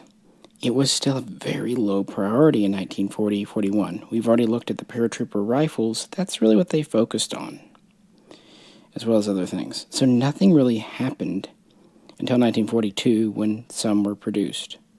But even then, production was very low. Field use was very, very limited. It would not be until 1944 they finally decided, hey, maybe we should get some submachine guns. And they would adopt a simplified version. We might think of it as a last-ditch version, the Type 100/44, as opposed to the Type 100/40. And it had the last-ditch things you would expect. Wooden butt plate, simplified metalwork, fixed sight, simplified bayonet lug. But by golly, it still has a bayonet lug because we're Japanese. We're doing it. And it had a simplified magazine even. Interestingly, the Type 144 in some ways might have been more reliable. Or at least it was the same reliability, if not better, just because it was simplified. And it's a tube gun. Britain showed us with the Sten that a submachine gun does not need to be complicated to work right. But they continued to use older Solothurns and older Bergmanns because by the time they decided to mass produce the Type 100, they really didn't have much of the capacity to do so. Nagoya would make some in 1944 and 1945, and this would be the largest production run, but even then it was quite small. That's where we get into a little controversy. How many Type 100s were made? There are 2 numbers commonly bandied about, 24,000 or 10,000, and both cite sources. I don't know. I can say that a big bulk was made, 8,000 or 9,000, in this last run between 44 and 45, though. Either way, that goes to show you they did not make many, because the whole point of a submachine gun is to build them in large numbers. That's kind of what they're there for. Look at the Sten again, or the PPS-43, or even the MP-40, or even the Thompson or Grease gun in America. So by the time they decided they really wanted it, it was frankly too late, even if the gun was pretty decent. It did see some combat towards the end of the Allies' retaking of the Philippines in 1944. Also some use on Okinawa in 1945. And the Special Landing Forces used these different submachine guns in different campaigns throughout the war, but really, it was inconsequential. Why? Why did the Japanese not care, frankly? Part of it was just their attitude. They didn't feel that the weapon was that important. They thought it was all about the soldier's mindset, basically mind over matter. We see this with their reluctance to go to a semi-automatic rifle or, really replace the A6M, the Zero fighter, and even with their tanks. It also has to be said that they had limited resources, which actually would have made the submachine gun great for them. Another problem was, though, while the Japanese Army, especially, but the Navy too, had fighting experience in the 1930s, it wasn't island fighting experience for the most part, or jungle. They mostly were fighting in cooler areas. That's why we actually see the larger trigger guard and things on the Nambu pistol. Rocky environments, more open areas, because the mainland is not the same as a tropical jungle island. So they really weren't that prepared for the type of warfare that they would start engaging in 1942. So they really didn't see the purpose, because on a wide open area, a submachine gun is less useful. In a jungle, though, it has its purposes. And keep in mind, the 8mm cartridge, while it was actually quite reliable and low recoiling, easy to keep on target with the Type 100, had limited range and limited penetration, where some guns with a longer barrel, like say the PPS-H41 or PPS-43, really can take advantage of their cartridge. Other guns, like these, because much like these having barrels nearly 8 inches, the Type 100 had a nearly 8-inch barrel too, they didn't give the 8mm Nambu cartridge a whole lot of extra oomph. A little bit, sure, but not much. So, yeah. On top of that, ammo was always limited, and extra magazines were always in short supply for the submachine gun. So without extra mags, it doesn't really do you any good. You're not going to sit there in the middle of the field and reload. Fun fact on the Solothurn, this is a mag reloader here. You can see the guide for stripper clips built right into the gun. The Japanese would have had that too. This is a cool semi-auto. Again, it's probably as close as I'm ever going to get to a Type 100 just because they are exceedingly rare, and the few that made it to America are either going to be registered machine guns or illegal machine guns. You just do not see parts kits because just not enough were produced, and most of the ones that were made were destroyed in the war or right after the war.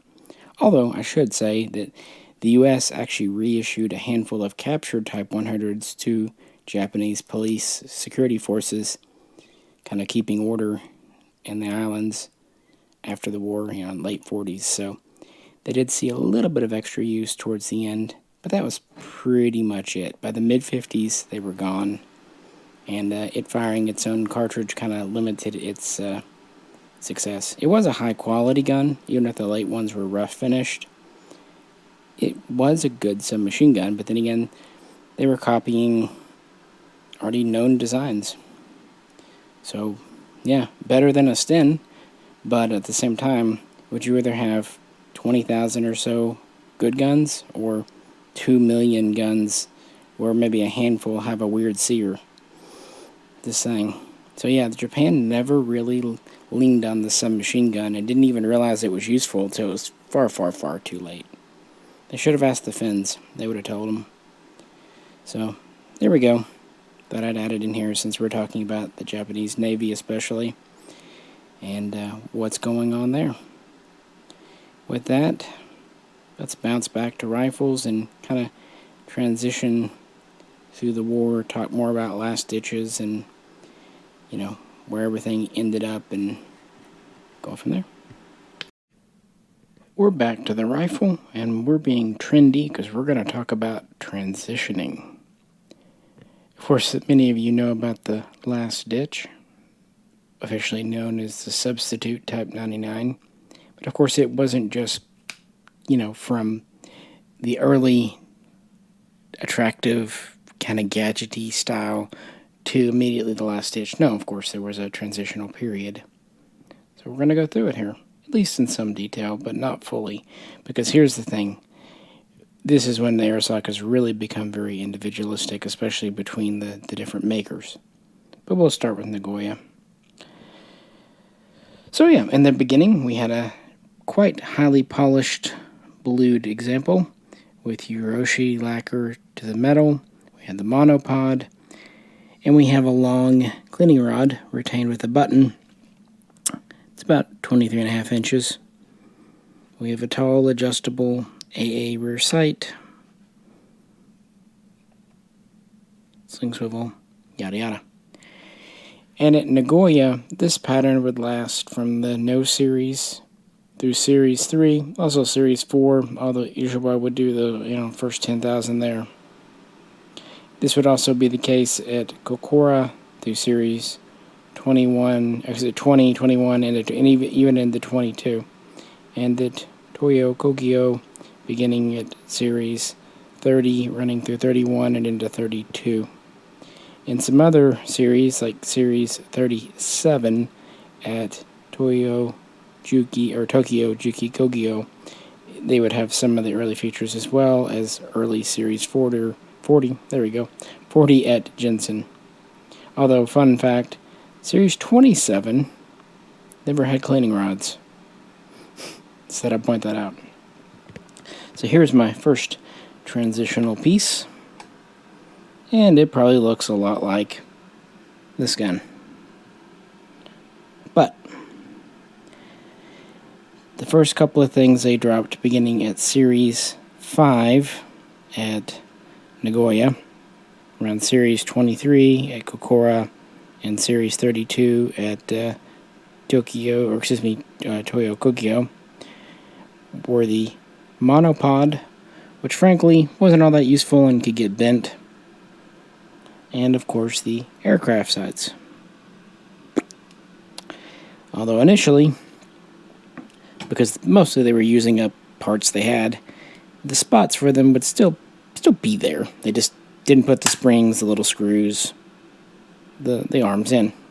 And the top cover would be retained for a little bit longer, as would the sling swivel and metal butt plate here. So yeah, beginning in Series 5 at Nagoya, they started removing a few parts. This would have been relatively early 1943, February, March at the very beginning. And as you see at the very beginning, it was pretty minor. I have this gun for no particular reason, except it's a good shooter grade gun for the collection. If I ever want to go shoot 7.7, hey, this one. It's early enough production. It's still got the chrome line bore and chamber face. It's in good shape, but not amazing. Yeah, it's just a good shooter example piece. Notice the barrel band still split. Yeah, it kind of starts the earliest simplification, showing the first couple of things being dropped. Next up, by Series 6 at Nagoya, or maybe Series 23 at Kokora, 32 at Toyo Kogyo, and as 37 and 40 will continue, we have this. And at first, this rifle might look very similar to this one up here. But we have quite an important little change here. The cocking handle. This plum shape that we've been using since the Type 35 is now replaced by a simple cylinder. Because this is thinner, a little harder to grasp, they actually made it longer. Find that kind of fun. Giving better leverage. We still have a finely checkered safety here. Metal butt plate. All that stuff. So at first, you may not see some other changes, but they're here. For one, we have this ladder style sight. It's the same tall sight as here, but notice the spot for the arms is totally gone. Also, if you look here at the split band with the lug, that's now gone too. And a kind of rough weld left in its place. I've had plenty in the past Arisakas that still had the H band, but no bottom lug. I had a really nice Kokora, maybe I should have kept, but oh well. Again, you can go mad trying to get all the variations, especially as the descent continues. And we start to see a different cleaning rod. This one up here still has the button, retained 23.5 inch give or take rod. This one here has a little sinker rod. No button. It just screws into the stock. And it's just under 5 inches long. And we'll see these used at Nagoya Series 6, 7, a little longer. Kokora, around Series 23, maybe into early 24, had an interesting variation of this that was about 5.7 inches long. About the only one I know that used them. TK would go to the short style. This really wasn't used as a cleaning rod. At best, it was a sinker. You could tie a rope to it, throw it down your bore. But I think if these were used for anything at all, it was kind of a stacking rod, just to hook them. So we're going to a shorter rod, and we're getting rid of the spring retention. And one final change. In relatively late 1943, the dust cover was finally removed. So here we still have it, and here we don't. But quite interestingly, the groove in the receiver here and the one that's under the wood line here were retained. In fact, almost to the end. Because the idea at this time was, well, we're going to simplify production, but only in ways that can be reversed. After we win the war, we can take these guns, still got a chrome line bore, and we can retrofit them back to be like this one up here. We can replace the barrel band, we can replace the rear sight with the AA, we can add the dust cover, we can always swap bolts out. Either way, the idea was we're not going to make any changes that are permanent. We're just going to, produce these faster. They also put less polish at this point, late 43, into the blue. And the lacquering of the stock, while still present, is a little more rushed. Early on, they did several coats and layers. Now we're going to skip maybe a step or two. We still have the standard butt plate and swivel, and trigger guard. So yeah, those are the changes, and at Nagoya, they would last until the beginning, kind of early part of Series 7. And now we come to what's maybe my favorite transitional piece. In Series 7, almost exclusively, we have a couple of features. We still have an adjustable rear sight, but it's a short ladder.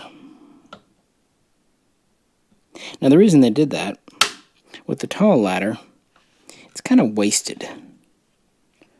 It only adjusts up to here. The reason for the extra room, float it down, was actually our aircraft sights, to make room for them. But them gone, we really don't need that high of a sight adjustment.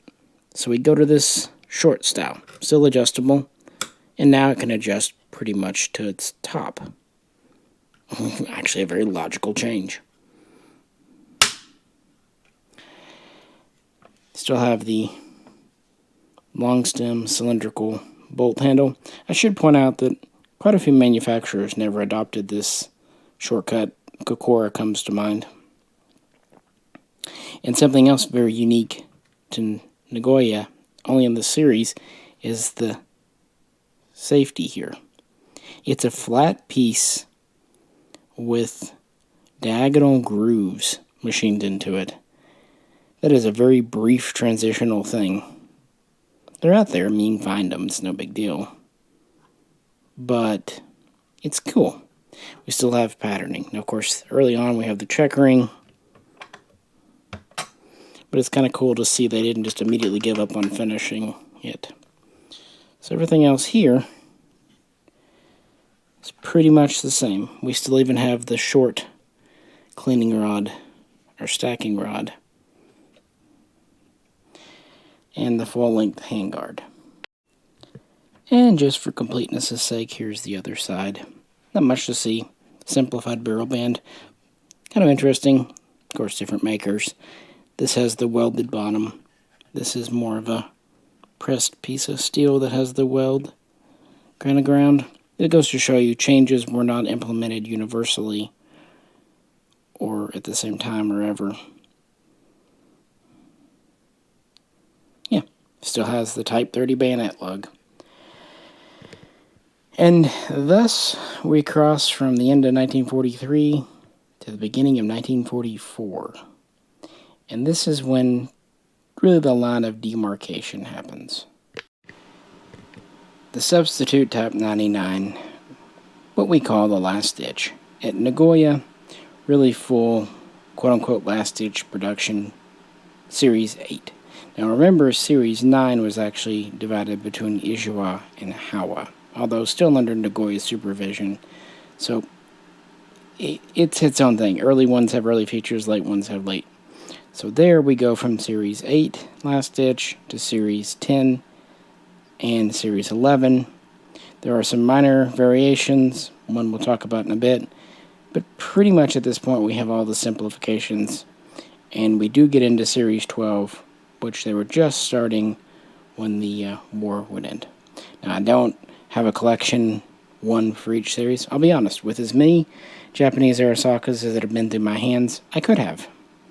I choose not to, because that gets a little boring. And again, space and time, I don't want to have everything. I just want good example pieces. And I really like showing the transition. I remember when I had just really met Jay, maybe he'd known him a year or two. He was staying the night at my place, and we were having drinks, and I finally took him out to the safe and showed him the Japanese guns. And I think really talking about the transition, for one, he could tell how passionate I was about it.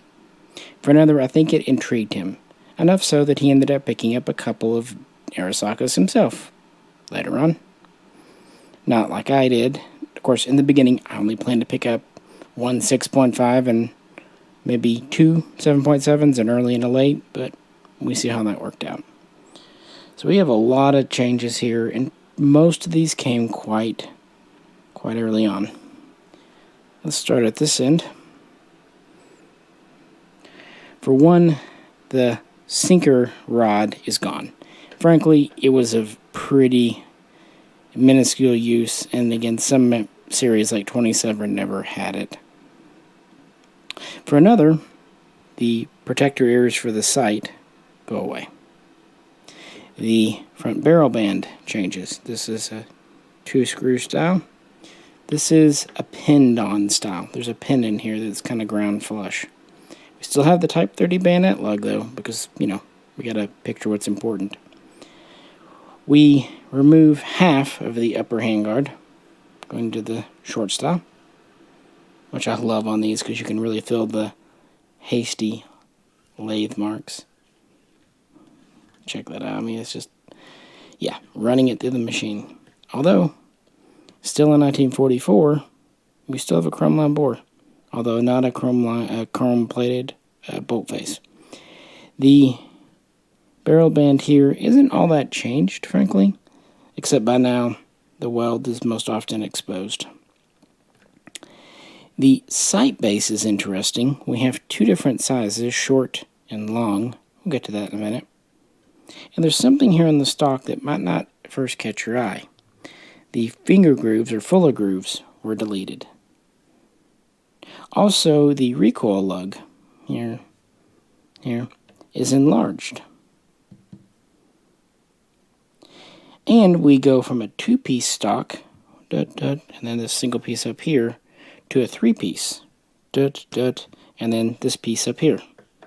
And this is not held in with any kind of screws. It's literally just kind of pinned in there with the 2 barrel bands. And of course, over time, these have all kind of shrunk and whatnot. Even when they were new, I'm sure a lot of them did rattle, but, time.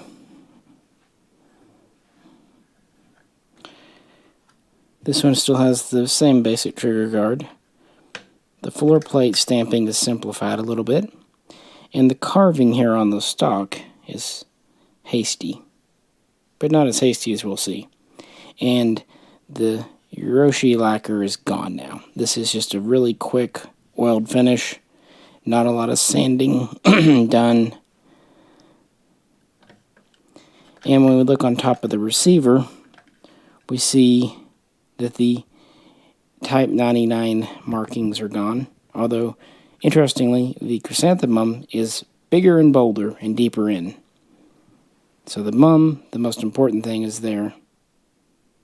The ballooning itself, or rather the metal polish under it is much quicker, less lustrous, and these tend to have more of a kind of gray blue because they were just quickly blued. And the bolts, of course, we see some changes in them, namely the safety is now the exposed weld style. Show you a little bit of here, maybe. Now, the safety was always a welded piece, even from the very beginning. It was just ground and then checkered, or in this case, ribbed. But now they're actually intentionally leaving the weld undressed, so you have some kind of surface to push in and grab on with. You know, it kind of works, and this is one of the smoother ones. Bolt release here. Not a lot of change there. There's the other side of that enlarged lug. Like I said, we have a different base, and of course we have no adjustable side at all. This is a peep, although it is designed to mimic the adjustable style. Just not adjustable. Sling swivel here, yada yada. One change that Nagoya made that many did not was they went to a single screw rear swivel. I mean, I suppose it works. Saves a little metal here, saves a screw.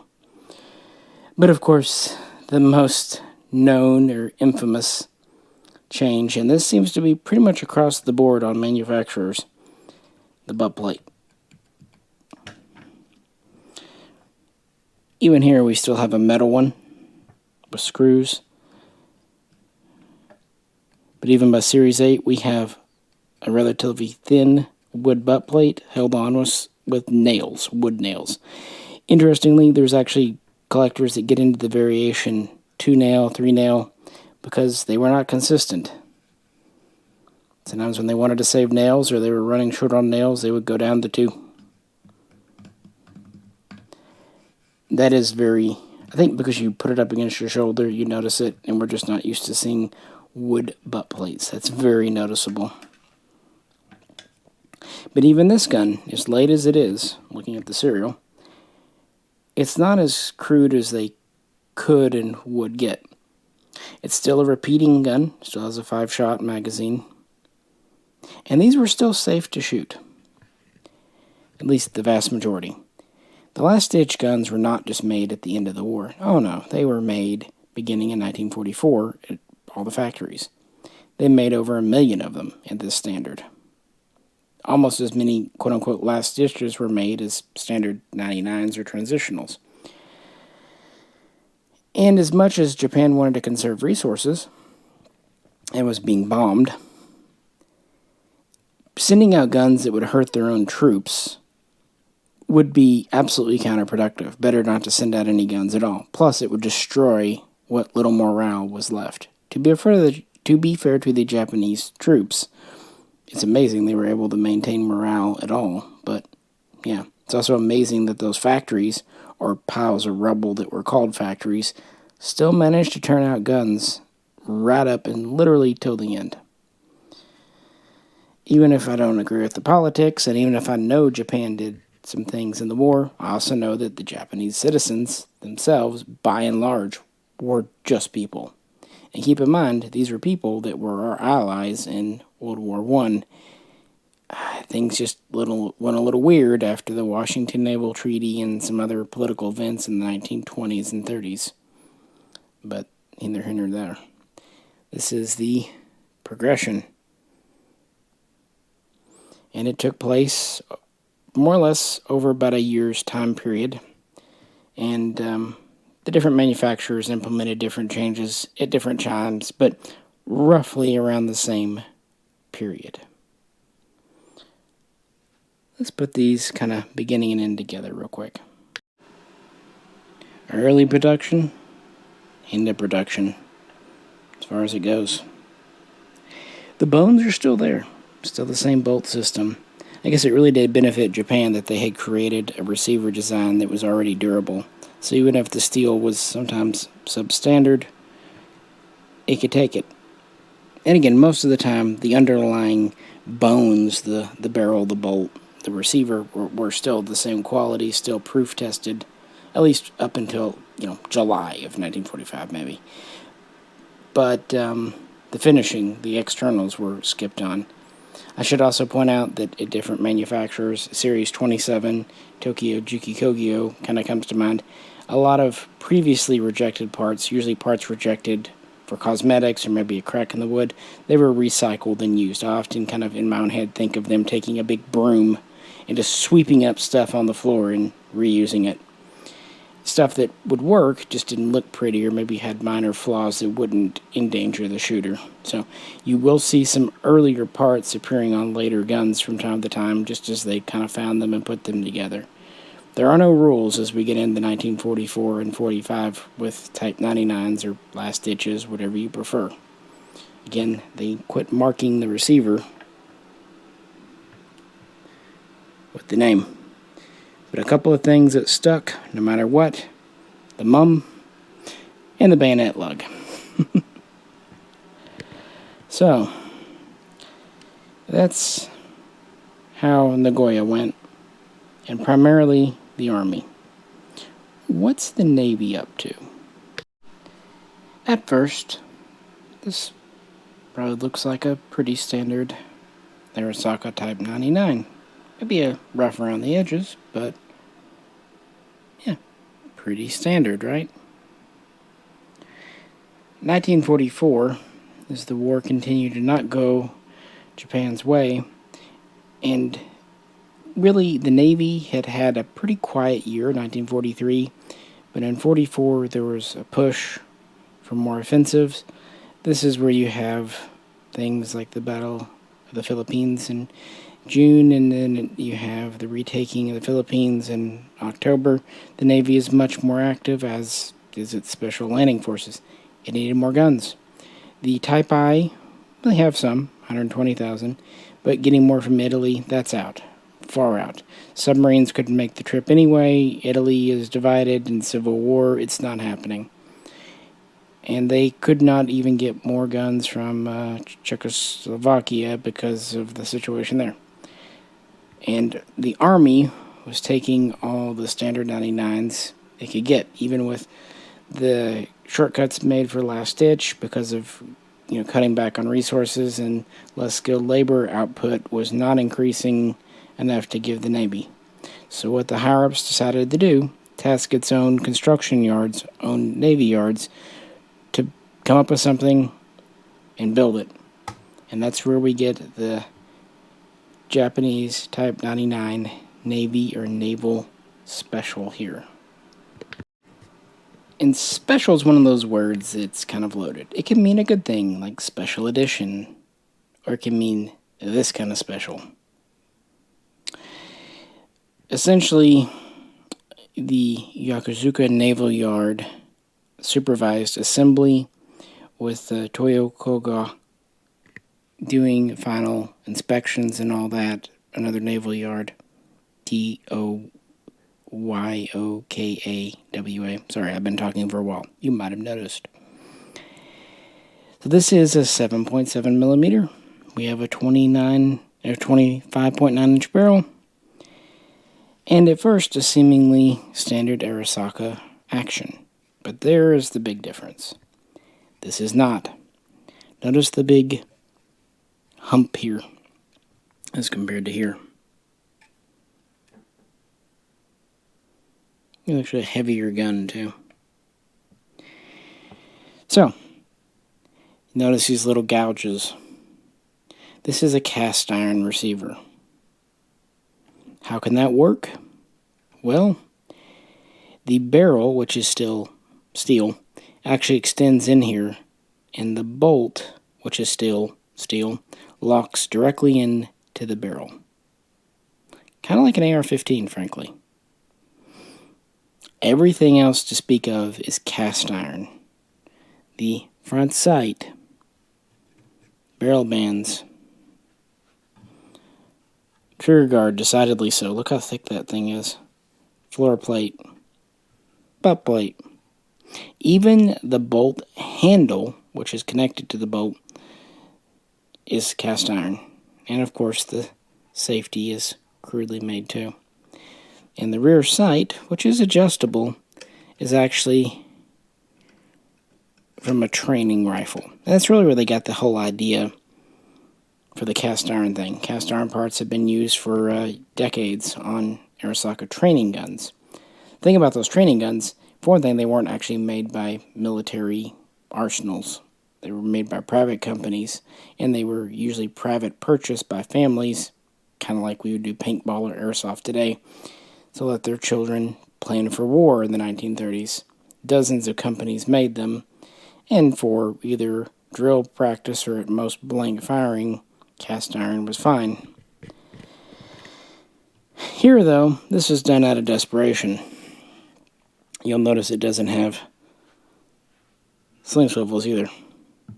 A rope, literally, a rope was meant to be used as a sling. Notice there's no dust cover cutouts as well. And while we don't have a chrysanthemum, because it's a Navy gun, we do have a small anchor. It's kind of neat. And yeah, manipulating this gun, it's rough, it's clunky, it's not precision made. Even though the guns were technically strong enough to fire 7.7, I would say collectors universally today would acknowledge, do not shoot one of these if you have one. But chances are if you have one, you know that, because they did not make many. In 1944, running into early 1945, around 14,000 were turned out, although some sources say as low as 6,000, but 14 is probably a little more accurate. Most were like this one, but as the war continued, they would introduce a kind of a last-ditch version of this. Yeah, more last-ditch. For one, they would go to the shorter upper handguard. They would do away with the adjustable sight, going to a fixed peep.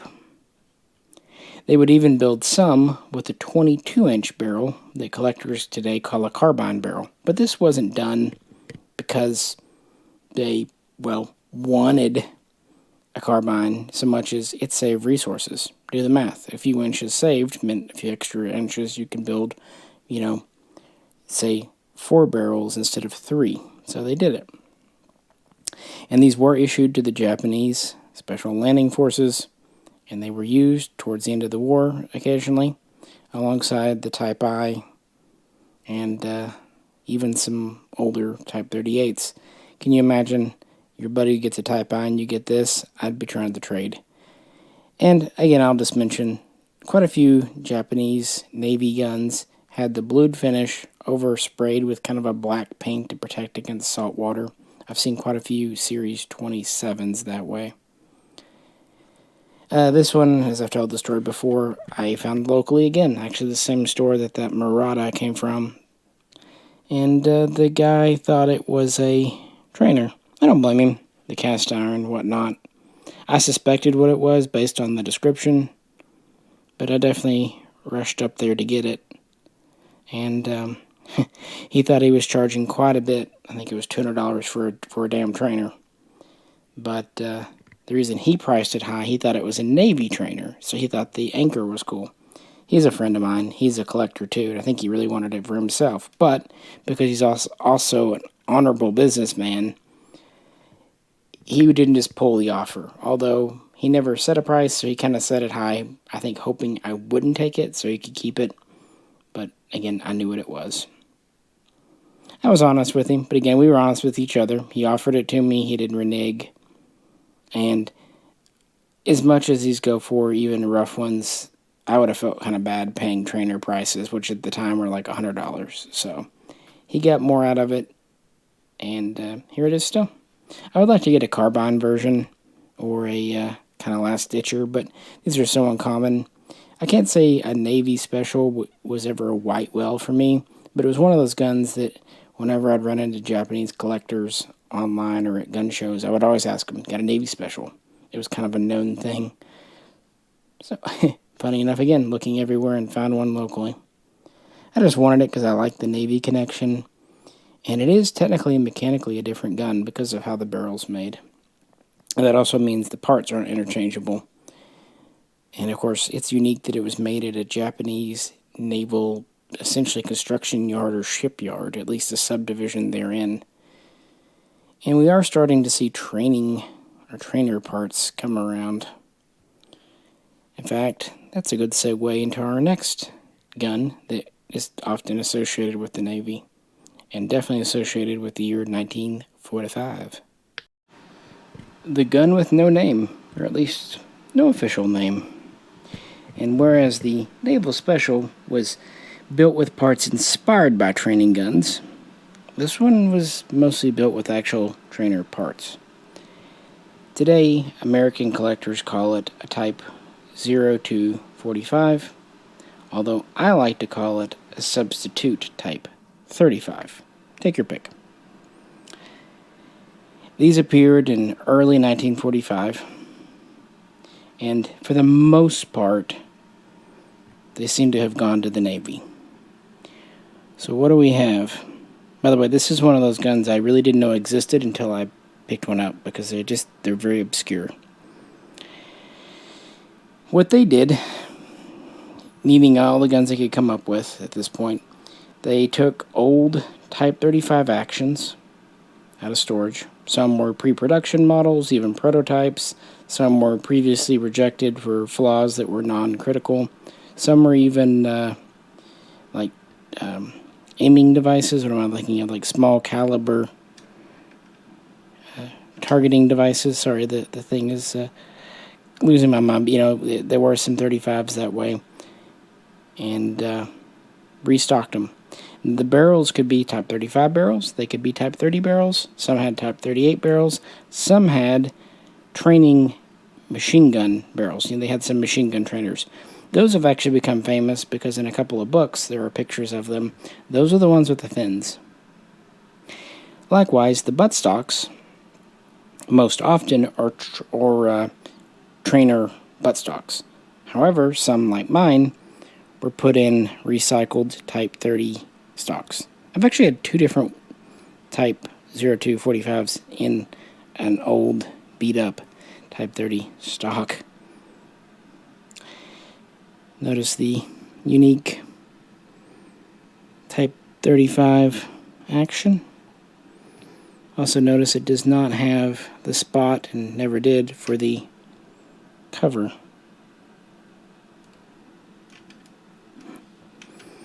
But we have sling swivels again, at least. And a bayonet lug. Cleaning rod. Although probably a lot of them did never get a rod, because they were literally just throwing these together with whatever parts they could find. This is a true trainer rear sight. Trainer magazine. I think even the trigger might be. So you could have cast parts here or there, but at least the barrels and receivers were original, right? Flipping it over. We don't know how many were assembled, but 1,500's a number thrown around, so quite small. And we don't know who did the work for sure, but Ujwa, who made Type 99s, is often suspected because several of their branded, marked parts turn up in these. They made quite a few trainers. Like I said, trainers were made by lots of companies, typically for the private market, sometimes for academies. But trainers are not official military guns, as it were. So, best guess as to who did the work? Ujwa. But we don't know for sure. And being made so late in the war, most did not see combat, although there is some evidence to suggest some were deployed to Okinawa in April, May of 1945. So if they did see combat, it was there. Ironically, these might have seen as much combat as the Type 35, just based on when the 35 was adopted by the Navy. And again, the majority of these probably went to the Navy. Some probably went to the Japanese volunteer force, the people being handed anything and everything that could shoot by 1945, because they were preparing for an invasion of the home islands, even more home than Okinawa. So probably a lot of them were handed out there too. I have had a few of these in my life. Some from my friend, some from Doss White, some from others. they're neat. There's a lot of variation. A lot of them in America are in good shape for what they are. They're usually not serialized. Sometimes you'll find some kind of assembly numbers or marking numbers, but no full serials. We don't really have mums or anything. Again, they use whatever parts they had. I picked this up a long time ago because I wasn't sure I'd ever find a Type 35. Well, at least this one's a Type 35 bolt and receiver, you know, so not perfect, but it works. And hey, the mag shoots that real good. It is in good shape for what it is. And it's a cool piece of history as far as the Navy goes. Oh, and of course this fires 6.5 by 50 because it's on the old action, you know, small bore versus that. So that's kind of what the Navy was working with.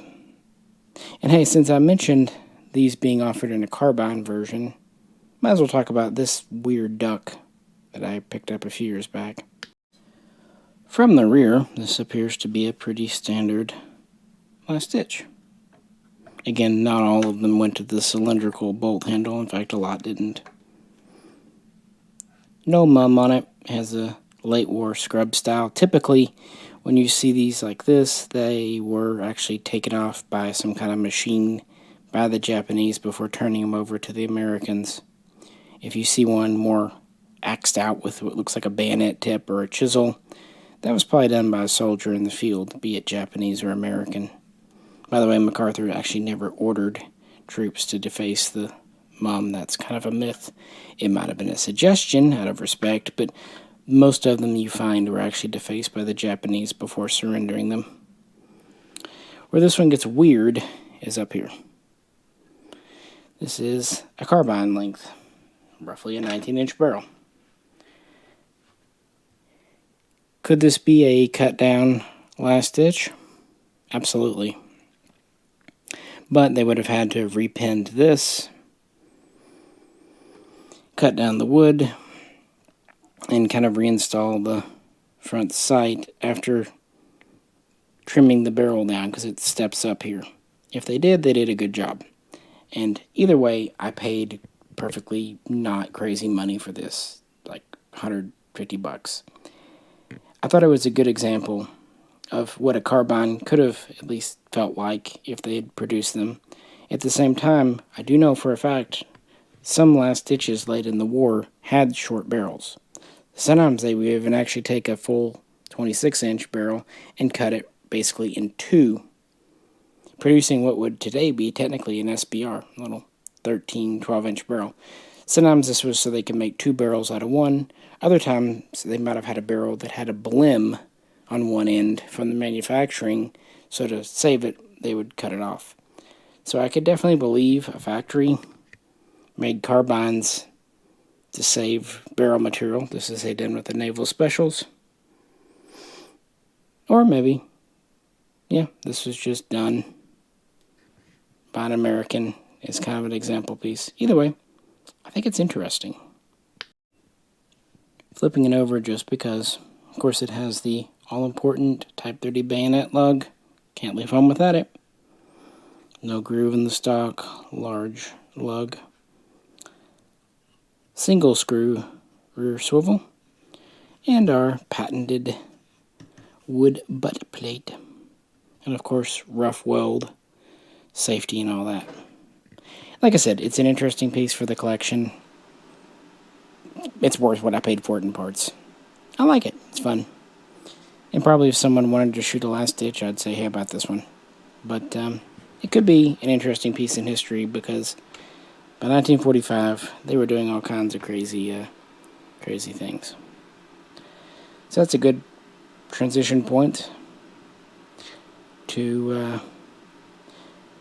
let's look at the last stitches and talk about estimated production numbers.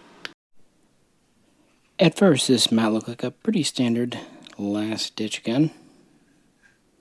Even has fuller grooves. It also has the short fixed rear sight base instead of long. But it has a couple of very unique features.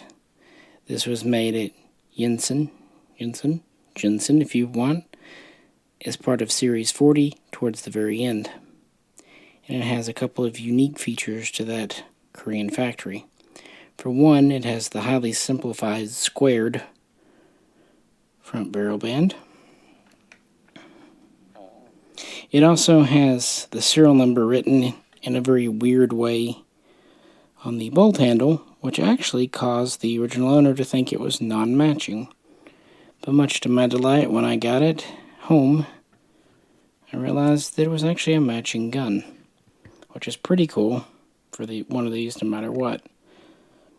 I don't even mind that it doesn't have a mum. Like I said earlier, you can't really be beggars and choosers when you're looking for rare pieces. For when you flip this over, you get a couple of unique features. For one, it doesn't have grooves for the dust cover. Even though the dust cover was actually removed or no longer being shipped with these guns in very late 43, most of the guns made in 44 still had the grooves, probably using existing receivers forgings. So it doesn't have those. It also has the simplified thumbprint bolt release, which is, I believe, unique to Jensen. It also has the simplified trigger guard. That's just a bent piece of steel. It's not dished in at all. On the other hand, we actually still have a 2-screw rear swivel. Still have the wood buck plate. And we still actually have the split rear barrel band, even though, of course, there's no lug for it and greatly simplified. And boy, howdy, check out the chatter on that barrel. Anyway, this is kind of one of the prizes in my collection, just because of its cool, unique, and it was a good deal, and it all worked out well on this gun. Would I shoot one of these? No. This is pretty late, pretty valuable. Probably would be safe to shoot, but I'm not taking the risk with a gun like this. I wouldn't if I were you either, but hey. And I certainly wouldn't with this next one. Well, the barrel's smoother on this. And this one does have its chrysanthemum. It also does not have the grooves for a dust cover, nor a serial number, which some late ones did not.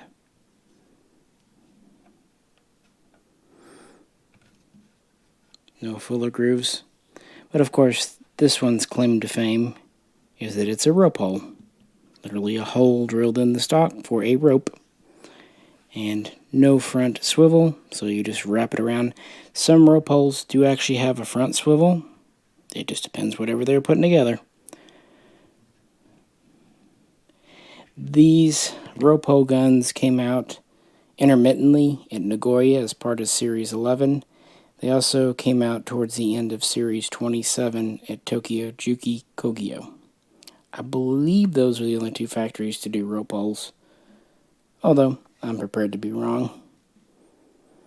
It's just one of those late war economies.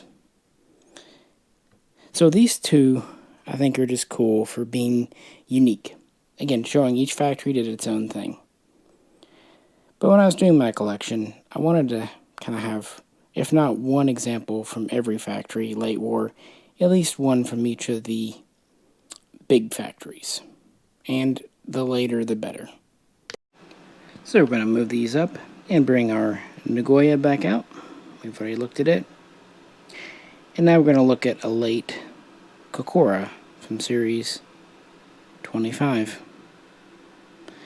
This one got a scrub mum.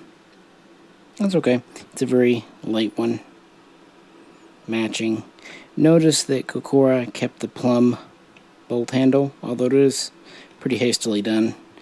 And they retained the 2-screw rear swivel, although wood butt plate of course. They have the simplified trigger guard, no fuller grooves, long base, fixed rear sight. There's also variations in the corners. Some are machined down, some are just left square. I've had some Kokoras that are pretty gnarly on the lathe marks on the barrel, and also back here, for some reason, the Kokoras, at the wrist have a lot of chatter left. This one's pretty chattery. I've seen some that are even more so. But I took this one. It's got a rough weld safety too, because of how late it is, and I think that's neat. My very first last stitch, in fact it was my first 7.7 ever, I picked up at a store, and it was the Series 25 Kokora. I didn't end up keeping it. It didn't have a mum.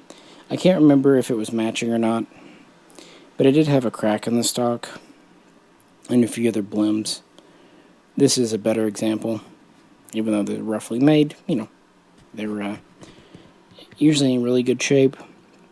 And only at the very end might these guns not have chrome line bores. Although, as I've said a couple of times, the bolt face would not be chromed. And then finally, we have this gun here.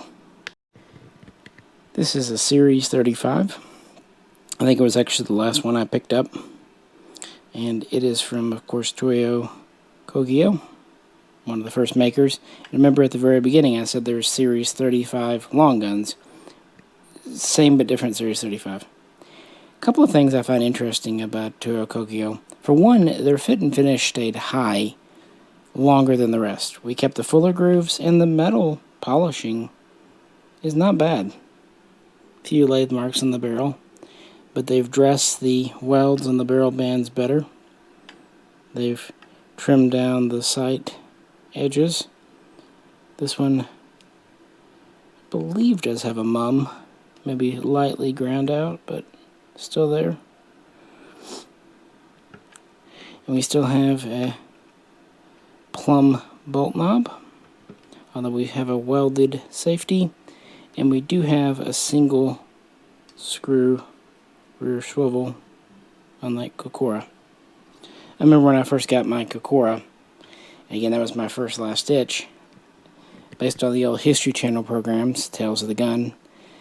I thought, cool, that's actually really what made me want to get a last stitch, but I was confused why I didn't have the cylindrical bolt handle or the one screw rear swivel, not really realizing back then that that wasn't for everyone. That was more Nagoya. And what's interesting about Series 35, that factory was located quite near a little town known as Hiroshima. And so if you get one produced in August of 1945, well, it has a hell of a been there, done that story, doesn't it? You know how I said I don't like having duplicates? Well, I insist I'm not breaking the rule here, because not only are these each from different factories, they have different features. So they're different, right? Now, I don't have a Mukden, a Houghton, a Chinese. Yeah, maybe I'll run across one, but honestly, I felt fortunate enough to just get a Korean example. And again, don't have every last one. Didn't really want it. Just wanted one from the Nagoya, the Kokora, and the Toyo Kogyo arsenals. And I would typically try to get the latest, highest serial I could, but if one a little bit lower but just overall nicer came my way, I would still go for it. And these are the ones that I've acquired over the years. And feeling pretty good about what I've picked up.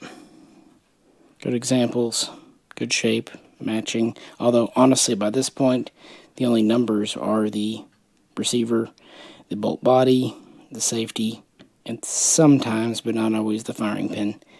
That is, if it has a serial at all. Like I said, some towards the end at certain factories didn't. Again, I'm impressed that Series 35 maintained its standards as much as it did. So, definitely award for best last stitch, for whatever that's worth, goes to it.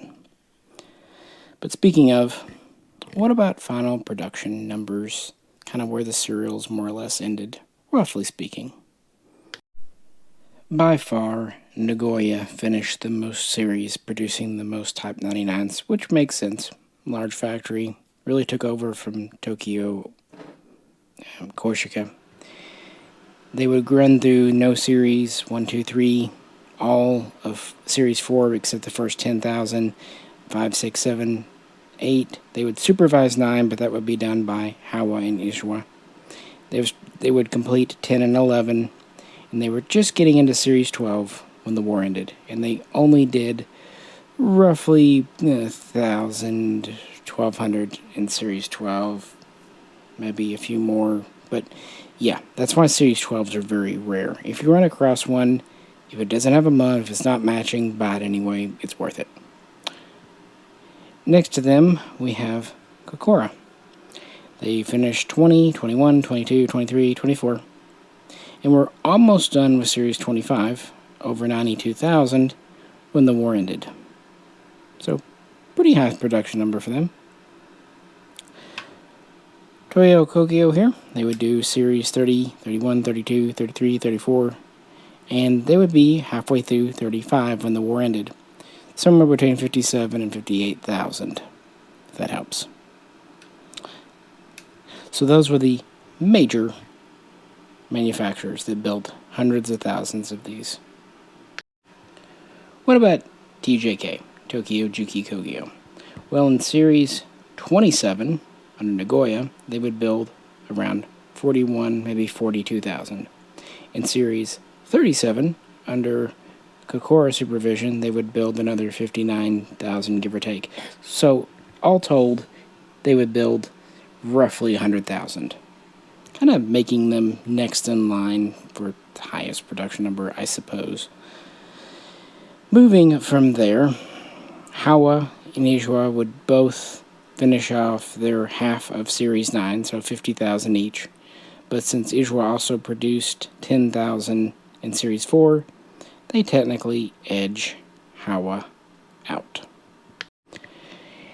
As for our friends in Korea, Yinchon, they would build about the same in their only series, Series 40, as Kokora would do in their last series, Series 25. Around 91 to 92,000. Maybe a few less than Kokora. So they're up there too, almost as many as TJK. And it kind of shows. And then finally, lowest production numbers go to Mukden, Houghton, in China, mostly because they were focusing on the Type 38 for so long that they didn't switch over to the Type 99 until nearly the end. So they only built 3,000, maybe 3,200. And so there are the 9, I guess, major manufacturers. They had several subcontractors and, of course, makers of other guns therein and thereforth. And as you can tell, not all series were used because they were assigned in blocks to different factories. So, 13 through 19 were never used because they were assigned, I believe, to Nagoya. And of course, we don't have a Series 26, 28, 29 for much the same reason. Kind of shows you how many they were planning to build, though.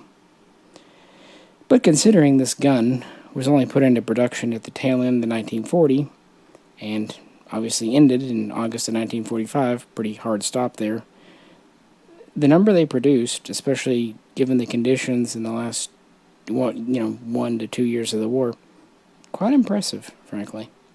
And aside from what we've looked at today, there aren't really any variations. They were pretty standard on the Type 99 long rifle. So with that, as we draw towards the end, let's check back in briefly with handguns, and then maybe just a few surprises, odds and ends, oddities to finish this video out. How's that sound? Again, I still insist it's okay to have this many because they're different. Also, for the years I was collecting, a lot of even advanced collectors really turned their noses up at last-ditch guns, thinking they were crude, and they are. But my goodness, I love the history behind these. And I think today collectors are finally starting to value these. I will say too, though, it's harder to find a last-ditch with a mum because many of the very late ones never left either the factory or the depot they were stored at because, well, Japan had no way to get them to the troops because sea travel.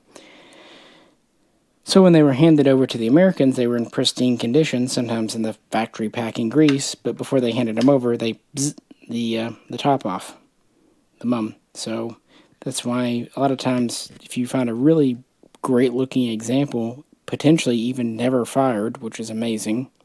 It may not have its mum. Probably won't. One of those things you just kind of have to live with. On the other hand, when you do find a last ditch with a mum, hey, it's bonus points. And I really do like just how deeply stamped the mums are on a lot of these. Not as much on this 35. But yeah, the Nagoyas and what are, they're in there. They wanted it to know. There's so much to be said about these. So many variations, so many oddities, especially Series 27. I think every gun they built was a little different from the last. And I love how crude some of the late ones get. But still functional, at least right up to the end. Now, at the very, very, very end, the last couple of weeks, maybe month, the inspection system finally did start to break down. Those may be risky.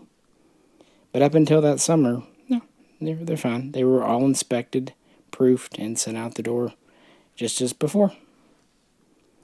Alrighty, guys, let's bring this home. Alright, so we've looked at how the Type 99 and variants fared through the war. What about handguns?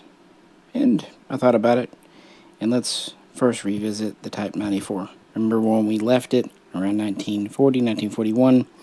They had made a couple of simplifications to machining because they were ramping up production. But otherwise, it's a very nice gun, deep bluing. But beginning in 1942, a second ramp up would happen, and we would start to see some changes. This is a mid-war example. I've asked people for years about it. These wood grips are probably aftermarket or something done. They're nice, though. I don't know. They're peculiar. Either way, it's a good example piece to look at it here. And at first, you might not see a lot of changes. The bluing gets a little hastier, less polishing done, a little more visible machine marks. But if we flip them over, we can look at a couple of changes. I should also point out that around 1941, the Japanese no longer allowed Western, English letters on their guns. But numbers are okay because those are Arabic numerals, so we're okay with that. Anyway, I just had to mention it. So the original guns had strawed triggers, safeties. This would be done away with sometime in 1943. So 18th year. So just pure bluing. Another change has to do with the magazines.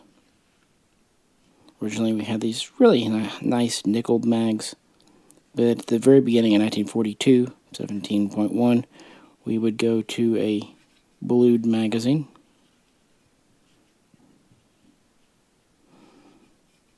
Otherwise the same, but makes insertion a little less smooth and a little less attractive. So right now we're just seeing cosmetic differences. But in 1943 there would be another change that would put higher demands on all Japanese factories. For you see, that year, the policy that had stood for half a century of officers purchasing their firearms from effectively the PX was over. For various reasons, mostly because of recruitment and new officers coming in and the way the war was going. In 1943, sidearms started to be issued. Obviously, high-ranking officers could kind of still do what they wanted, but now captains, lieutenants could be issued a gun. And since a lot of these were air crews and whatnot, the Type 94 was actually in pretty good demand. So the Kokubunji factory, the only one that ever made these, had to increase production.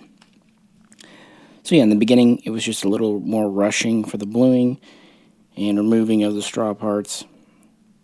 As far as I know, like I said, these are aftermarket grips, so this would have had the synthetic grips in 1943. But it's a neat piece besides. But then, the next year, we're going to get quite a few shortcuts along with the following. Here we have my latest example of a Type 94 made in early 1945, and it shows most of the changes. These are legitimate wood grips, And these would appear roughly in mid-1944. Some say July, but then again, people have shown guns from June with wood grips, and then some from August with the plastic, the synthetic. So it's a rough estimation that mid-year these slab-side wood grips would appear.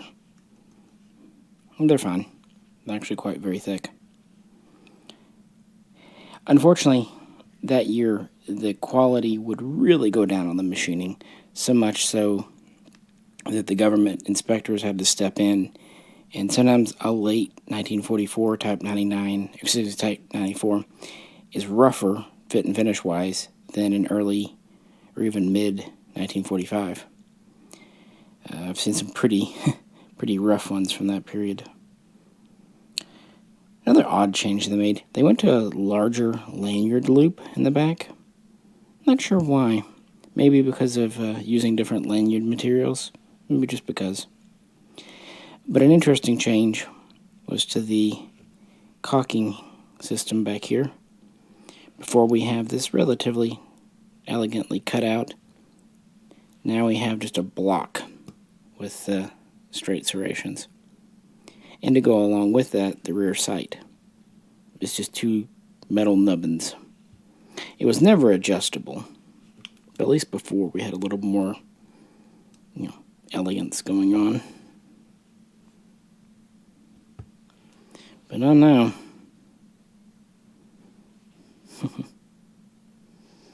Maybe it's just my mind, but it seems like the front sight was also somewhat simplified. It's a straighter look. But I could be imagining it. I will say on the later guns, sometimes the sear does protrude more. This one's got a bit of an angle to it. Safety here. These safeties can bend or break on these. It's not a major failure point, but it can happen. And the magazine shows further simplifications. Not only is the body just kind of coarser, they simplified the loading nub in here to just a simple button versus the more ornate lever we had before. Still holds open on the last round. These wouldn't be serialized to the guns at the very end. And so they would keep making these into 1945. There's even another variation where you have a short wood grip that appeared for a while. And then we get into June of that year, so date code 20.6. This is when the so-called last ditch Type 94 pistols appear. And those are basically just put together with whatever parts were around. Previously rejected, mismatched, just bits and throwing them together because it was the end of the production. By 27, so July, Type 94 was out of production at the only place they'd ever made it. So at the very end, they were just throwing guns together. So those can be very creative, and you can see all kinds of higgledy-piggledy parts on them. So how many did they build? Somewhere between 71 and 72,000.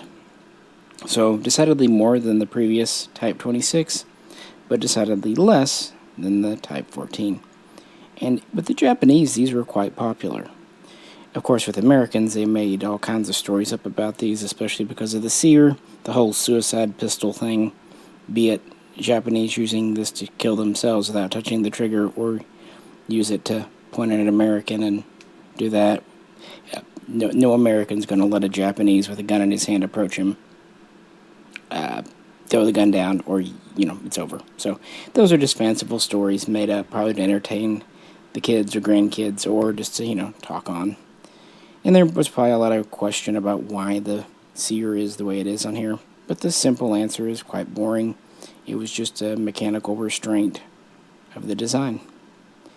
And that was it. Obviously, they ended production before the war was over. Some were brought home as bringbacks like these. A handful floated around East Asia, appearing in little conflicts here and there, rebels and whatnot for a while. But since it's firing the 8mm Nambu round, that limited its utility. But I will say, you can criticize the full-size gun for firing a maybe weak cartridge.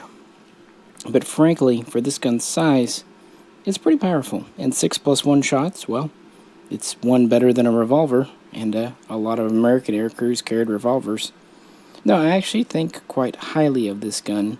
It was designed for a purpose, and it fulfills it. And really, until you get till 1944, they're very high quality guns. I think it's the late 44 guns because the production rate was kind of at its highest, and so therefore there are probably more of those here than any other era. They give this kind of a bad reputation because they are rough looking. They still work, they're not unsafe, but charging them, manipulating them, dumping the mag out, it's kind of gritty, and sometimes they're very tight or very loose, very rattly. You never know. The only thing I'd say as a collector, again, check your safety, especially your later ones. Like this one's pretty loose because it's just a little piece here bent in. Don't have it on safe and just squeeze the heck out of your trigger, because that shouldn't bend it. But again, it's old metal, and late war, the quality of the metal was questionable, so don't stress it. I've also seen a few that have the lanyard loop on the back clipped off. I don't know why. Just something I've observed. And I've shown you the different magazine types. And again, if anyone actually knows about these grips, has ever seen them like this, let me know. I got this years ago in a trade. Didn't have much money in it. And I hate to sell it before I know what it is. Because what if it's some weird, rare, hey, for 1 week they use these grips? Again, I don't think so. I figure they're just replacements, because these Bakelite synthetic grips are prone to cracking, especially right here on the edge below the mag catch. Or if you flip it over, there's another area right here that can often chip off. And sometimes people will crack them by over-tightening the screws. So probably something like that happened. It's interesting that they did use synthetic grips, though. Pretty good for that era. And these wood grips, they're actually quite good. They're chunky, beefy, durable. A little brick-like in your hand, but hey. However, can't really say that for our next gun and its slab grips. So with no further ado, let's check in with the Type 14. We left off with the Type 14 at the end of 1941. A lot was happening. The Kakibunji factory had finished the first, no series, as it were, Series 0, and a new factory, Toriyamatsu, was opening up and beginning production. Both of these factories manufactured under Nagoya supervision. So moving into 42, we have two manufacturers, and we're starting the first series of Type 14, and they're actually going to split it 50-50, so 50,000 one, 50,000 another. And we do start to see some simplifications. At Kakibunji, not as many though. The big one I can think of, the bolt went from being in the straw color to blued, and the magazines went from the nickel to the blued.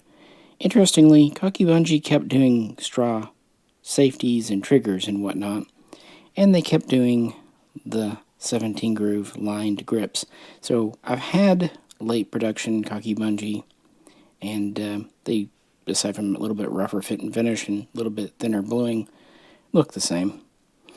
And they actually wouldn't build a whole lot more. They would get into the 20,000s with their part of the series, and they would end production around August of 1944 so that they could focus on Type 94 production as well as other contracts they had for, say, machine guns and parts. So that was the end of Kakibunji for the most part. But they would transfer whatever parts, tooling they had over to Toriyamatsu because they were becoming the big 14 manufacturer at this time. Now this to me is just a great example of a mid-war. It's January 1944. Like I said, in 42, Kakibunji would go to a blued bolt. Well, Toriyamatsu would go to blued pretty much everything by 1943. They would also machine the pins, retain the rivet basically that holds the trigger in right here. they'd grind them flush. They're there, it's just buried in there. They would keep using lined grips. I believe these were 24 groove, but instead of having the high polish Uroshi lacquer, it's just kind of a oil brush type finish. You can tell it's much more of a matte texture. And other simplifications were taken. Some parts weren't serialized anymore. I should also point out that they would further change the firing pin and striker to try to improve measures. Again, no one ever really got that right. What's neat about this gun is beginning in 1944, we went to a simplified cylindrical round cocking knob. This is the same unit, it's just these were fully machined out before. Now they just checker them. They also went to a simplified rear sight instead of an inverted V-notch. It's just a simplified kind of U-notch sight. The base that it's on is also shortened a bit compared to this. And the magazine itself. Let me set you down for a second, you know the deal. Gotta use two hands to pull these out. Find it out here. Here's a blued mag. Alloy base, notch in the front. Still high degree here. I mean, it's a military fit and finish, but not bad. Not at all.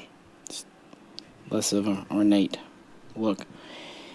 At the end of 1943, they actually finished up their half of Series 1, and they started on Series 2 in 1944 at the Torimatsu factory.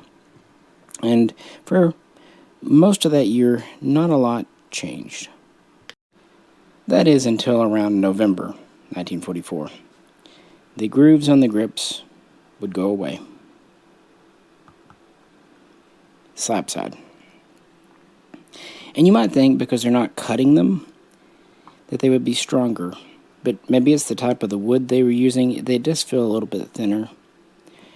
But these slab grips, for whatever reason, are much more prone to cracking and breaking than before. So I'd point that out.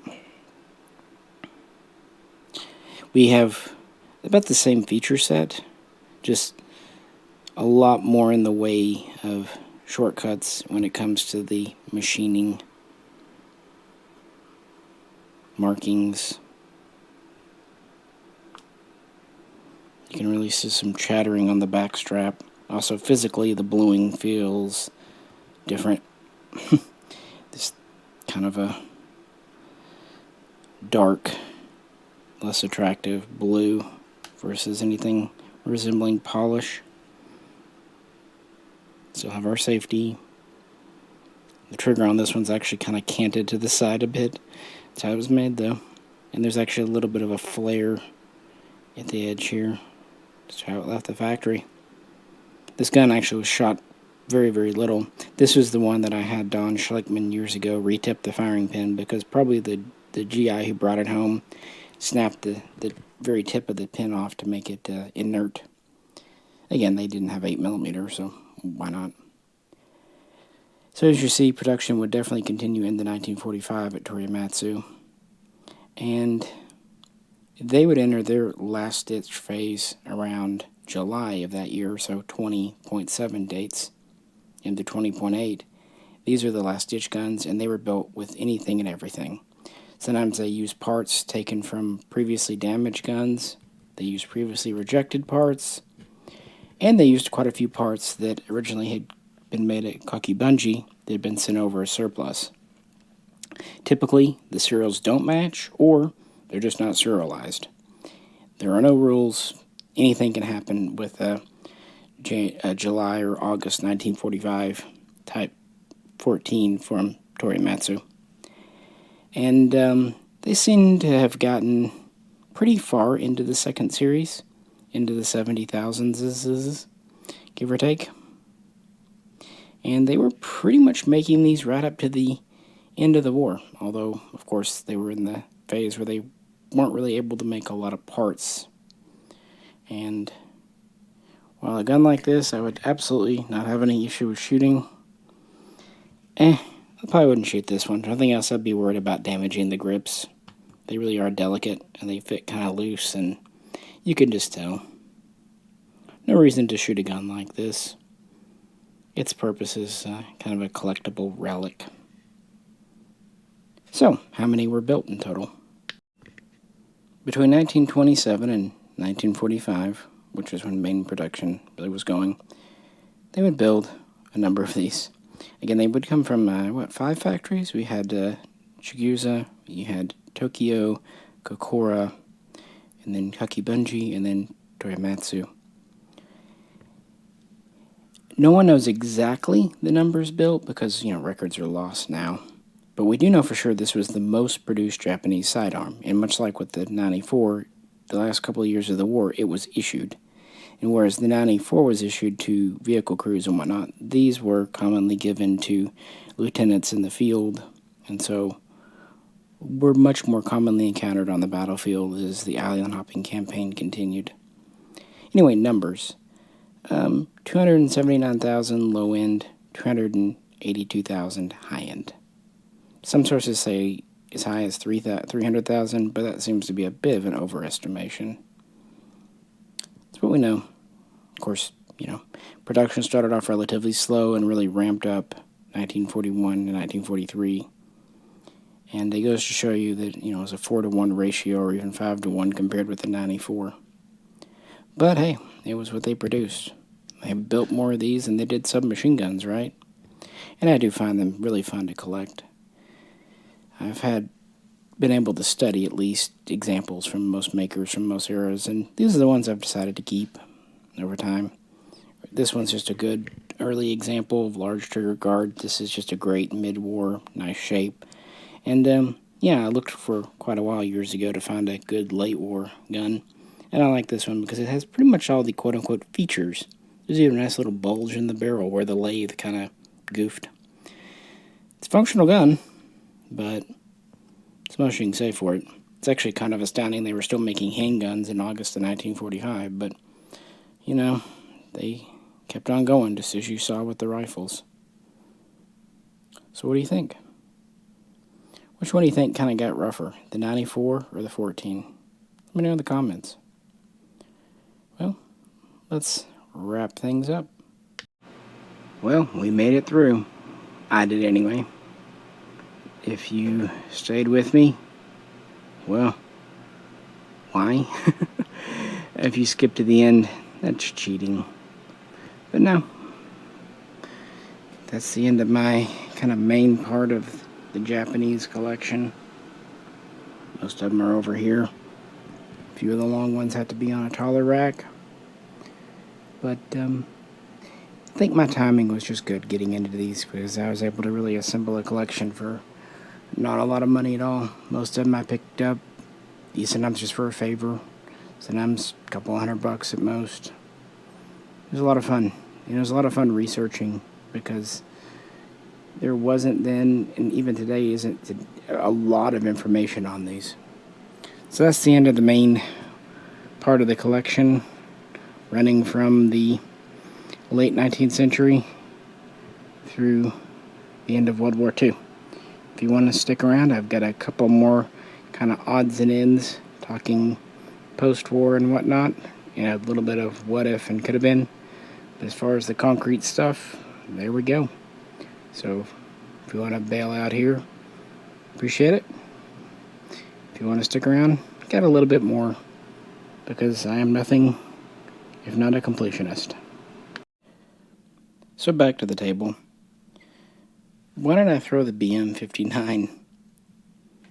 Well, partially, I was actually going to grab a M1 Grand and grab this one and thought, you know what, this works just as well.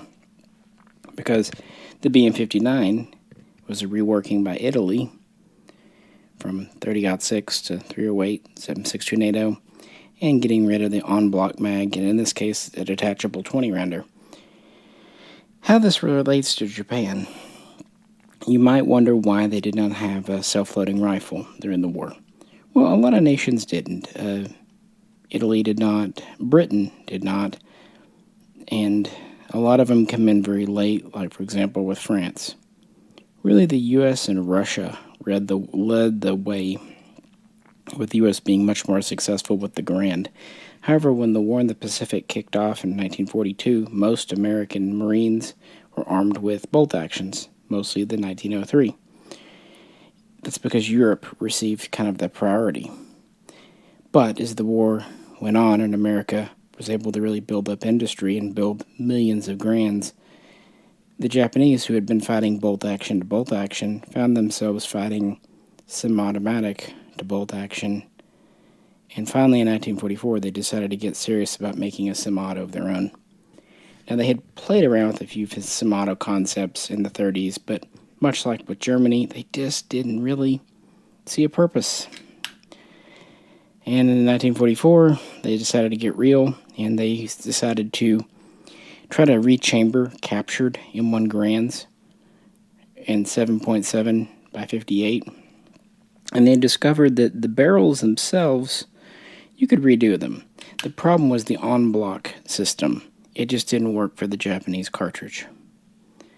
So they decided, instead of trying to rechamber existing Grands, we'll just copy and make our own with a few adjustments. And thus we get the Japanese Type 4 or Type 5. It's kind of known by both names. Either way, it was experimented with in 1944, and there was a very small pre-production run in 1945. So obviously, yes, it was chambered for 7.7, and instead of the en-bloc 8-round mag, it actually had an internal 10-round magazine, more conventional, and it was topped off with 5-round Arisaka Chargers stripper clips. And it had more traditional Arisaka sights as opposed to the American style. And finally, of course, because it's Japan, it took a Type 30 style bayonet instead of the US one. Now, work was done primarily at the Yokosuka Naval Yard for many reasons. And they were planning to put these in full production towards the end of 1945, but of course the war ended before that happened. Who knows if it probably would have worked. I mean, they had a lot of projects. Firearms, guns, aircraft. They look up at the J-8 aircraft. But it was a late war kind of project. But much like with the Type 100, far too little, far too late. It's said that they produced parts to build about 250, and of those, about 100 to 125 were assembled at the end of the war, with parts to build a few more captured by the Americans. And today, there are a few in museums, and a handful of collectors have them. I'm going to be honest, even if I was lucky enough to get a Type 4, Type 5, I would study it, do a video on it. I would not shoot it, God no, and then I would probably sell it, because they go for 25, 30K. And as much as I love my Japanese guns, yeah, reality has to sit in at some point. Plus, I'm not too much into experimental guns, and it never left the experimental stage. I like issue guns. So yeah, just thought I'd mention that, talking about any kind of self-loading rifles Japan might have. Next up, let's revisit a nation we've mentioned time and time again in this video. Well, we went from the M1 Garand, or rather a variant of, to the M1 Carbine. So we can talk about this. The Thai, formerly Siamese, carbine. This is the Type 91 variant. There's actually two variants. Like we've talked about throughout the video, Siam, Thailand, ended up obtaining quite a few Arisakas before and during World War II, and when the Japanese left, many more were left behind. So they had them. Why not? And as kind of foreign aid, the U.S. gave Thailand, and many other nations besides, a lot of M1 carbines.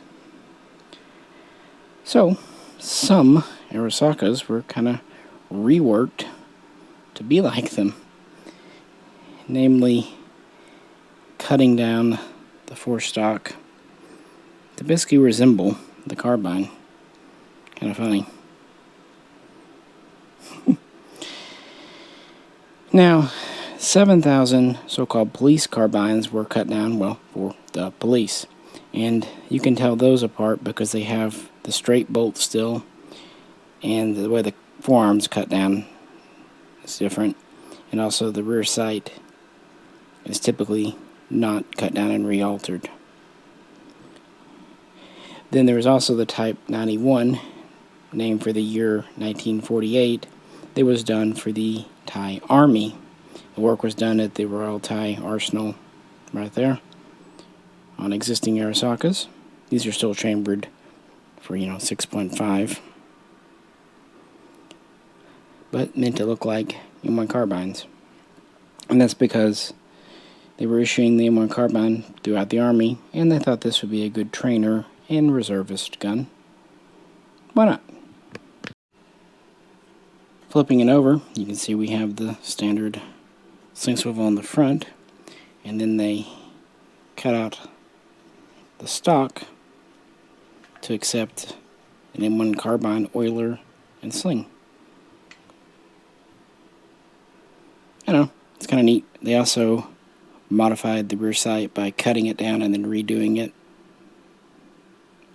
A lot of variations in these because of the different guns used.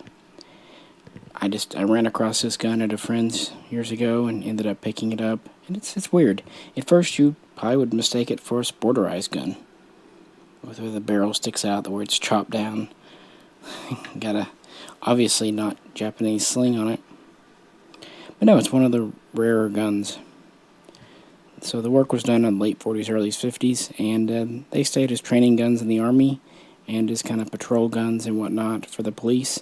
This kind of gave the police a good thing too, because they still had a bolt action, but it kind of maybe appeared like they had a self-loading gun, so the optics of it.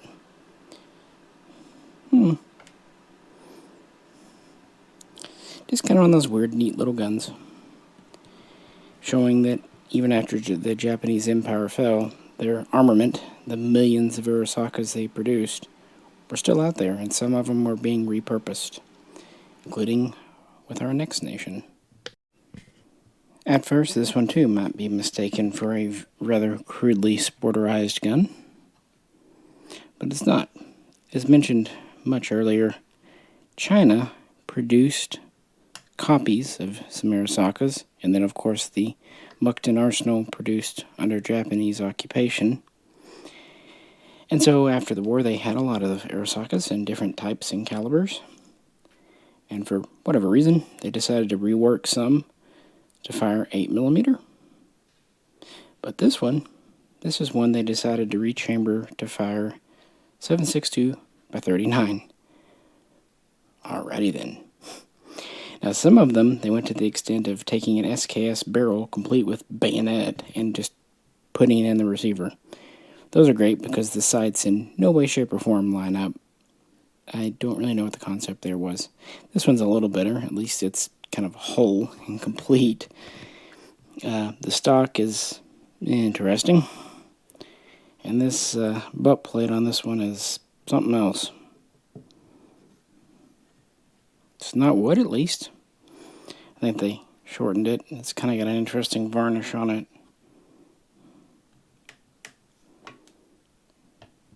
Couldn't tell you. Opening it up, you can see there's this pretty good spacer in the back for the shorter 7.62 39 cartridge to fit in there. I would not shoot one of these. I have no idea if it's head spaced. I don't know if even the Chinese knew. These almost seem like kind of make work last ditch guns of their own for the wars there. But it is a weird gun that appeared in a batch of guns years ago, and just kind of hung on to it. A friend has one too, so we kind of compare notes. They, in broad terms, are similar, but there's a lot of little variations in the conversion here. Yeah. I don't even know if I know the name of it. I just thought I'd point it out real quick. I've done videos on it. It's been in my Chinese videos, so you can check that out if you're interested. And one more to mention, why not? That would be the 30-06 conversions. The program was started at the behest of America and the work was done at the Tokyo Arsenal in Japan around 1950-1951. The plan was to convert around 130,000 Type 99s, kind of going the opposite direction from the Type 4, going from 7.7 to 30-06 instead of the reverse. And the idea, it was to help with the Korean War and to maybe help arm an occupation force of North Korea, which was the plan at the time. There was also talk about using them inside Japan for police units as well, but either way, the 30-06 ones, I don't have one now. I've had a few, but for one reason or another, they never quite satisfy, never quite what I want, so I always let them go. They're an interesting conversion, though. If it's a full conversion, it'll say 30 cal US on the side. It'll be phosphated, parkerized. It'll be configured to take 1903 stripper clips. The bolt and the receiver will be notched out. There will be a little cutout here for the slightly longer cartridge, obviously 7.758 versus 7.62 by 63. So you have to modify a little bit. I've seen other conversions where they don't do that modification, but the real ones would be. And I also should point out that the Japanese bullet is ever so slightly wider than the American.